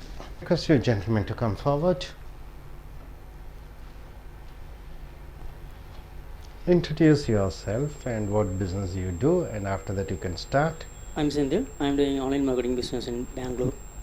You're going to US yeah, I'm going to US next month. Okay, could you tell about what you in our country, everyone is want to win always. No one was loser. Because of our example of cricket, everyone is pray for the while cricket players are placed on ground. They want to pray that God please give me that winning in our country. But unfortunately, they are not hurt their feelings. So it's entertainment games only. So don't need to worry. So both are equal. So I'm choosing this topic. Thank you. Good. IELTS and TOEFL training, speaking and writing task வந்திருக்கிறோம். Lingua Forum கட்டுரைகள் மூலமாக Dream Tech Publication மூலமாக video number 47க்கு வந்திருக்கிறோம். இங்கே I.E.L.T.S international English level testing system சர்வதேச அளவிலே உங்களுடைய ஆங்கில பேச்சு திறன், எழுத்து திறன், வாசிக்கும் திறன், கேட்கும் திறன் இதனை சோதித்து உங்களுக்கு மதிப்பெண் வழங்குகிறார்கள். இது பிரிட்டிஷ், ஆஸ்திரேலியன், கேம்பிரிட்ஜ் பல்கலைக்கழகங்கள் மூன்றும் இணைந்து அடுத்தது TOEFL அமெரிக்கன் அரசாங்கத்தின் மூலமாக நடத்தப்படக்கூடிய அதே இந்த 4 திறன்களில் உங்களுக்கு மதிப்பெண் வழங்குகிறார்கள். இதை வைத்து வெளிநாட்டிலே உங்களுக்கு மேற்படிப்பிற்காகவும் வேலைக்காகவும் உபயோகப்படுத்தக்கூடியது உங்கள் விசா அப்ளிகேஷனுக்காகவும் இன்டர்வியூ ஃபாரின் எம்பசிஸ்லேயும் இந்த IELTS TOEFL மிக முக்கியமாக தேவைப்படுகிறது. ஸோ இப்போ ரைட்டிங் அண்ட் ஸ்பீக்கிங், எழுதுவது பேசுவது, ரீடிங் வாசிப்பது அண்ட் கேட்பதற்கு வேறு பயிற்சிகள் கொடுத்திருக்கிறோம். இப்போ இந்த மாதிரி டாபிக் வரும்பொழுது இங்கே எழுத்து பயிற்சியின் பொழுது கட்டுரையிலே 270 வார்த்தைகளுக்கு குறைவில்லாமல் 250 வார்த்தைகள் குறைவில்லாமல் நீங்கள் எழுத வேண்டும். அதே போன்று இந்த டாப்பிக்கை பற்றி பேசும் பொழுது இலக்கண பிழையின்றி சரளமாக நல்ல உச்சரிப்புடன் நல்ல சொற்றொடர்களை வைத்து நல்ல வாக்கிய அமைப்புடன் நல்ல விவாதங்களை அடுக்கி முன்னுரை கருத்து சர்வதேச உதாரணங்களுடன் முடிவுரையுடன் நன்றாக நீங்கள் பேசவும் அறிந்து கொண்டிருக்க வேண்டும். 2 நிமிடங்களுக்கு குறைவில்லாமல் நீங்கள் பேச வேண்டும். ஸோ இந்த டாபிக் பார்த்தீர்கள் என்றால் you can enjoy playing A game. அப்போ இங்கே அக்ரி ஆர் டிஸ்அக்ரி கொஸ்டின்ஸ் சொல்லியிருக்கோம். இந்த தலைப்பை ஏற்றுக்கொள்கிறாயா, ஏற்றுக்கொள்ள மாட்டாயா? தலைப்பு பாருங்கள், you can enjoy playing A game only if you win. ஒரு விளையாட்டு போட்டி, அந்த விளையாட்டு போட்டியில் ஜெயித்தால்தான் உன்னால் அந்த விளையாட்டு போட்டியை ரசிக்க முடியும். அப்படியா? நீ ஒரு கிரிக்கெட் போட்டி நடக்கிறது, ஃபுட்பால் போட்டி நடக்கிறது, ஹாக்கி போட்டி நடக்கிறது, டென்னிஸ் போட்டி நடக்கிறது, அங்கே செல்கிறாய். உன் அணிக்காக உன் அணி ஜெயித்தால்தான் நீ அதை ரசிக்க முடியுமா? அந்த விளையாட்டை தோற்று விட்டால் சோகத்துடனா திரும்புவாய், அதை ரசிக்க மாட்டாயா? பொதுவாகவே நம் ரசிகர்கள் அங்கே போகிறார்கள். இந்தியாவோ அவருடைய அணியோ தோற்றுவிட்டால் அழுகிறார்கள், சோகமாக இருக்கிறார்கள், ஜெயித்தால் மகிழ்ச்சி அடைகிறார்கள். ஸோ இந்த தலைப்பு பார்த்தீர்கள் என்றால் உன்னுடைய அணி ஜெயித்தால் தான் உன்னுடைய அந்த விளையாட்டை ரசிக்க முடியும். ஏற்றுக்கொள்கிறாயா, ஏற்றுக்கொள்ள மாட்டாயா? யூ ஸ்பெசிஃபிக் ரீசன்ஸ், சரியான உதாரணங்களும் ரீசன்ஸ் காரணங்களும் எக்ஸாம்பிள்ஸ் உதாரணங்களும் டு சப்போர்ட் யுவர் வியூ, உன்னுடைய கண்ணோட்டத்தை சொல்வதற்கு சரியான காரண உதாரணங்களுடன் நீ விளக்க வேண்டும். அதாவது ஒரு விளையாட்டு அது ஜெயிச்சால்தான், அந்த போட்டியில் ஜெயிச்சால்தான் உன்னால் அனுபவிக்க முடியும். ஏற்றுக்கொள்கிறாயா, ஏற்றுக்கொள். ஸோ இது ஒரு மாதிரி கட்டுரை கொடுத்திருக்கிறோம், எழுதியிருக்கிறார் அந்த எழுத்தாளர். மெனி பீப்புள் பிரசியூம் என்றால் நினைத்து கொள்கிறார்கள். அநேக மக்கள் நினைத்து கொள்கிறார்கள் that victory is all that counts, வெற்றி தான் மிக முக்கியம். அது தேர்தலாக இருக்கட்டும், அரசியலாக, அது விளையாட்டுத்துறையாக இருக்கட்டும், மத ரீதியான விழாக்களாகட்டும், எது இருந்தாலும் வெற்றி தான் மிக முக்கியம் என்று மக்கள் நினைக்கிறார்கள். And that losing a game is a tragedy as well as a defeat. ஒரு போட்டியிலே தோற்றுவிட்டால், ஒரு போட்டியிலே விளையாட்டு போட்டியிலே தோற்றுவிட்டால் அதுதான் போட்டியாக, அதுதான் தோல்வியாக உங்களுடைய இதயத்தில் அதை எடுத்துக்கொள்கிறார்கள். அப்போ அநேக மக்கள் வெற்றி அடைந்தால் வெற்றி அவர்களுக்கு, தோல்வி அடைந்தாலும் தோல்வி அவர்களுக்கு என்று மனதளவிலே வெற்றியையும் தோல்வியையும் ஏற்றுக்கொள்கிறார்கள். We must overcome the attitude. இந்த எண்ணத்தை நாம் மாற்ற வேண்டும். That winning is everything. ஜெயிப்பது தான் அனைத்தும் என்ற ஒரு வலிமையான மனதிலே இருக்கக்கூடிய அந்த எண்ணத்தை முதலில் மாற்றிக்கொள்ள வேண்டும். ஜெயித்தால் தான் அனைத்தும் என்று ஒரு அணியிலே நீங்கள் விளையாடுகிறீர்கள், அல்லது ஒரு அணிக்கு ஆதரவாக நீங்கள் கரகோஷம் எழுப்புகிறீர்கள். அந்த அணி ஜெயித்தால் தான் உங்களுக்கு மகிழ்ச்சி என்ற அந்த கண்ணோட்டத்தை நீங்கள் மாற்றிவிட வேண்டும். However, and understand that one need not win a game to enjoy it and benefit from it. ஒரு அணி ஜெயித்தால் தான் அதன் மூலமாக சந்தோஷத்தையும் அதன் மூலமாக பலன் பெறுவாய் என்கிற எண்ணத்தை நீங்கள் மாற்றிவிட வேண்டும். ஸோ தலைப்புக்கு எதிராக இவர் செல்கிறார் இந்த எழுத்தாளர். அதற்கான உதாரணங்களை சொல்கிறார். ஃபார் எக்ஸாம்பிள், ஹிஸ்ட்ரி டெமான்ஸ்ட்ரேட், வரலாறு தெரிவிக்கிறது that our modern emphasis on winning is a great. modern emphasis on winning என்றால் என்ன? நவநாகரிக காலத்தில் எம்பசைஸ்னா அழுத்தங்கள் கொடுக்கிறோம். Winning is a great departure from the tradition in American sport. இப்போ தற்காலிகத்தில் ஜெயிப்பது என்பது அமெரிக்காவிலே அந்த பண்டைய அந்த வரலாற்று சிறப்புமிக்க பின்னோக்கி சென்று பார்க்கும் பொழுது அந்த வெற்றிக்கும் இந்த வெற்றிக்கும் ஈடு இல்லை. இப்பொழுது அதிகமாக வெற்றிக்கு நாம் ரொம்ப அழுத்தம் கொடுக்கிறோம். ஆனால் இறந்த காலத்திலே வரலாற்றிலே அமெரிக்காவிலே விளையாட்டுத்துறையை பற்றி பார்த்தோம் என்றால் அவர்கள் வெற்றிக்கு மிக முக்கியத்துவம் கொடுக்கவில்லை. American baseball was originally a very different pastime from the big serious business. அப்போ அமெரிக்காவில் பேஸ்பால் என்று ஒரு போட்டி, இந்தியாவிலே கிரிக்கெட் எப்படி புகழ் வாய்ந்ததோ அமெரிக்காவிலே பேஸ்பால் என்ற ஒரு போட்டி புகழ் வாய்ந்தது. ஒரு சதுர வடிவே இருக்கும். அந்த சதுர வடிவில் ஒவ்வொரு கார்னர், ஒவ்வொரு மூலையிலும் ஒவ்வொரு வீரர்கள் இருப்பார்கள். நடுவிலே ஒருவர் பந்தெறிவார், இன்னொருவர் எதிர்கட்சியினர் மட்டையால் பந்தை அடிப்பார். அந்த பந்து அந்த 4 சதுர வடிவிற்குள் இருக்கிறவர்களுடன் கைக்குள் வருவதற்குள் இவர் அந்த சதுரத்தை கடந்தாக வேண்டும். அப்படி கடந்து விட்டால் ஒரு பாயிண்ட் என்று ஒரு விளையாட்டு போட்டி. இது இப்பொழுது இருக்கக்கூடிய அந்த பேஸ்பாலுக்கும் இறந்த காலத்தினுடைய பேஸ்பாலுக்கும் வித்தியாசமாக இருந்தது. அப்பொழுதெல்லாம் ஒரு தமாஷுக்காக, ஒரு மகிழ்ச்சிக்காக அந்த பேஸ்பால் என்ற விளையாட்டு போட்டி ஆரம்பிக்கப்பட்டது. இந்த 19th century, இந்த 19வது நூற்றாண்டு, அதாவது 1800 வருடங்களிலே baseball was a genuine sport. அந்த பேஸ்பால் என்பது ஜென்யூன், உண்மையான ஒரு விளையாட்டு போட்டியாக இருந்தது. Not a life or death, வாழ்வா சால்வா என்ற கன்ஃபரன்டேஷன், அந்த பிரச்சனை இருந்ததில்லை அந்த காலத்திலே.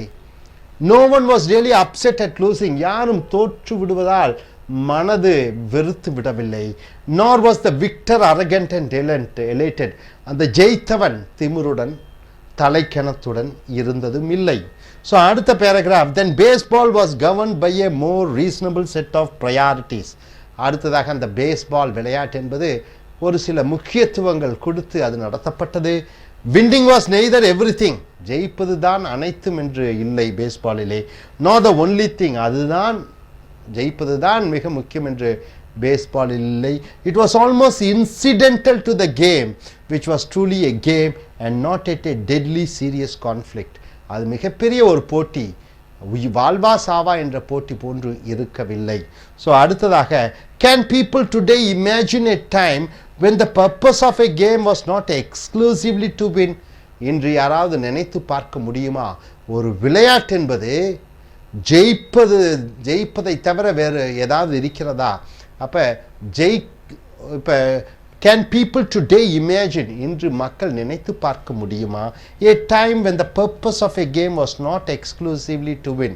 இன்று யாராவது அந்த அரங்கத்திலே விளையாட்டு அரங்கத்திலே ஜெயிப்பதை தவிர வேறு அந்த விளையாட்டை பார்த்து ரசிப்பதற்காக யாராவது வருகிறவர்கள் இருக்கிறார்களா? பட் ஆனால் instead merely to have a good time, whether one win or lost, யார் ஜெயிச்சாலும் தோற்றாலும் பரவாயில்லை, அங்கே விளையாட்டு வீரர்களுடைய அந்த வீர தீர செயல்களை பார்க்க வேண்டும், அனுபவிக்க வேண்டும் என்ற எண்ணத்தில் யாராவது வருகிறார்களா? இல்லை. in many cases they probably cannot. such is the deterioration in modern sport. deterioration என்றால் என்ன? பாழடைந்து விட்டது, அசிங்கமாகி விட்டது, கெட்டுவிட்டது, அந்த விளையாட்டு துறையே கெட்டுவிட்டது, மக்களுடைய எண்ணங்கள் கெட்டுவிட்டது.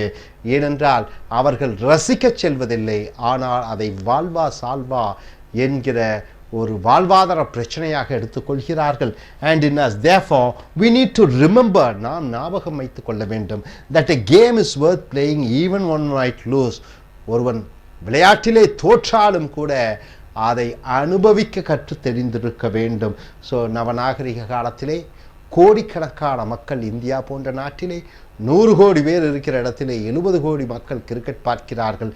ஸோ அவர்களுக்கெல்லாம் வாழ்வா சாவா என்ற ஒரு நிலைப்பாடு. கிரிக்கெட்டிலே தோற்றால் இந்தியாவை தோற்றது போன்று, கிரிக்கெட்டிலே ஜெயித்தால் இந்தியாவே இன்னொரு நாட்டை ஜெயித்தது போல, அங்கே எதிர ஆட்டக்காரர்களுடைய அந்த திறமைகளை இவர்கள் பாராட்டுவதில்லை. ஸோ இந்த தலைப்பு நம் இந்தியர்களுக்கு அதிகமாக, இந்தியர்களுக்கு மட்டுமில்லை, ஐரோப்பிய நாட்டிலே சாக்கர் என்ற விளையாட்டு ஃபுட்பால், அங்கும் தோற்றால் ஜெயித்தவர் அணியை அடிப்பதும் அடித்தவர் ஜெயிப்பவரை அடிப்பதும் என்று உலகம் முழுக்க இது ஒரு முக்கியமாக விளையாட்டை வாழ்வா சாவா பிரச்சனையாக எடுத்துக்கொள்கிறார்கள். விளையாட்டை ரசிக்க கற்றுக்கொள்ள வேண்டும். அதில் தோற்பது ஜெயிப்பது என்பது ஒரு பிரச்சனையே அல்ல. ஸோ இந்த தலைப்பு இத்துடன் முடித்துக் கொள்கிறோம். இனி அடுத்து வரக்கூடிய வீடியோக்களில் மற்றவைகளை பார்ப்போம். Thank you very much. is American Center. Take care. I.E.L.T.S and TOEFL. That's what we have come here to the writing and speaking task.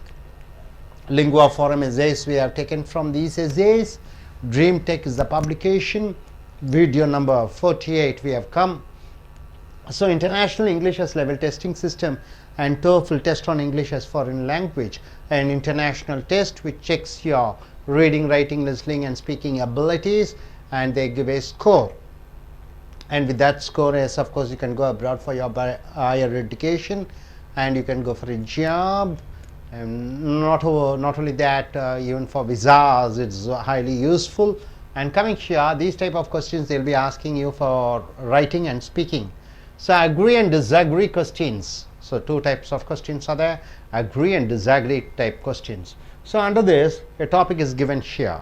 High schools. What's high schools? It's 11th and 12th. High schools should let students choose the subject that they want to study. Presently in Indian system you have maths, physics, chemistry, biology, botany, geo, accounts, commerce, accounts. Then what else you have? You have vocational courses, that's also typing. Do they have? Yes, I think so. So the high school should let students choose the subject they want to study. Some students want to go in for carpentry, jewelry making, fashion designing, anything else, hospital management. So that's sort of study. So the school should provide as much subjects as the students' needs are. Do you agree or disagree? Use specific reasons and examples to support your view. So see that question clearly. High schools should provide as many courses as possible of the students' needs. Some students, they prefer doing networking. So networking in +2, 11th and 12th. Tailoring in +1 and +2. So most of the schools should provide elective subjects as much as the students need. Do you agree to this point? If you agree, you say agree, and you go in for reasoning and giving explanation about why you say the school should need this much of electives, and with the examples you have to go. See, coming here, there is a reasonable limit to the number and variety of courses which schools can offer. So in first statement he gives, there is a reasonable limit a school can provide subjects, maybe at the most 8 or 10, not more than that. That's what he says, the writer says. The schools has a limitation, a reasonable limitation. They cannot go beyond that 30 or 40. The schools has their limitation. That's what he says. Therefore, there is also a limit to the variety and number of courses available to students, since the school is limited with certain course. So the students also has few choices. These are the courses he has to select. That is why high schools need not allow students to take any and all courses which students might wish to study. So he says he is going against the topic. High school should let students choose the subject they want to study. Here he says no, schools has a limitations. The students have many varieties of needs, but the schools, because of their resources, they have a limitation. So schools need not allow students to take any and all courses which students might wish to study. So he says no, it's not possible. Schools cannot provide many elective subjects according to the students' needs. They have a limitation. So he goes against this topic. And coming here, why does so? He says, of course, a certain choice of elective courses is desirable. So certain choices, okay, maths, you can go for maths, physics, chemistry, one subject, then you can go in for biology, botany, geology, first group, second group. They say third group, you can go in for pure, the second group is pure science, and maths with chemistry, or third group accountancy, or fourth vocational, and fifth, there should be a lot of courses. But here, of course, a certain choice of elective courses is desirable. It is okay, it is needed. A high school in a prosperous community. Prosperous community means what? In a place like Chennai, wealthy people are there, people can afford, students can afford. In a prosperous community might offer a wide range of electives. He says, okay, in a place like Chennai, Mumbai, Coimbatore, or Delhi, Calcutta, Hyderabad, a lot of elective subjects can be given because it's a prosperous community. They can economically, they survive. From band and chorus, band, you know the band as a subject, chorus as a, singing as a subject. You can provide to human psychology as a subject also. You can give matrix algebra, matrix algebra, even that you can provide if the community is prosperous. A high school in a less wealthy district, maybe somewhere in the remote area, high school is there. Wealthy district, less wealthy district, it's a poor area where not much of resources are there with the people of the school, would probably offer a smaller range of electives. A small number of options are there because it is located, the school is located in a village area or remote area or economically weak area. Under no circumstance, however, is it possible to offer electives to satisfy every student's needs and tastes. Every student has a different need. Every student has a different taste. So it is not possible to satisfy all the needs of the students, all the tastes of the students.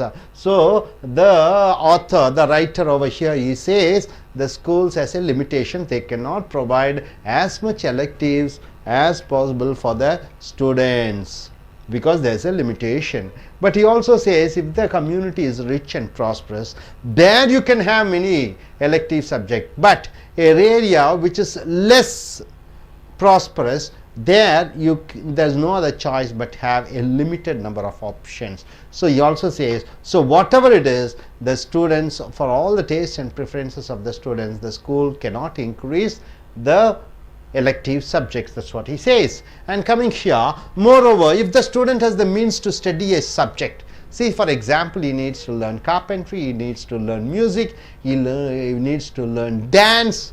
So moreover, if the student has the means to study a subject not taught, means what? Is well enough, he has money, but the school doesn't offer. So what he has to do as an elective in high school, then instruction is available on a private. So the school can say, for suppose if you want to learn about dancing or music or band or chorus or fashion technology, the school should put up a list where the private institution, individual basis, outside school he or she can go and learn by paying money. So it doesn't mean that the school has to provide everything. Outside the school campus, the school can put forward a notice board, all the addresses of whatever the students' needs are, what are the subjects. They can go for extra outside, they can pay and learn. Also, even in the case of an impoverished means what? A weak, economically weak student, impoverished student, a weak student, individual study through a library or public information resource. So a weak student, very poor student, he can gather information from library or public information resource, may supplement the basic high school curriculum effectively. So here the syllabus, suppose a rich student is there, he can go outside, pay money and learn. If a poor student is there, so what he has to do, he can go to the library or public information and you can learn information. It is within neither the mission nor the resources of the schools, however, to supply an indefinitely broad range of electives. He also say it is not the commitment of the schools to go in for a number of courses, number of infinitely broad range of electives. It is not necessary for the school to provide. So finally he comes to a conclusion saying that, in short, what students enjoy is not necessarily what they may require courses on such subjects as Hindi. So a student loves to learn Hindi, a student loves to learn jewelry, a student loves to learn film criticism, but it is not necessary that the school should provide. A student may enjoy, but it is not the duty of the school to provide these type of elective subjects. Might attract students, these courses might attract students, but would be difficult to justify as elements of a high school curriculum. So the students may need it, but the schools is not necessary for them. It may be an attraction for them, but it is not a plus factor for the school. Therefore, high schools shouldn't allow students to study any course that students want to study. So these definitely, he says, the author, the writer over here, he says it is not necessary for schools to provide these type of elective course. You can go against this topic also. The duty of the schools is to satisfy the students' needs. So it has to have a lot many elective subject, you can say, because in a multinational world we are living, we have a lot of companies, so each course has its own demand. So the school should provide variety number of courses, so that will definitely improvise the students' needs, and it also improves the society's needs. Because a student who is good in acting, who loves for acting, a student who loves to learn music, what is his use of studying +2 first group, that is maths, physics, chemistry, or student who is really interested in something like event management as a course, what is the use of him learning pure science, biology, botany and zoology? So if a student who is really interested in painting, what is the use of him studying accountancy? 2 years is a waste of time. So the schools should provide as many as electives as possible. You can go for and against this topic. Hope you are able to understand. I request Ms. Lokeshwari to come forward. If you get a topic like this, how you are going to present yourself?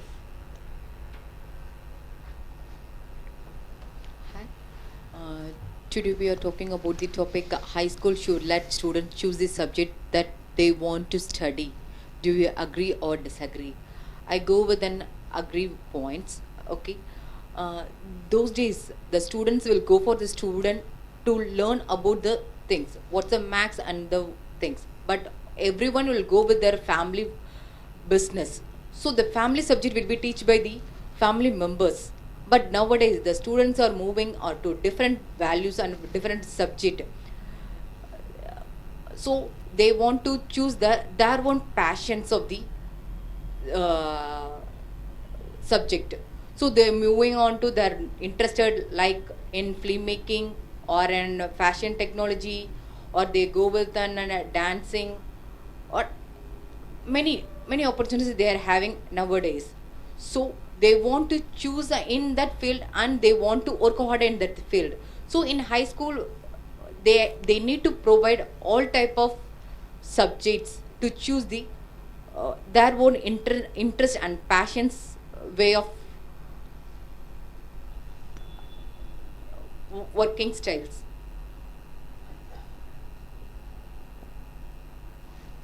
So the high school offers many subjects to choose by the student. So they will, so from the beginning itself they will have an interest on that things. So they will, so they and by daily training you will be a better speaker. Okay, don't bother about this. You're being a first day, it will be all right as days go by. Okay, please come forwards.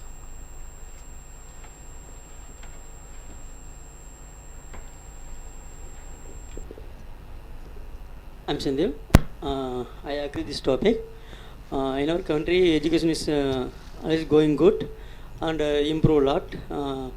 Every year they added different courses like jewelry and fashion technology. In competitive world, the students always taking up different courses. It is the only of develop the country, as improve the skills. So that I am choosing this topic.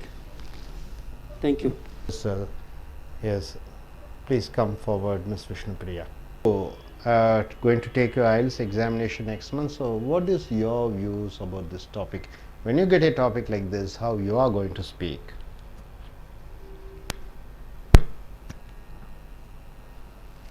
Good afternoon, one and all.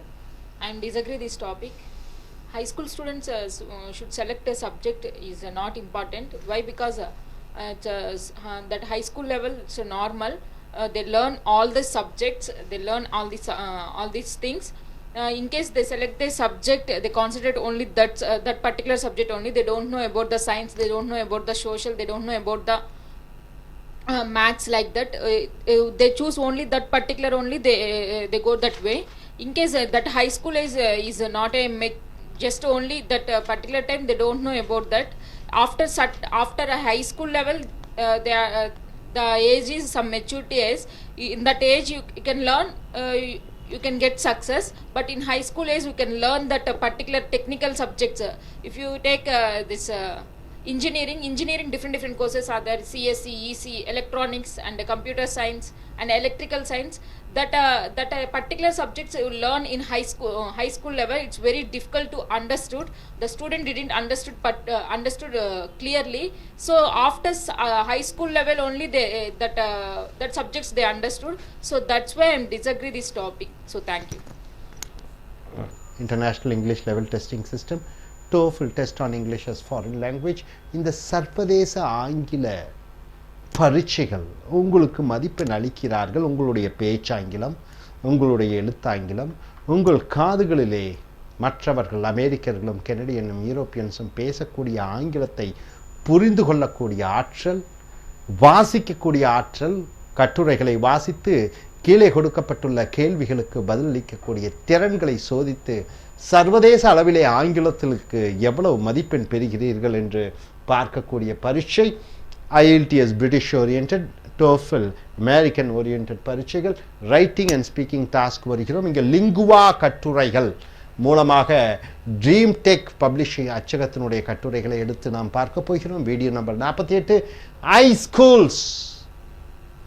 Schools என்றால் என்ன? 10, 11, 12 என்று எடுத்துக்கொள்வோம். இந்த high school should let students choose the subjects. இந்த 11 12ஆம் வகுப்புகளுக்கு நீங்கள் வந்து சேரும் பொழுது மாணவர்களுடைய விருப்ப பாடத்தை அந்த பள்ளிகள் அனுமதிக்க வேண்டும். that they want to study. மாணவர்கள் எதை விருப்பப்படுகிறார்களோ அவர்களுடைய தேவையை பூர்த்தி செய்ய வேண்டியது பள்ளிகளுடன் கடமை. Do you agree? ஏற்றுக்கொள்கிறாயா? Disagree? ஏற்றுக்கொள்ள மாட்டாயா? Use specific reasons. குறிப்பிட்ட காரணங்களை கூறு. Examples, உதாரணங்களை கூறு. To support your view. உன்னுடைய கண்ணோட்டத்தை சொல்லும் பொழுது இது உதாரணங்களும் காரணங்களையும் நீ சொல்ல வேண்டும். அதாவது மாணவர்கள் விருப்பம் என்னவோ, என்ன ஜுவல்லரி என்று சொல்வோம், நகை பற்றி, அல்லது நாட்டியம், அல்லது பாடல், தையல் கலை, இப்படி 11th 12th maths physics chemistry அது படிப்பதோடு மட்டுமல்லாமல் வேறு ஏதாவது மாற்று பாடத்திட்டங்கள் இருந்தால் அதையும் பள்ளிகள் அளிக்க வேண்டும். ஒற்றுக்கொள்கிறாயா? ஒற்றுக்கொள்ள மாட்டாயா? இதுதான் தலைப்பு. ஸோ இதில் என்ன சொல்லியிருக்காங்க பாருங்க. there is a reasonable limit to the number and variety of courses which schools can offer. schools can offer என்றால் என்ன? பள்ளிகள் வழங்க முடியும். குறிப்பிட்ட அளவு, குறிப்பிட்ட வகையான பாடத்திட்டங்களைத்தான் அல்லது அந்தந்த துறையைத்தான் வழங்க முடியும். மேத்ஸ் ஃபிசிக்ஸ் கெமிஸ்ட்ரி என்று ஒரு கோர்ஸை கொடுக்க முடியும். பாட்டனி ஜுவாலஜி கெமிஸ்ட்ரி என்று ஒரு பாடத்தை கொடுக்க முடியும். அக்கௌண்டன்சி காமர்ஸ் என்று ஒரு பாடத்தை கொடுக்க முடியும். இவ்வளவுதான் கொடுக்க முடியும். இதற்கு மேற்பட்டு அவர்களுக்கு கொடுப்பதற்கு முடியாது. ஒரு லிமிட் இருக்கிறது, ஒரு லெவல் இருக்கிறது. Therefore, there is also a limit to the variety and number of courses available to students. குறிப்பிட்ட அளவுதான் பாடத்திட்டத்தை பாட துறைகளை பள்ளிகள் கொடுக்க முடியும். ஆகையால் அந்த குறிப்பிட்ட துறைகளுக்குள் மாணவர்கள் போய் படிக்க வேண்டும். நாட்டியத்தை பற்றி ஒரு பாடத்திட்டம் இருக்காது, ஆனால் வேறு வகை இல்லை. மாணவன் போய் மேத்ஸ் ஃபிசிக்ஸ் கெமிஸ்ட்ரி தான் படிக்க வேண்டும். பாடுவது, இசை அமைப்பது, ஸோ இதெல்லாம் இந்த மாதிரி கோர்சஸ் எல்லாம் பள்ளிகளிலே இல்லாத பொழுது மாணவர்கள் அந்த குறிப்பிட்ட பள்ளி வழங்கக்கூடிய அந்த கோர்ஸை தான் எடுக்க வேண்டும். That is why high schools need not allow students to take any and all courses which students might wish to study. So மாணவர்கள் விருப்பப்பட்ட பாடத்தை பள்ளிகள் வழங்க முடியாது என்று இந்த கட்டுரையாளர் எழுதுகிறார். மேலும் என்ன சொல்கிறார்? of course, உண்மையில் a certain choice of elective courses is desirable. desirable என்றால் என்ன? வேண்டும், கண்டிப்பாக குறிப்பிட்ட அளவு பிரிவுகள் வேண்டும். உதாரணத்துக்கு என்ன? எந்த கோர்ஸ் எடுத்து first group, second group, third group, fourth group, ஒரு 4-5க்கு மேலே வகையாக இருக்க வேண்டும் கண்டிப்பாக. ஏ high school in a prosperous community. Prosperous என்றால் என்ன? நல்ல வளமான செழிப்பான ஒரு சென்னை போன்ற ஊரிலே, அல்லது ஹைதராபாத், பெங்களூரு, இல்லை கொச்சின், கோயம்புத்தூர், நல்ல வசதி படைத்த ஊரிலே இருக்கக்கூடிய அந்த பள்ளிகள் might offer a wide range of electives. நிறைய பாடத்திட்டங்களை கொடுக்கலாம். நாட்டியத்தை பற்றி ஒரு பாடப்பிரிவு இருக்கலாம், இசையை பற்றி ஒரு பாடப்பிரிவு இருக்கலாம், நிறைய பிரிவுகள் இருக்கலாம். From band and chorus. பேண்டுன்னா என்ன தெரியும்? வாத்தியங்கள். கோரஸ் என்றால் கூட்டாக பாடுவது. டு ஹியூமன் சைக்காலஜியை பற்றியும், அண்ட் மேட்ரிக்ஸ் அல்ஜீப்ரா. அல்ஜீப்ராலேயே மேட்ரிக்ஸ் அல்ஜீப்ரா என்று பல திட்டங்களை கொடுக்கலாம். நல்ல செழிப்பான இடத்தில் இருக்கக்கூடிய வசதி படைத்த நபர்கள் இருக்கக்கூடிய இடத்திலே அந்த பள்ளிக்கூடம் இருக்கும் பொழுது நிச்சயமாக அந்த பள்ளிக்கூடம் இத்தனை பிரிவுகளில் பாடப்பிரிவுகளை ஆரம்பிக்கலாம். High school in a less healthy district. ஒரு ஏழ்மையான ஒரு இடத்தில் இருக்கக்கூடிய ஒரு பள்ளி would probably offer a smaller range of electives. குறிப்பிட்ட குரூப்ஸ் தான் கொடுக்க முடியும். First group, second group, third group. First group, second group தான் கொடுக்க முடியும். இல்லை செகண்ட் 2 குரூப் தான் கொடுக்க முடியும். Under no circumstances, எந்த சூழ்நிலையிலும், however, is it possible to offer electives to satisfy every student's needs and taste. ஒவ்வொரு மாணவனுடைய தேவையும் ஒவ்வொரு மாணவனுடைய விருப்பத்திற்கு தகுந்தபடி பாடத்திட்டங்கள், பாடப்பிரிவுகளை 10, 20, 30 என்று பிரிவுகளாக பிரிக்க இயலாது என்று சொல்கிறார் இந்த எழுத்தாளர். ஸோ அதற்கு எதிராகவும் நீங்கள் பேசலாம். அடுத்தது, moreover, இருப்பினும், if the student has the means to study a subject not taught as an elective in high school. ஒரு மாணவன் ஏதோ ஒரு பிரிவை படிக்க விரும்ப வேண்டும் என்று ஆசைப்படுகிறான். சினிமாவில் நடிப்பது, நடிக்கும் கலை அல்லது இசைக்கலை கற்க வேண்டும் என்று ஆசைப்படுகிறான். பள்ளி அதை வழங்க முடியாது. ஏனென்றால் அவர்களுக்கு குறிப்பிட்ட அளவுதான் மாணவர்களை பாடத்திட்டங்களை வைத்திருக்க முடியும். ஆனால் ஒரு மாணவன் நாட்டியத்தை பற்றியும் பாடுவதை பற்றியும் படிக்க வேண்டும் என்று ஆசைப்பட்டால் then instruction is available on a private individual basis outside school. பள்ளி வளாகத்தை விட்டு வெளியே இசைக்கென்று தனியார் நடத்தக்கூடிய அந்த இசை பள்ளியிலே சேர்ந்து படிக்கலாம் பாட நேரத்திற்கு பிறகு, அல்லது இசை சம்பந்தப்பட்ட ஒரு சின்ன சின்ன பள்ளிகள் இருக்கிறது, அங்கே போய் கற்றுக்கொள்ளலாம் பாடத்தை நேரத்தை விட்டு.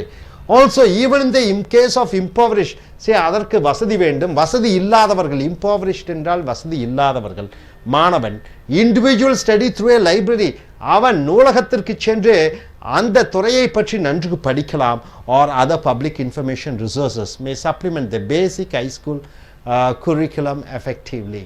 அப்ப இந்த பாடத்திட்டத்திற்கு வெளியே சென்று அவன் லைப்ரரி மூலமாக பல தகவலை சேகரித்து அவன் விருப்பப்பட்ட துறையை பற்றி நிறைய தகவல்களை சேகரிக்கலாம். ஸோ வசதி படைத்தவர்கள் வெளியே டியூஷன் என்று போய் அங்கே ஸ்பெஷலாக dance school, music school, jewellery school, fashion technology, makeup, costume designing இவைகளெல்லாம் கற்றுக்கொள்ளலாம். It is within neither the mission or the resources of school.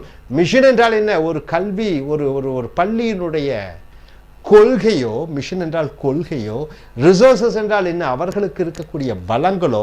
however to supply an indefinitely broad range of electives, ஏகப்பட்ட பாட வகுப்புகளை பள்ளிகள் வழங்க முடியாது. அவர்களுக்கு அந்த வளமும் இல்லை, அவர்களால் அதை பூர்த்தியும் செய்ய முடியாது மாணவர்களுடைய அனைத்து தேவைகளுக்கும். ஸோ இறுதியாக என்ன சொல்கிறார்? இன் ஷார்ட், சுருக்கமாக சொல்ல வேண்டுமென்றால், what students enjoy is not necessarily what they May require. அப்போ மாணவர்கள் எதை அனுபவிக்கிறார்களோ மே ரிக்வயர் ஆன் சச் சப்ஜெக்ட். உதாரணத்துக்கு ஹிந்தி கற்க வேண்டும் என்று ஆசைப்படுகிறான், ஜுவல்லரி நகையை பற்றி நகைப்படிப்பு பாடத்திட்டத்துடன் சேர்ந்து நகைப்படிப்பும் படிக்க விரும்புகிறான், ஃபிலிம் கிரிட்டிசிசம் சினிமா துறையை பற்றி கற்றுக்க வேண்டும் என்ற நினைக்கிறான். இவைகளெல்லாம் மாணவர்கள் விரும்பக்கூடிய படிப்பு. மைட் அட்ராக்ட் ஸ்டூடெண்ட்ஸ், மாணவர்களை கவர்ந்தெடுக்கும்.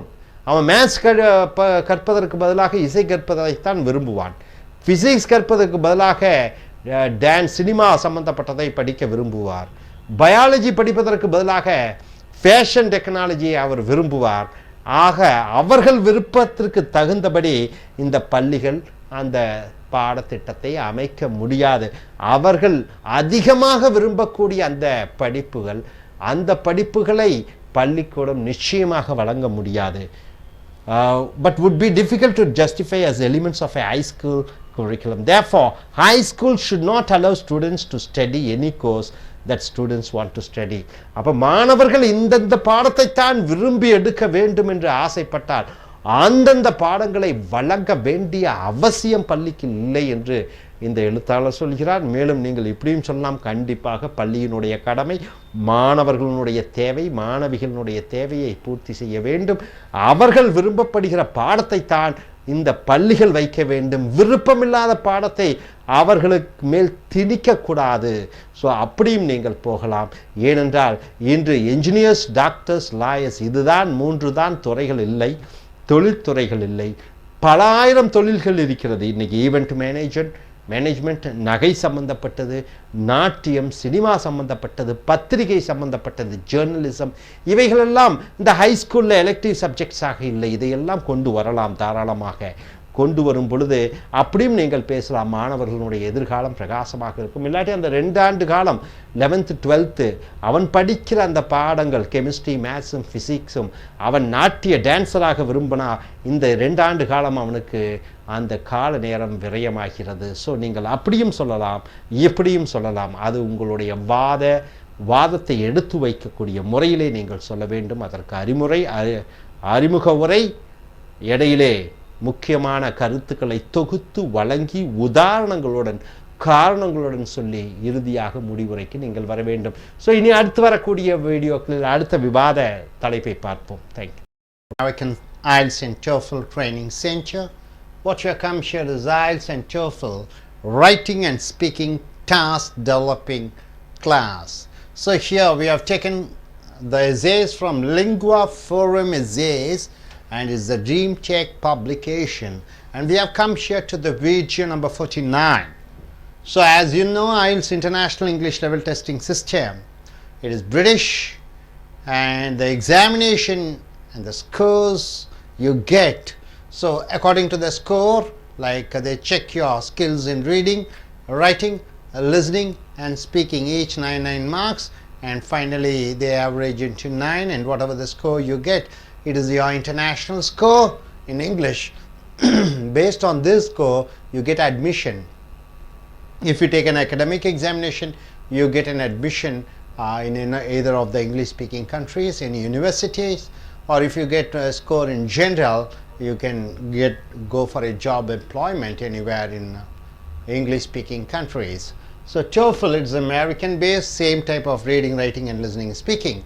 So in writing task, almost you have to write 250 to 260 words, and in speaking you have to write for 2 minutes continuously. So coming here, these type of questions you may find agree or disagree questions. A topic may be given and you have to agree or disagree. If you agree, you have to say why you agree with the topic.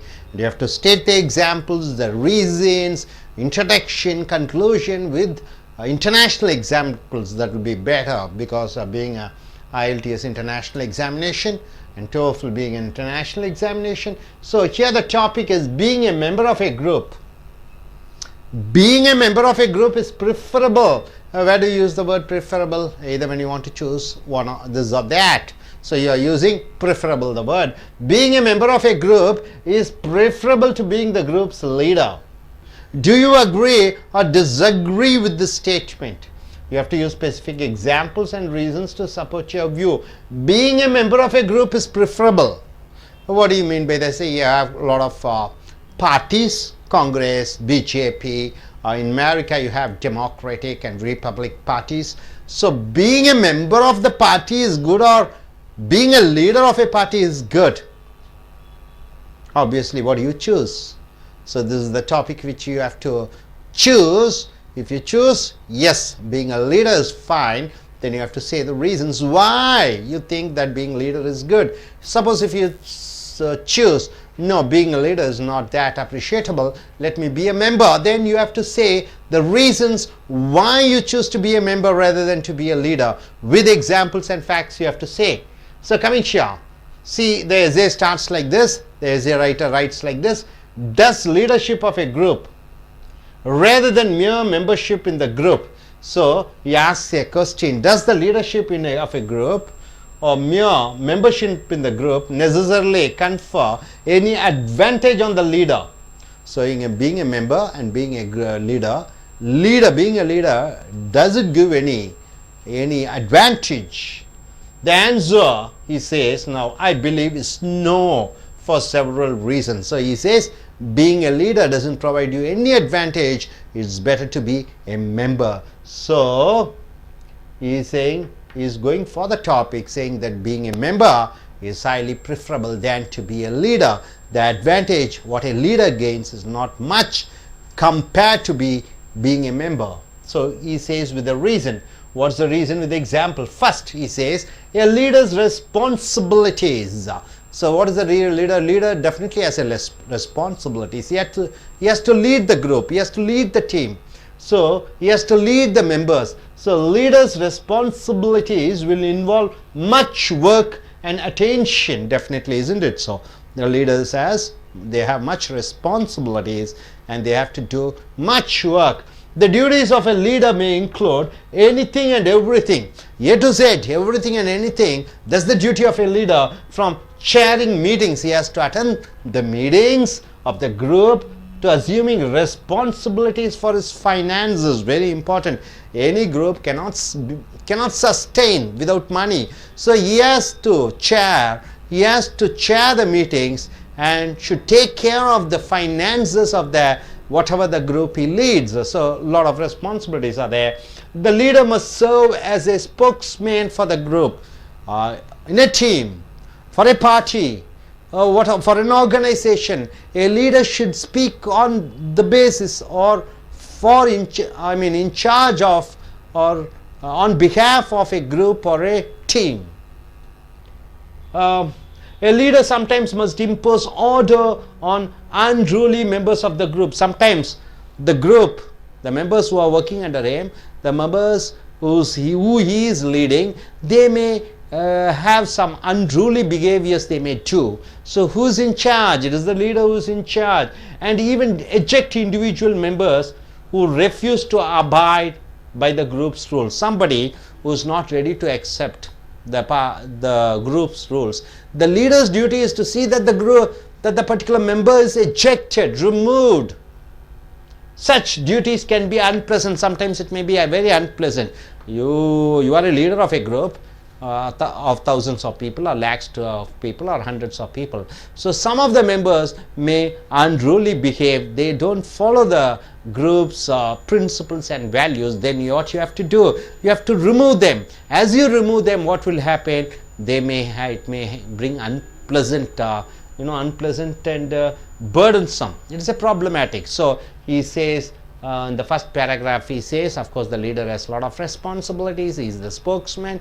He has to take care of the finance, and he has to chair meeting. He has to speak on behalf of a group. And if the group members, they go in for an unruly behavior, and he is the person who is in charge, who has to remove them or eject them, it causes unpleasantness and burdensome. Hope you are able to understand the first paragraph. And coming here, second point, he says, also because of his or her prominence.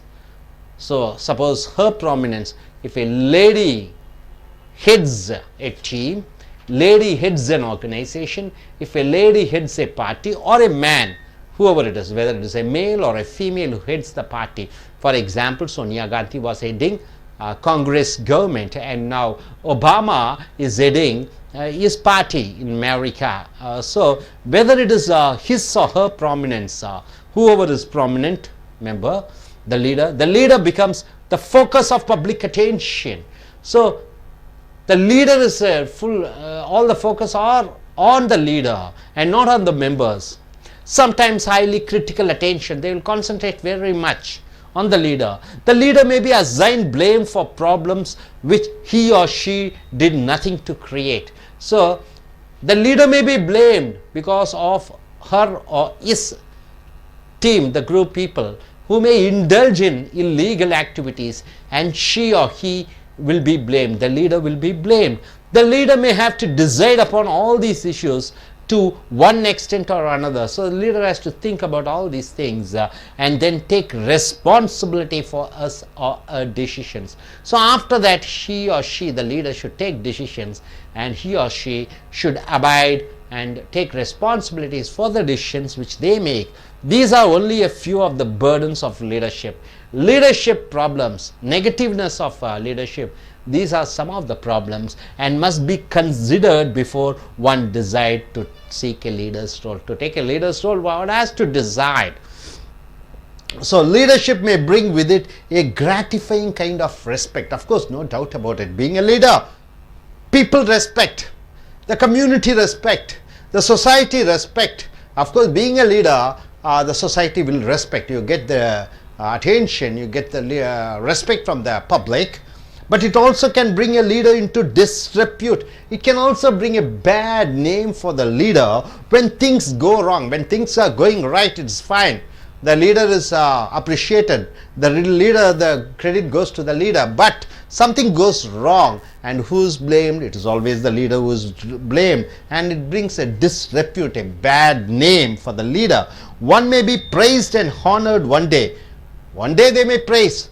But reviled means what? They put the blame, they shout, they call names, they use all type of bad things on you.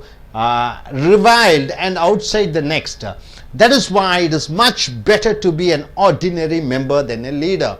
So this gentleman, this writer says, being an ordinary member is better than to be a leader. So the topic is, being leader is good or just being a member is good. So here the writer goes in for being a member is always good. Being a leader is always a tough task to do, because leadership carries a lot of responsibilities, a lot of attention, a lot of unpleasant things he or she should take. When things are going on, it's fine, but when things are going wrong, it is always the leader who is blamed and not the member. So being a member is better than being a leader. Then you can go in for opposite to this point of view. Being leader is good, because being leader, what? That shows your caliber, that shows your principle, that shows you're leading a team where you can do achieve lot many things. With your leadership, you can do something good for the society, something good for the community, and lot many things. So classic examples in India, there was one party, immediately it was born, Aam Party. Within few months they were able to capture Delhi assembly election. They were able to win.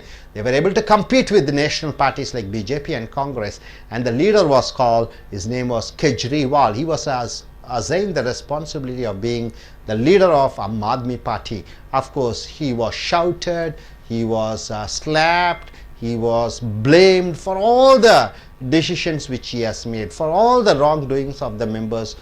He was as a leader took the responsibilities. So we can see in our own eyes, in Congress the leadership is blamed because of the all type of the corruption involved by the members. So the leadership has to take the blame. So being a leader good, or being a ordinary member is good, of course, when you are ready to take all these tasks. Good evening everybody, this is Satya with you. So I'm going to talk about against these topics. So being a leader, okay, yeah. Being a leader, we can lead the complete team, and we have a lot of responsibility to lead the team and develop our skills and develop our community. We can do some good things to the society, whatever we may think, but we cannot do.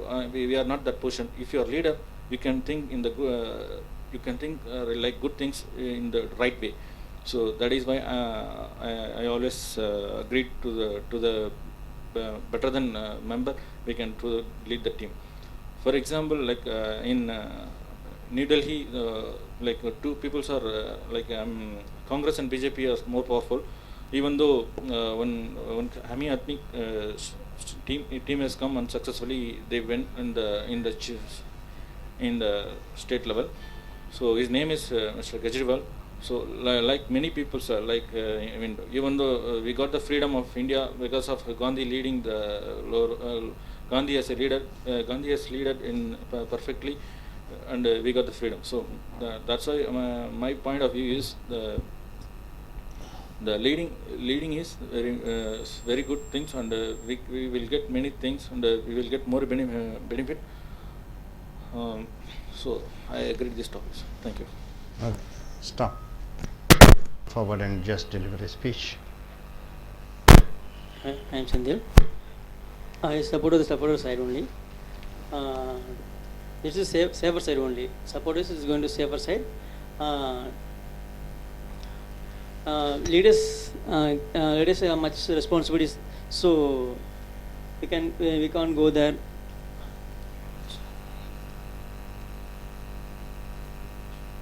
I.E.L.T.S taker, just tell me about how do you reflect on this topic? Good evening, friends. My name is Vishnu Priya. In my point of view, being a leader is good. Why? Because in case we can take that leader part, it's a very responsibility part. You can take all responsibilities for the team.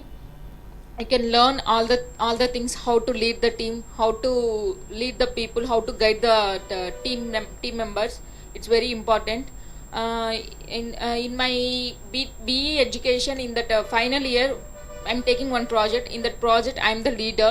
In that project, I'm taking VLSA project. In that project, I'm the leader. I'm taking the total responsibility for the team members.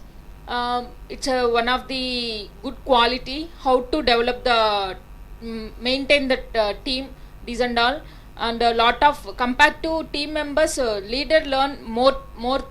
Why? Because the leader learn more things. The leader explain the team members. That's one of the advantage. Compared to team members, leader learn more. Team members are it's not a responsibility person. So why? Because in case any mistake and anything will happen, they mentally thinking, the leader taking total part. Why I am suffering that thing that they are thinking. in my team, in my group, 4 members are there. In that 4 members, I'm the first, and remaining 2 members also supported. In the 4th one, she's not able to interest any also. In the finally the project will be completed, and that project she don't know anything also. Why? Because she is not a leader, she is just member. She didn't take any responsibility, so that's the reason. So that's why I'm support only for leader. Thank you. Dear friends, IELTS and TOEFL உங்களுடைய international English level testing system, TOEFL test on English as foreign language, இந்த 2 சர்வதேச ஆங்கில நிர்ணய படிப்பு, இதில் இந்த பரீட்சையில் தேர்வதில்லை, mark பெறக்கூடியவர்கள், மதிப்பெண் பெறக்கூடியவர்கள், அயல் நாட்டிலே ஆங்கிலத்தை தாய்மொழியாக கொண்டிருக்கக்கூடியவர்கள், பேசக்கூடிய நாட்டிலே உங்களுக்கு படிப்பதற்கும் உங்களுக்கு வேலை செய்வதற்கும் இந்த மதிப்பெண்கள் உதவிகரமாக இருக்கும். இது எழுதுவது, பேசுவது, வாசிப்பது, கேட்பது என்று 4 திறன்களில் உங்களுடைய ஆங்கில புலமையை சோதிக்கக்கூடிய ஒரு பரீட்சை. இதில் ரைட்டிங் அண்ட் ஸ்பீக்கிங் இப்பொழுது நீங்கள் பார்க்கக்கூடிய அதனுடைய திறன்களை சோதித்தல். லிங்குவா ஃபாரம் என்ற கட்டுரை தொகுப்பிலிருந்து ட்ரீம் டெக் பப்ளிகேஷன்ஸ் மூலமாக வீடியோ 49வது வீடியோ 49வது தலைப்புக்கு வந்திருக்கிறோம். ஏற்றுக்கொள்கிறாயா ஏற்றுக்கொள்ள மாட்டாயா, இந்த மாதிரி ஒரு தலைப்பு வருகிறது. இதை 250லிருந்து 260 வார்த்தைகளுக்குள் நீங்கள் ஒரு கட்டுரையாக இருக்க வேண்டும். இந்த கட்டுரையிலே குறைந்து ஒரு 125 150 வார்த்தைகள் தான் இருக்க வேண்டும். 250 வார்த்தைகளுக்குள் அந்த கட்டுரை இருக்க வேண்டும். இந்த தலைப்பை போன்று ஒரு தலைப்பு கொடுக்கும் பொழுது 2 நிமிடங்கள் தொடர்ச்சியாக பேச வேண்டும். சாஃப்ட் ஸ்கில்ஸ் என்று சொல்வார்கள். சாஃப்ட் ஸ்கில்ஸ் என்றால் என்ன? ஆங்கிலத்தில் சரளமாக பேசுவது சாஃப்ட் ஸ்கில்ஸ் இல்லை. மனதில் பட்டதை தெளிவாக உதாரணங்களுடன், விளக்கங்களுடன், முன்னுரையுடன், இறுதியுரையுடன் பேசக்கூடியது தான் அந்த சாஃப்ட் ஸ்கில்ஸ் என்று சொல்வார்கள். இன்று அநேக நிறுவனங்கள், மல்டிநேஷனல் கம்பெனிஸ் எதிர்பார்ப்பது இந்த சாஃப்ட் ஸ்கில்ஸ். ஸோ நண்பர்களே, இந்த being a member of a group is preferable. Group என்றால் என்ன? ஒரு அணி. ஒரு அணியிலே ஒரு உறுப்பினராக இருப்பது தான் சிறந்தது. then being the group's leader, அந்த கூட்டத்தினுடைய தலைவனாக இருப்பதை விட தொண்டராக இருப்பது, சேவை செய்வது, தொண்டராக இருப்பது, உறுப்பினராக இருப்பது சிறந்தது. தலைவனாக இருப்பதை விட ஒரு உறுப்பினராக அந்த கட்சியோ அந்த குழுவோ அந்த நிர்வாகத்திலேயோ இருப்பது சிறந்தது.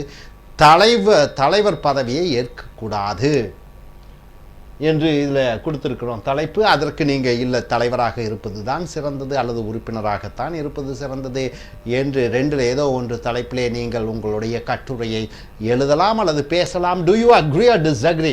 ஏற்றுக்கொள்கிறாயா ஏற்றுக்கொள்ள மாட்டாயா? தொண்டனாக இருப்பது தலைவனாக இருப்பதை விட சிறந்தது. ஏற்றுக்கொள்கிறாயா ஏற்றுக்கொள்ள மாட்டாயா? யூ ஸ்பெசிஃபிக் எக்ஸாம்பிள்ஸ், குறிப்பிட்ட உதாரணங்கள், ரீசன்ஸ், காரணங்கள் டு சப்போர்ட் யுவர் வியூ. உன்னுடைய கண்ணோட்டத்தை சொல்லும் பொழுது இதற்கு ஆதரவாக இருக்கிறாயா எதிராக இருக்கிறாயா என்பதை நீ சொல்ல வேண்டும். ஸோ இங்கே பார்த்தீங்கன்னா இந்த முதல் பேராகிராஃபில் இந்த ஸ்டேட்மெண்ட், இந்த விளக்கத்திற்கு, இந்த கட்டுரையினுடைய தலைப்பிற்கு ஆதரவாக இருக்கிறாயா இல்லையா, இது என்ன சொல்லியிருக்கிறார்? Does leadership of a group rather than a mere membership in the group necessarily confer any advantage on the leader? கேள்வியே கேட்டிருக்கார். ஒரு கட்சியோ ஒரு குழுவோ ஒரு அமைப்போ அந்த அமைப்பினுடைய தொண்டராக இருப்பதை விட தலைவனாக இருப்பதால் ஏதாவது பலன்கள் உருவாகிறதா கிடைக்கிறதா என்ற கேள்வியை ஆரம்பித்து அதற்கு பதிலாக அவரே சொல்கிறார், the answer I believe is no, கிடையவே கிடையாது என்று சொல்கிறார். for several reasons. தலைவனாக இருப்பது தொண்டனாக இருப்பதை விட சிறந்தது, நிச்சயமாக கிடையாது என்று சொல்கிறார். அப்போ தலைவராக இருப்பதில் எந்த விதமான அனுகூலங்களும் கிடையாது. தொண்டனாக இருப்பது, உறுப்பினராக இருப்பது தான் சிறந்தது என்று இந்த எழுத்தாளர் சொல்கிறார். அதற்கு விளக்கம் என்ன சொல்கிறார்? ஃபர்ஸ்ட், முதலாவதாக, a leader's responsibilities, ஒரு தலைவனுடைய பொறுப்பு will involve much work and attention. ஒரு தலைவனுடைய உழைப்பு கடினமான வேலை செய்ய வேண்டும். அதிக அளவிலே அவன் கவனிக்கப்படுகிறான், அவன் மற்றவர்களையும் கவனிக்க வேண்டும். ஸோ ஒரு தலைவனுடைய பொறுப்பு அதிக பொறுப்புத்தன்மை, அதிக கவனம் செலுத்த வேண்டும் அவனுடைய வேலையிலே. The duties of a leader may include anything and everything. ஒரு தலைவனுடைய பொறுப்பு அனைத்தையும் அவன் கவனிக்க வேண்டும். ஃப்ரம் சேரிங் மீட்டிங்ஸ் என்றால் என்ன? ஒரு அலுவலகத்திலே ஒரு மீட்டிங் நடைபெறுகிறது, ஒரு சந்திப்பு நடக்கிறது. அந்த ஒரு கூட்டம் நடைபெறுகிறது, ஒரு விவாதம் நடைபெறுகிறது. அதற்கு தலைவனாக அவன் அங்கு இருக்க வேண்டும். to of the group to assuming responsibilities for his finances. ஒரு நிர்வாகம் பணம் இல்லாமல் இயங்க முடியாது, ஒரு கட்சி பணம் இல்லாமல் இயங்க முடியாது, ஒரு அமைப்பு பணம் இல்லாமல் இயங்க முடியாது. ஸோ ஒரு தலைவனுடைய பொறுப்பு என்ன? அவன் பல பொறுப்புகளை எடுப்பதோடு மட்டுமல்லாமல், மீட்டிங்களுக்கு தலைமை தாங்குவதோடு மட்டுமல்லாமல், அங்கே அந்த நிறுவனத்தினுடைய பணம் சம்பந்தப்பட்ட விஷயங்களிலும் அவன் பொறுப்பேற்றுக் கொள்ள வேண்டும், பொருளாளராக இருக்க வேண்டும். The leader must serve as a spokesman for the group. ஒரு கட்சியோ ஒரு கூட்டம் ஒரு அமைப்போ அந்த அமைப்பினுடைய பேச்சாளராக, பிரதிநிதியாக அந்த அமைப்பை பற்றி அவன் தான் பேச வேண்டும். ஸ்போக்ஸ் பர்சன் என்று சொல்வார்கள். அவன் மூலமாகத்தான் அந்த அமைப்பை பற்றி மற்றவர்கள் அறிந்து கொள்ள வேண்டும். A leader sometimes must impose order on unruly members of the group. Unruly என்றால் என்ன? ரவுடித்தனம் செய்யக்கூடிய, சட்ட திட்டங்களை மதிக்காத உறுப்பினர்களை இந்த தலைவன் அவர்களை வெளியே எடுத்து விட வேண்டும், அந்த கட்சியிலிருந்து எடுத்து விட வேண்டும், அமைப்பிலிருந்து வெளியே அனுப்பிவிட வேண்டும். and even eject individual members who refuse to abide by the group's rules. அந்த அணியினுடைய, அந்த கூட்டத்தினுடைய, அந்த கட்சியினுடைய சட்ட திட்டங்களுக்கு ஒத்து வராத உறுப்பினர்களை இந்த தலைவன் அவர்களை வெளியே அனுப்பிவிட வேண்டும், அகற்றிவிட வேண்டும். such duties, அந்த கடமைகள் can be unpleasant. அது சில சமயம் அசௌகரியமாக இருக்கும் தலைவனுக்கு. தொண்டனை வெளியேற்றுவது unpleasant, அசௌகரியமாக இருக்கும். and burdensome, சுமை, அதிக மனச்சுமைகளுடன் இருக்கும். ஸோ ஒரு தலைவனுடைய பொறுப்பு பல கூட்டங்களில் தலைமை ஏற்க வேண்டும், பணம் சம்பந்தப்பட்ட அந்த நிர்வாகத்தினுடைய பொறுப்பை ஏற்றுக்கொள்ள வேண்டும், அந்த நிறுவனத்தினுடைய, அந்த அமைப்பினுடைய, அந்த கட்சியினுடைய பேச்சாளராக இருக்க வேண்டும். அங்கே உறுப்பினர்களுடைய அந்த அநாகரிகமான நடத்தைகள், சட்ட திட்டங்களுக்கு உட்படாத உறுப்பினர்களை அந்த கட்சியோ அமைப்பிலிருந்து நீக்கிவிட வேண்டும். இதெல்லாம் அசௌகரியமாக மனச்சுமைகள் அளிக்கக்கூடியதாக இருக்கும். ஸோ அடுத்தது என்ன சொல்கிறார்? தலைவனுடைய அந்த வேதனைகளை சொல்கிறார் தலைவர் பொறுப்பை எடுத்துக்கொண்டவருக்கு. அடுத்ததாக also because of his or her prominence. Prominence என்றால் என்ன? ஒரு தலைவனாக இருக்கக்கூடியவன் அல்லது தலைவியாக இருக்கக்கூடியவனுடைய ப்ராமினன்ஸ் என்றால் முக்கியத்துவம் கருதி the leader becomes the focus of public attention. மற்றவர்கள் அந்த தலைவனோ அல்லது தலைவியையோ கவனம் செலுத்துகிறார்கள். sometimes highly critical attention. Critical என்றால் என்ன? குறை எங்கே கண்டுபிடிக்கலாம் என்று பத்திரிகையிலும் பேப்பர்லையும் டெலிவிஷன்லையும் அந்த தலைவனை பற்றி குறைகள் எங்கே குறை இருக்கிறது என்று ரொம்ப ஜாக்கிரதையாக உற்று பார்த்து கொண்டே இருப்பார்கள். the leader may be assigned blame for problems which he or she did nothing. ஒரு தலைவன் மேல் குறை சுமத்தப்படும், அவன் செய்யாதவர்களுக்கு தலைவன் மேல் பழி சுமத்தப்படும். to create, the leader may have to decide upon all these issues. ஒரு தலைவன் இந்த அனைத்து இஷ்யூஸ், பிரச்சனைகளையும் அவன் கவனம் செலுத்த வேண்டும். to one extent or another, and then take responsibility for his decisions. So இதையெல்லாம் கவனத்தில் கொண்டுதான் ஒரு தலைவன் ஒரு முடிவை எடுக்க வேண்டும். ஒரு தலைவன் முடிவு எடுப்பதற்கு முன்னாடி ஆயிரக்கணக்கான ஊடகங்கள் இவன் தலைவன் எங்கே குறை இருக்கிறது என்று குறைகளை பார்த்து கொண்டே இருப்பார்கள். அவர்கள் குறை கூறாத வண்ணம் சில முடிவுகளை எடுக்க வேண்டிய மிகப்பெரிய ஒரு பொறுப்பு தலைவனிடம் இருக்கிறது அல்லது தலைவியிடம் இருக்கிறது. There are only a few of the burdens of leadership. So these are the only, இவைகள் தான் அந்த தலைவர்களுடைய சில குறைபாடுகளாக இருக்கிறது. and must be considered before one decide to seek a leader's role. ஒரு தலைவனாக பொறுப்பேற்பதற்கு முன்னால் இத்தனை விஷயங்களை நுணுக்கமாக ஒரு தலைவன் இதெல்லாம் செய்ய முடியுமா? மற்றவர்களுடைய கண்ணோட்டத்திலே அவர்கள் குற்றம் குறை காண்பதற்காக இருந்து கொண்டே இருப்பார்கள். ஸோ நாம் எடுக்கக்கூடிய முடிவுகள் அவர்கள் குறை காணுவார்கள் என்ற பல சிந்தனைகளை நினைத்து பின்னர் தான் அவர் தன்னால் முடியும் என்றால் அந்த தலைமை பதவியை ஏற்க வேண்டும். Leadership may bring with it a gratifying kind of respect. ஒற்றுக்கொள்ள வேண்டிய ஒன்று, ஒரு தலைவனாக இருக்கக்கூடியவன், ஒரு தலைவியாக இருக்கக்கூடியவர்கள் கிராட்டிஃபையிங் என்றால் என்ன? திருப்திகரமான ஒரு மரியாதையை மற்றவர்களிடந்து பெற முடியும். But it also can bring a leader in to disrepute. Disrepute என்றால் என்ன? பேரை கெடுத்துவிடும். ஸோ சில நேரங்களில் அவருடைய பேர், அவருடைய நற்புகழ், அவருடைய குணாதிசயங்கள், அதற்கு கெட்ட பேர் உருவாகக்கூடிய வாய்ப்பு இருக்கிறது. when things go wrong, சில விஷயங்கள் நன்றாக நடைமுறையில் இருக்கும் பொழுது நன்றாக இருக்கும். ஆனால் சில விஷயங்கள் கெட்டதாக நடக்கும் பொழுது, இவர் பொறுப்பே ஏற்காத பொழுது கூட அவர் மேல் அனைத்து பழிகளும் விழும். One may be praised and honored one day. ஒரு நாள் ஒரு தலைவனை புகழ்வார்கள், பாராட்டுவார்கள். But reviled and outside the next, அடுத்த ஒரு சில நொடிகளிலே, ஒரு சில நாட்களிலே அதே தலைவனை துஞ்சுவார்கள், ஏற்றுவார்கள், கெட்ட வார்த்தைகளை திட்டுவார்கள், குறை கூறுவார்கள். That is why it is much better to be an ordinary member than a leader. ஆகையால் தான் ஒரு சாதாரண ஒரு உறுப்பினராக, சாதாரண தொண்டனாக இருப்பதே மேல் ஒரு தலைவனாக இருப்பதை விட. ஸோ தலைவனாக இருப்பதற்கு பல பிரச்சனைகளை சந்திக்க வேண்டியது இருக்கிறது. ஒரு தலைவன் இதையெல்லாம் சமாளிக்க முடியும், சந்திக்க முடியும், தொண்டர்களை அரவணைத்து செல்ல முடியும், பிரச்சனைகளை சமூகமாக தீர்க்க வேண்டும், குறைகள் கூறக்கூடியவர்களை, குறை கூறுபவர்களை சமாளிக்க முடியும் என்ற இந்த பல சிந்தனைகள், பல பிரச்சனைகளை கையில் எடுத்து இவைகளெல்லாம் முடியும் என்றால் ஒரு தலைவனாக இருக்கலாம். அந்த தலைவனாக இருக்கக்கூடியதில் பல விஷயங்களிலே பல பிரச்சனைகள் இருக்கிறது. ஸோ தொண்டனாக இருப்பதே சிறந்தது என்று இந்த எழுத்தாளர் எழுதுகிறார். இதுதான் உறுதி என்று இல்லை, நீங்கள் தொண்டனாக இருப்பதை விட தலைவனாக இருப்பது தான் சிறந்தது என்று தலைவனுக்குரிய நல்ல பண்புகளை சொல்லி, தொண்டனாக இருப்பது அந்தளவு வாழ்க்கை, அந்தளவு சமுதாயத்திற்கு பெரிய விஷயமில்லை என்று சொல்லி, தலைவராக இருப்பது தான் சிறந்தது என்று அதன் சார்பாக நீங்கள் பேசலாம். ஸோ இனி அடுத்து வரக்கூடிய வீடியோக்களில் மற்ற இந்த ஏற்றுக்கொள்கிறாயா ஏற்றுக்கொள்ள மாட்டாயா தலைப்பிலே பல தலைப்புகளை பார்ப்போம். Thank you. I.E.L.T.S and TOEFL Training Center. Now what you're going to see is I.E.L.T.S International English Level Testing System, TOEFL Test on English as a Foreign Language. You are coming here for writing and speaking task development. It's the Lingua Forum essays we have taken from Dream Tech publication, video number 50. So as you know, in I.E.L.T.S reading, writing, listening and speaking, 4 tasks are there. You have general and academic.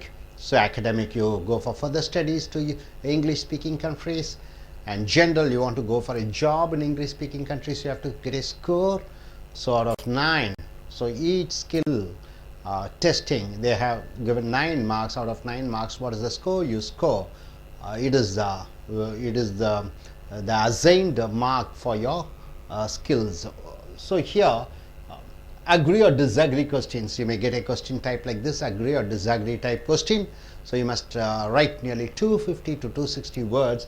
Of course, in this essay writing over here, the writer has written only 450, 160 words, but you have to write nearly 260 words, at least minimum 250, maximum up to 270 you can go.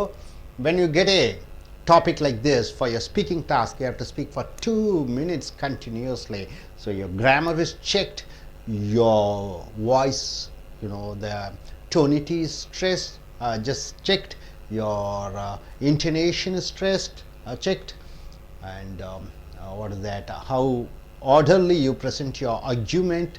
So coming here to the topic, we learn much about life. We learn much about life by playing games, right? The games may be cricket, football, hockey, volleyball, baseball, or basketball. So we learn much about life by playing games. So here the topic is something, games connected with your life. Do you agree or disagree with that statement? We learn much about life through games or by playing games. So use specific reasons and details to explain your answer. So this is the topic. So games related with our life. Through games, can we learn something in life? Definitely yes, you can say, or definitely no, game is a game, life is something different. You can say no, game is something like life. So you can go either for or against this topic. That's what agree or disagree questions. So coming here, so explanation. So first what you have to do, you have to go in for an introduction. Either even you speak or even you write, the starting, the first impression, the first sentences or first words, few words what you are saying, it should say what you stand, whether you are going for the topic or going against the topic. So here the answer, I mean the essay what the writer has given, in a sense, games are life. So he says games are life. So he is for the topic, we learn much about by playing games. He says in a sense games are life. Games don't represent life in its entirely. So games is not equal to 100% equal to your life, but they do represent a simplified and stylized model of life. So games in such a way, it says something in a simplified way about the model of life. How do we live a life where players compete? The players, compete means what? Fight against each other or play against each other to attain a particular object. What is that object? In a football, goal. In cricket, scores. In bowling, how many wickets you take. So it is something like a players compete to attain a goal, attain an object according to certain rules. So he says, of course, life is not exactly equal to games, but games are a simplified form of life. So all the players compete each other to attain a goal. So here, coming here, he says with an example. For example, consider team sports. They may have a social structure almost like that of a corporation or a military organization.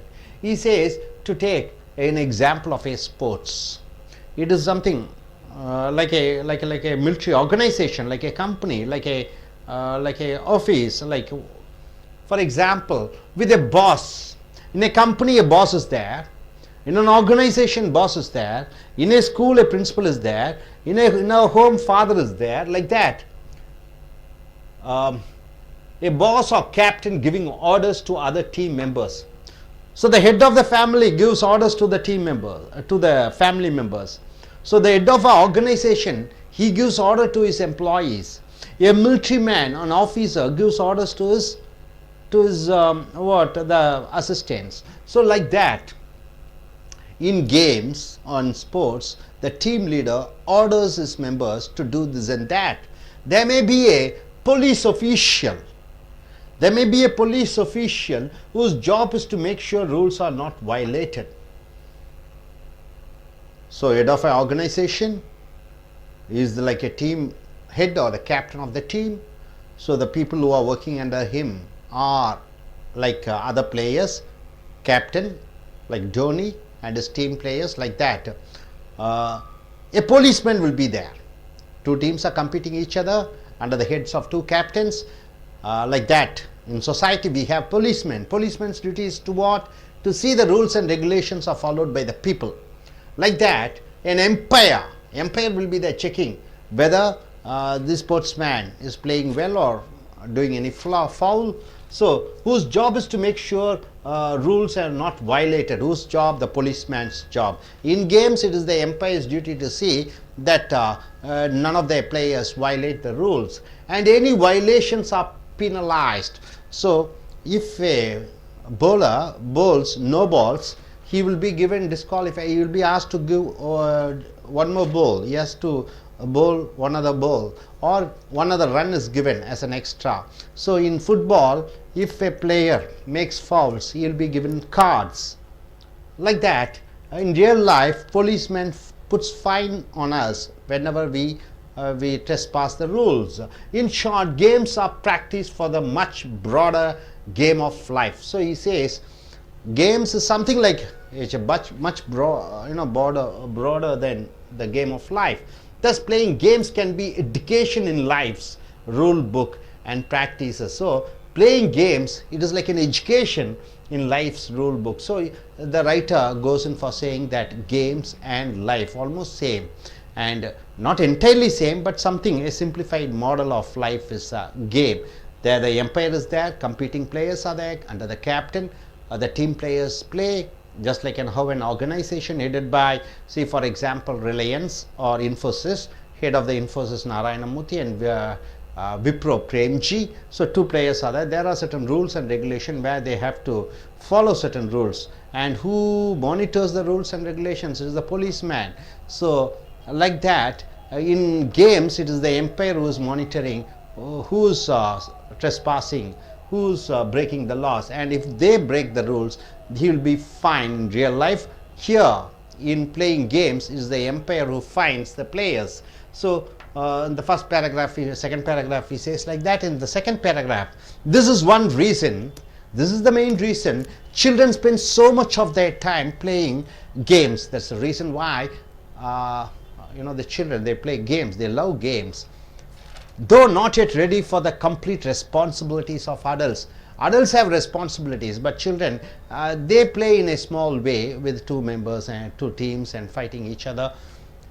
Children at play are nonetheless learning and practicing. The children are learning and practicing. It is sort of a life learning process through games. That's what the children are doing. When we are grown up adults, we don't play games. It is the children or adolescence age, those age they play games, and it's something like a form of life game. Through games, the skills they will require in the more serious games of adult life. So once in the team, they start playing, obeying their leader, cooperating with the team members, not fouling. There's always umpire watching, so they try to give their full effort. They try to win, make the team to win, even though it is individual effort support. It is a team spirit, and they develop all type of team spirit. So children learn the game of life at the younger age by playing sports and games. This is what the children do. So finally he comes to a conclusion saying that in conclusion, games teach one about the roles of competition and cooperation. So games teach the players the competitions, they get the spirit of the competition and cooperation, how to cooperate in life. There are zero-sum games in which one side must win. So usually in a game, it is always two teams are competing and one team should and must win. The other must lose. So it is the rule of life also. In the games, it is always two teams are competing. One must win and one must lose. That is obviously the two cannot win. So the other must lose, and no intermediate result is possible. There is no in between result. There also are games in which it is possible for both sides to win. So, and direct competition is not required. So there are chances of even in sports. India hits 270 runs, then Pakistan comes to bat, and even Pakistan gets 270 runs. So it becomes a tie. One team putting a goal, the other team putting a goal, so each side 3 goals. So the match is a tie. So it happens at time, and direct competition is not required. So sometimes one must be scary to defeat the competition, but in other circumstances it may be possible for everyone to win. So here, experience in playing games prepare one to exploit opportunities in both categories and in life in general. So anybody who is expert in games in real life, he will be very good in winning, or he doesn't take even the loss in his heart. In a sporting spirit, that's what they say, take it in a sporting spirit. So once they are grown up, the understanding between the husband and wife, the understanding between the family members, in-laws, then how to bring up the children, how to work in a company, how to adjust and go in the society. For all these, the games which really gives a base for the people to learn, and especially during the childhood days, the children, when they learn games, it will be very useful in their grown up as an adult. As they grow up, it will be very useful for them to adjust and cope up in life. So nowadays, with a lot of computers and computer games and internet and Facebook, we don't find much of students involving themselves in activities like sports and games. But sports and games should be given importance. Definitely the games will make the child a better adjusting person in real life. So definitely games are teaching the human being something about life, something much about life. So we learn much about life by playing games. This is the topic, and you can go against this topic also. You can say no, this games definitely is not going to help us in the real life. You can go against this topic also, and you can give reasons for this also. Hope you are able to understand. Are you clear about this? How the writer goes in for the introduction with the main body, he gives with an example, then he goes with the conclusion. So he finishes within 1, 2, 3, 4 paragraphs he finishes. So he has almost given nearly 160 words, but in real I.E.L.T.S examination, where you have to write at least minimum. No. What's your qualification? MBA Finance. What do you do now? Which country are you planning to go? Canada. Okay. What exam you are going to write, general or academic? General exam. Okay. In speaking task, if you get a topic like this, we learn much about life by playing games. What would be your, what you are going to speak? Yes, start. Good evening, everybody. I'm agree with the topic of life by playing games. In sense, games are life. Games do not represent our entire life, but game is a part of our life. Games were every children's or adult they play games. Children's not have any motive to play a game.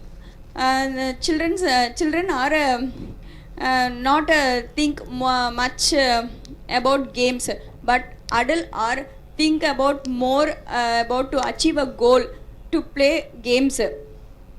Games are like football, volleyball, baseball, and or cricket, etc.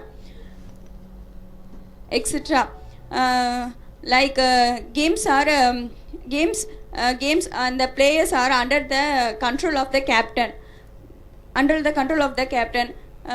Captain or advise every players to follow the rules and regulations every day. Before they start the games, they will do some of the exercises, mind relaxation, meditation, etc. For to achieve a goal. For this exercises, meditation and peaceful mind will gives energy to achieve a goal. They have a thought full of thought we want to achieve a goal. Life also like that only. Life is we are under the control of our family head father. Father only control our life, and he only make our life improve every day in a modern life. Father have some of rules and regulations. In our family also have some of rules and regulations too. We want to follow the rules and regulations. We under the control of our father. We want to improve. We adult means we want to improve our caring and development of our caring of our family lifestyles. Everyday life we want to improve everything. We matured means we want to improve everything day by day. We want to understand our family situation, family thinking, what they're thinking for next day or next day. We want to plan before itself. Father was doing for her means we want to keep everything perfectly. So games and life are samely equal. We achieve a goal like that only. Family life also we want to achieve a goal perfectly. We want to develop everything. So thank you for this. Yes. Yes, Ms. Vishnupriya, you may come forward. So what's your name? My name is Vishnupriya. So when do you plan to write your I.E.L.T.S exams? In the month of November. Good. Suppose if you get a topic like this, what are you going to speak?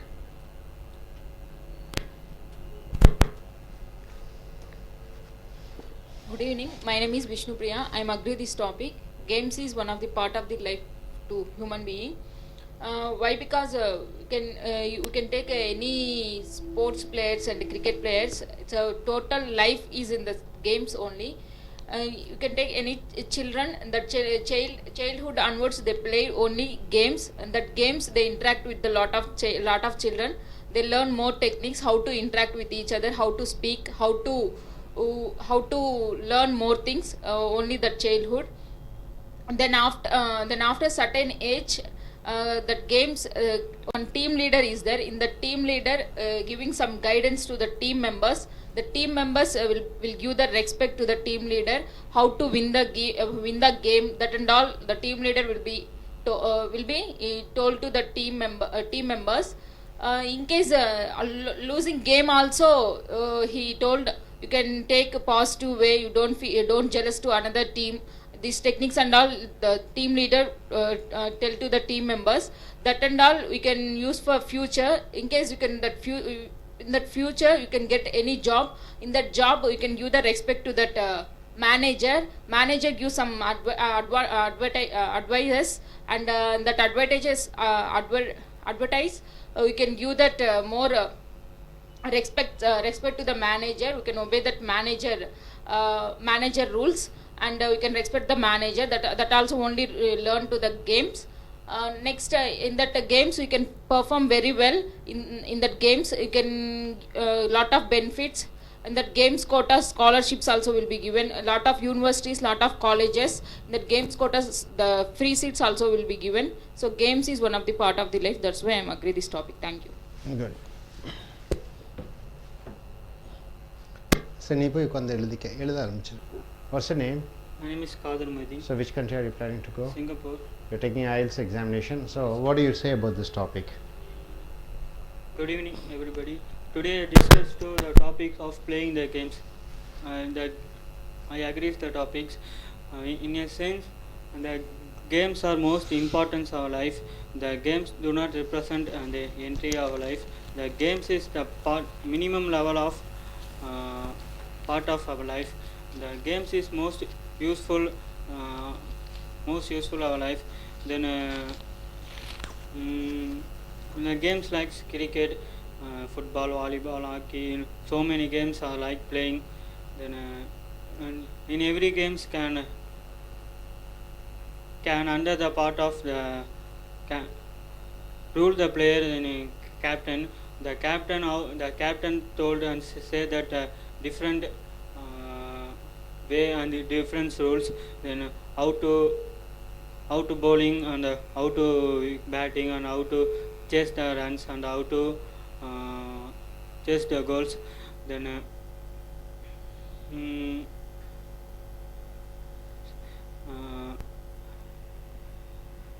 in children's children's spend so much of times in playing the games. Then in Chennai city, in every areas, then in small children then playing the games in street. Then the schools, college, universities, and many education spot and can provide the games. Then can in cricket can 11 members can go to another college. Then how to win the match and how to awards of a college. Then so thank you. Okay, good, fine.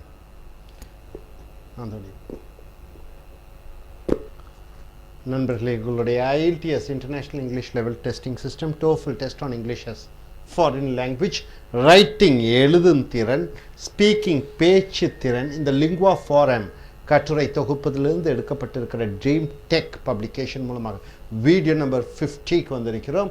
இப்போ ஐஎல்ஸில் டோஃபிலில் பார்த்தீங்கன்னா நீங்கள் almost 270 words பக்கம் எழுத வேண்டியிருக்கும். 2 நிமிடங்கள் தொடர்ச்சியாக பேச வேண்டியது இருக்கும். இதற்கு மதிப்பெண் வழங்குகிறார்கள். சர்வதேச அளவிலான உங்களுடைய பேச்சு, எழுத்து, கேட்கும், வாசிக்கக்கூடிய திறன்களை சோதிக்கக்கூடிய ஒரு பரீட்சை. So agree or disagree question, ஏற்றுக்கொள்கிறாயா ஏற்றுக்கொள்ள மாட்டாயா. ஸோ இங்கே தலைப்பு பார்த்தீங்கன்னா we learn much about life by playing games. நாம் வாழ்க்கையை பற்றி அதிக அளவு தெரிந்து கொள்வது இந்த விளையாட்டின் மூலமாக. நாம் வாழ்க்கையை பற்றி அறிந்து கொள்வது இந்த விளையாட்டின் மூலமாக. ஸோ விளையாட்டுக்கும் வாழ்க்கைக்கும் நேரடி சம்பந்தம் இருக்கிறது. விளையாட்டு போட்டிகள் மூலமாக வாழ்க்கையில் நிறைய கற்றுக்கொள்ளலாம். Do you agree or disagree with that statement? இந்த வாக்கியத்தை ஏற்றுக்கொள்கிறாயா ஏற்றுக்கொள்ள மாட்டாயா. கேம்ஸ், விளையாட்டு போட்டிகள் மூலமாக வாழ்க்கையில் நிறைய கற்றுக்கொள்கிறாயா இல்லையா. இதுதான் தலைப்பு. யூஸ் ஸ்பெசிஃபிக் ரீசன்ஸ், குறிப்பிட்ட காரணங்களை சொல்ல வேண்டும். அண்ட் டீட்டெயில்ஸ், விளக்கங்கள் to explain your answer. So தலைப்பு என்ன? இந்த விளையாட்டு போட்டிகள் மூலமாக நீ நிறைய கற்றுக்கொள்கிறாயா? ஆமாம், கற்றுக்கொள்கிறேன் என்று சொல்லும் பொழுது அதற்கு விளக்கங்கள், உதாரணங்கள், காரணங்கள், காரியங்கள், முன்னுரை, முடிவுரை கொண்டு வர வேண்டும். இல்லை, விளையாட்டு மூலமாக நான் பெரிதாக வாழ்க்கையில் ஒன்றும் கற்றுக்கொள்ளவில்லை என்று சொல்லும் பொழுது அதற்கு முன்னுரை, முடிவுரை, விளக்கங்கள் எல்லாமே நீங்கள் வழங்க வேண்டும். ஸோ இங்கே பார்த்தீங்கன்னா இன் எ சென்ஸ் என்றால் ஒரு குறிப்பிட்ட வகையிலே நாம் நினைப்பது என்னவென்றால் கேம்ஸ் ஆர் லைஃப். வாழ்க்கை என்பதே ஒரு விளையாட்டு. வாழ்க்கை என்பது ஒரு விளையாட்டு. Games don't represent life in it's entirely. விளையாட்டு வாழ்க்கைக்கு முழுவதுமாக ஒரே மாதிரி என்று சொல்ல முடியாது. ஸோ வாழ்க்கையும் விளையாட்டும் சரிசமமாக நினைக்க முடியாது. ஆனாலும் இந்த விளையாட்டு represent a simplified and stylised model of life. வாழ்க்கை என்பதை எளிமையான வகையிலே எடுத்து காண்பிக்கிறது இந்த விளையாட்டு. Where players compete to attain a particular object.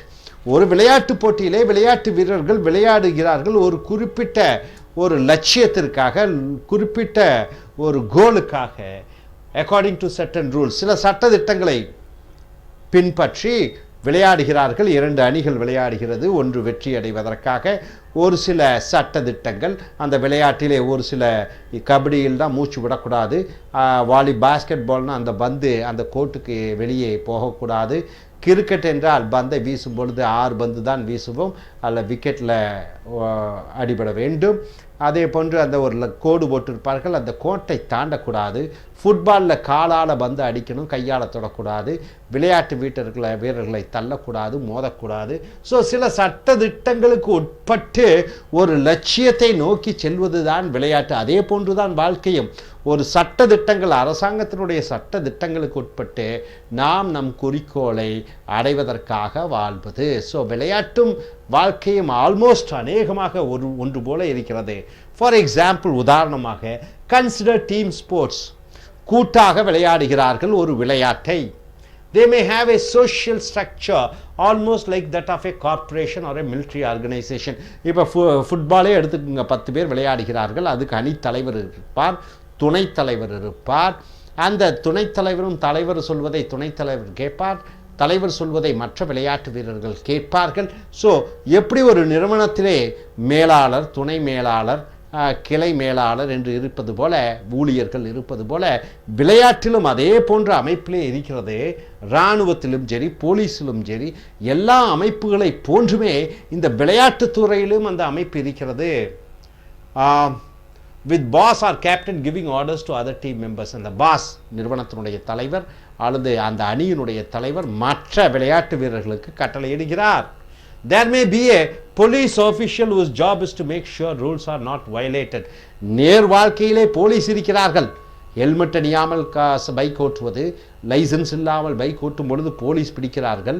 மற்றவர்களை தீண்டும் பொழுது ஈவ் டீசிங், மற்ற அடிதடி, ரகளை, கொள்ளை என்று பார்க்கும் பொழுது அங்கே போலீஸ் இருக்கிறது சமுதாயத்திலே. அதே போன்று விளையாட்டிலே ஏதாவது விளையாட்டு வீரர் தவறு செய்தால் அவரை கவனிப்பதற்கு ரெஃபரி என்று சொல்லக்கூடிய அந்த மத்திய ரெஃபரி, ஒழுங்காக விளையாடுகிறார்களா என்று பார்க்கக்கூடிய அந்த எம்பையர் இருக்கிறார். And any violation are பெனலைஸ்ட்.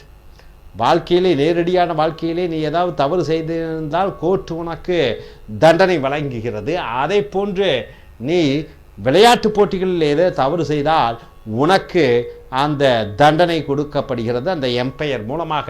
In short, games are practice for the much broader game of life. அப்போ இந்த விளையாட்டு என்பது வாழ்க்கையில் எதிர்காலத்தில் நீ எப்படி வாழ வேண்டும் என்று கொடுக்கக்கூடிய ஒரு பயிற்சி. Thus playing games can be education in life's rule book. அப்போ விளையாடுவது என்பது வாழ்க்கையில் வாழ்வதற்கு ஒரு பாட புத்தகமாக எடுத்துக்கொள்ளலாம். ஸோ அடுத்த பேராகிராஃபில் என்ன சொல்கிறாரு? This is one reason children spend so much of their time playing games. ஆகையால் தான் குழந்தைகள் ரொம்ப நேசிக்கிறார்கள் இந்த விளையாடுவதை. விளையாட்டிலே ஒரு தலைவர், அணித்தலைவர், அவருக்கு கீழே விளையாடுவது, ஒவ்வொருவரும் அவர்களுடைய கடமையை செய்வது, 2 அணியாக இருக்கிறது, சட்டத்திட்டத்துக்கு உட்பட்டு ஒரு எம்பையர் இருக்கிறார். குழந்தைகள் நேசிக்கிறார்கள். though not ready yet for complete responsibilities of adults.